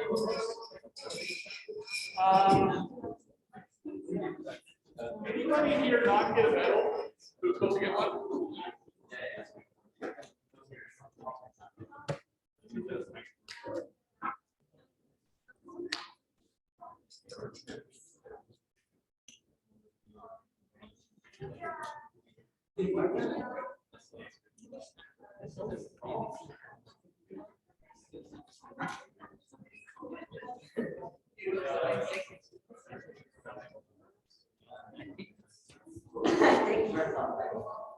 Dude, why did you make that change? Wow, give it 10%.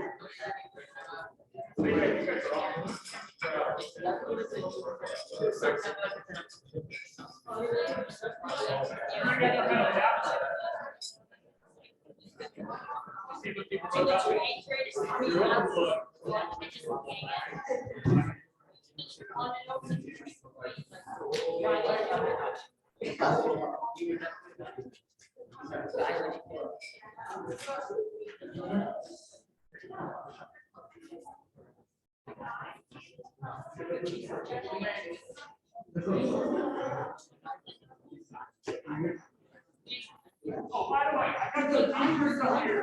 Well, you get t-shirts right away or different sizes. T-shirts. So here's the deal. Let's look at the big size. Some larges. Big larges here. Hang on. Yeah.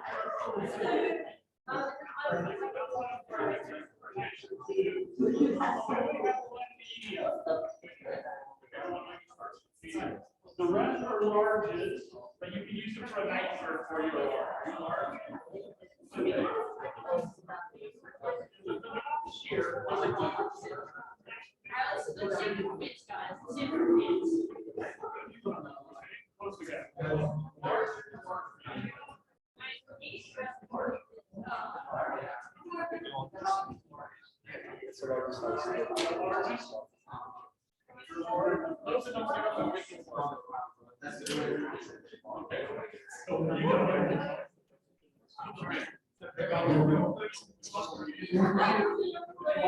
I'm gonna make some more.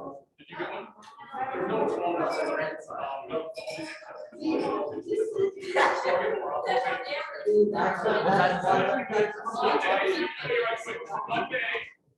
Monday club meeting. We're going to have a pizza party. Oh, yeah. Quickly, is pizza the thing that you guys want, or would you prefer something else? Pizza. Pizza, okay? Okay, so I'll put on the WhatsApp group questions. Hey, can I give just 1 second quiet for 1 second so I can talk over everybody? Guys, ladies, 1 second. Shh. 1 second, this is really important part. We are going to make a video that is going to be used potentially globally for Young Investor Society. So on Monday, when you come for your pizza, if you can remember this, bring a shirt or something different from your school shirt. If you can remember to do this, I'll put an announcement out and remind you Monday night so you can change your shirt into something regular. So it'll just be from the waist up. And we'll do like, we'll be asking like, what did you learn from YS this year? Or what would you recommend to somebody else for YS? It's just kind of a fun thing. It's not going to be in front of everybody. While people are eating pizza, we're just going to ask you to come out with the students. I'm not going to do this because you're going to be like in front of an adult. I don't think you'll be as natural. So we'll have your friends maybe go out with an iPhone, because the iPhone 13 is very good now, and you'll just like be asked a few questions about YS. And then we're going to take all of those, if you're okay, and compile them into a professionally done video that we're going to use for marketing. Is that okay? So the questions will range from how many years you've been in YS, what's your background, where are you from? Every person like a minute or two, basically, that's it. Is that okay on Monday? So bring a different shirt, different clothing in some way. All right, thanks for coming. That's all I got for that. So pizza party on Monday, everybody.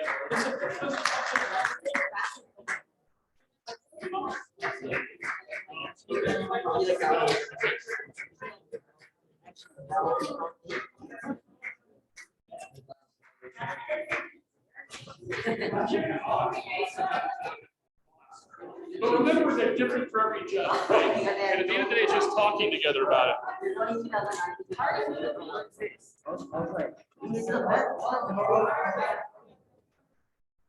Everybody go ahead and grab a seat so we can finish up here. Grab a chair.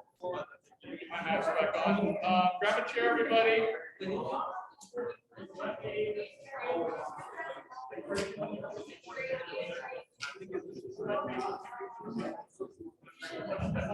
Yeah.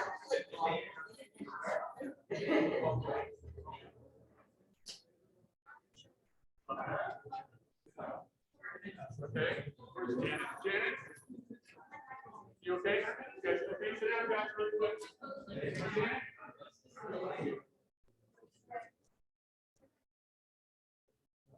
Sorry, the pictures are really important. Guys. We use the pictures a lot. You'll be surprised.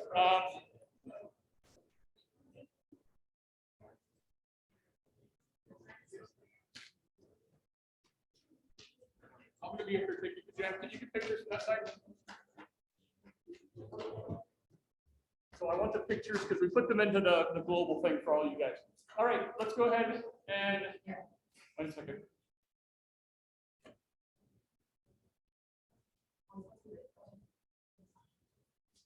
Okay, I need, so Jen, help me do pictures so we have them for the finals. Okay, gentlemen, go ahead. Okay, so we took an extremely long time to decide, as it was incredibly hard to decide who got the top 3.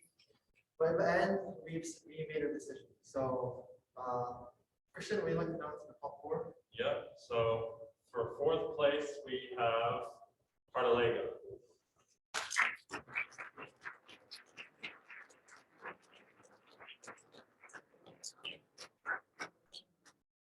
And for 3rd place, we have Matterport.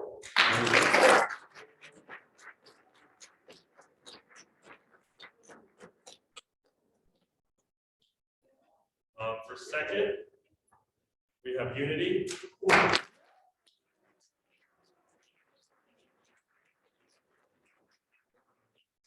Winner of the Malaysian 2022 Stockfish competition goes to Corteva.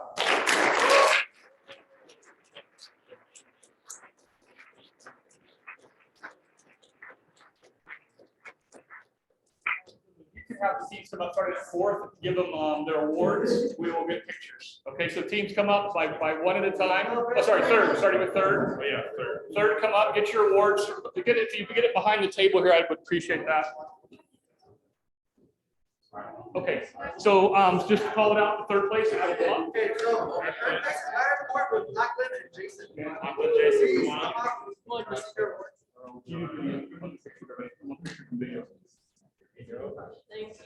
Okay, stand right there. I need this.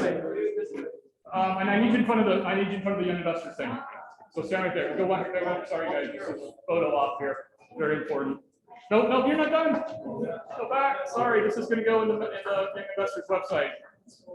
And okay, very good. Smile, gentlemen. Thank you very much. Hey, well done, everybody. Give me a thumbs up or something. Smile. All right, thank you. Good job. Thank you. All done. Kuna.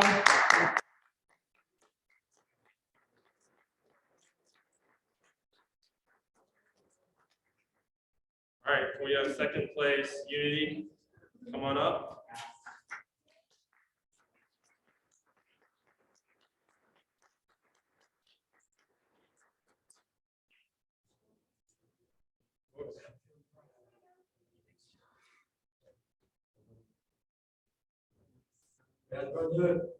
All right, well done. Thank you, gentlemen. Thanks very much. All good.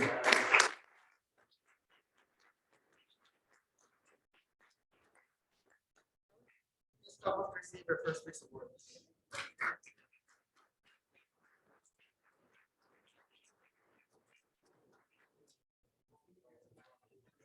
Thumbs up, guys. We got one more here. All right, very good. Thank you, gentlemen.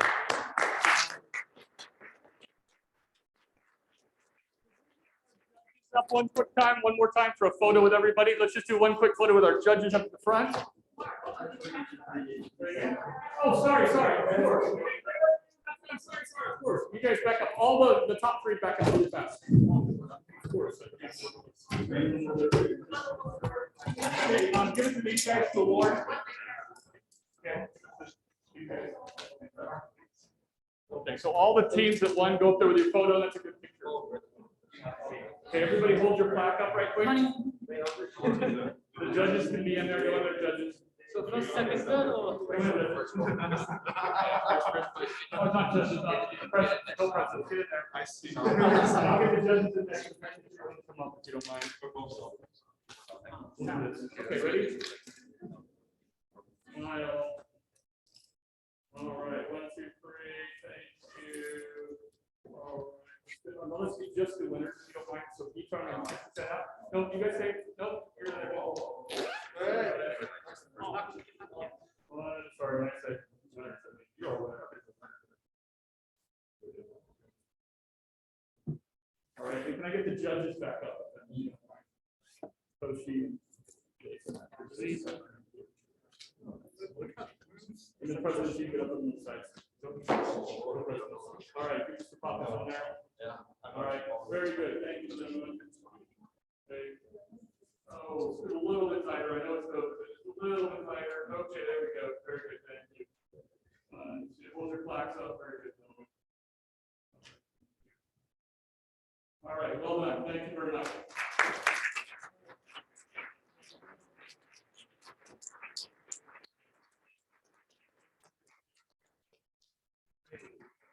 So we can make an award, and tell them how much and do the award. All right, so you guys know third place is 500, so 250 should be 250 each. So there you go.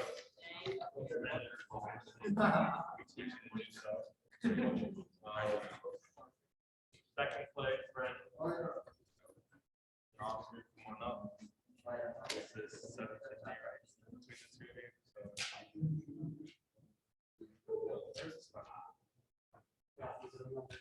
Between the two of you. Second and 750 split. And finally. All right, here you go. First place, congrats, guys.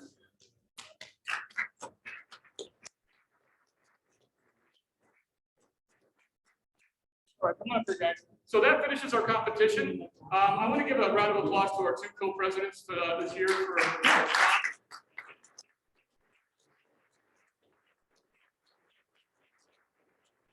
They'll be going off to the world soon. We're going to lose them. You guys are basically officially done as of now. This is the last thing you need to do. Thank you for that. So we'll have a new group come in. Monday, as I said, we'll be doing pizza party and we'll be doing some little video clips just for fun to make a video. Thank you guys very much for an awesome year. Really appreciate everybody.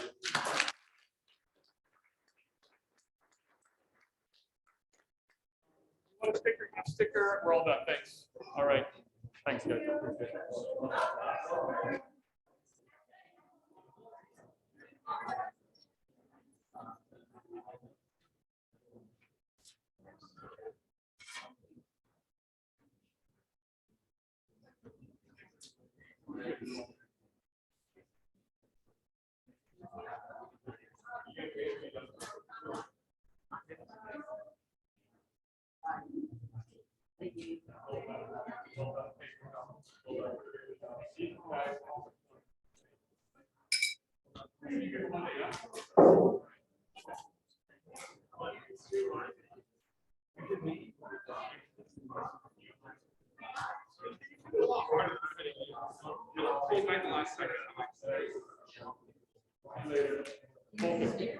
Yeah, you have stickers. Take stickers, guys. You have stickers.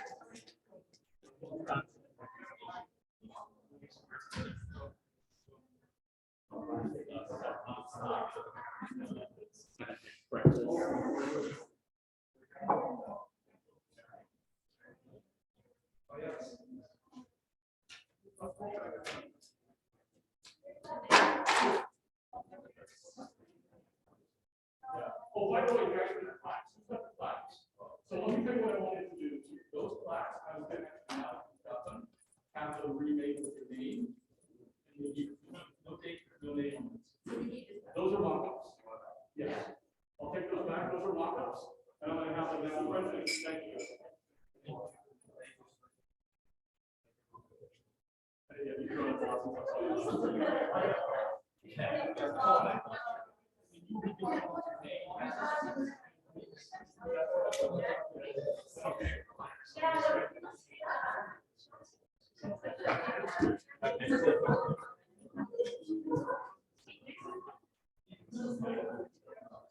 Thanks so much.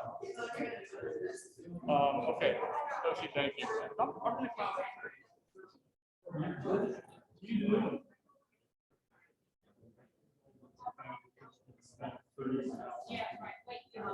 You need to write back?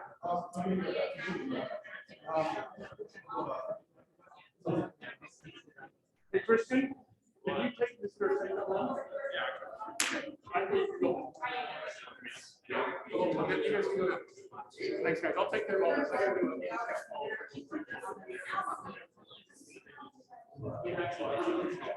Yeah, you need to go. Thanks, Coach.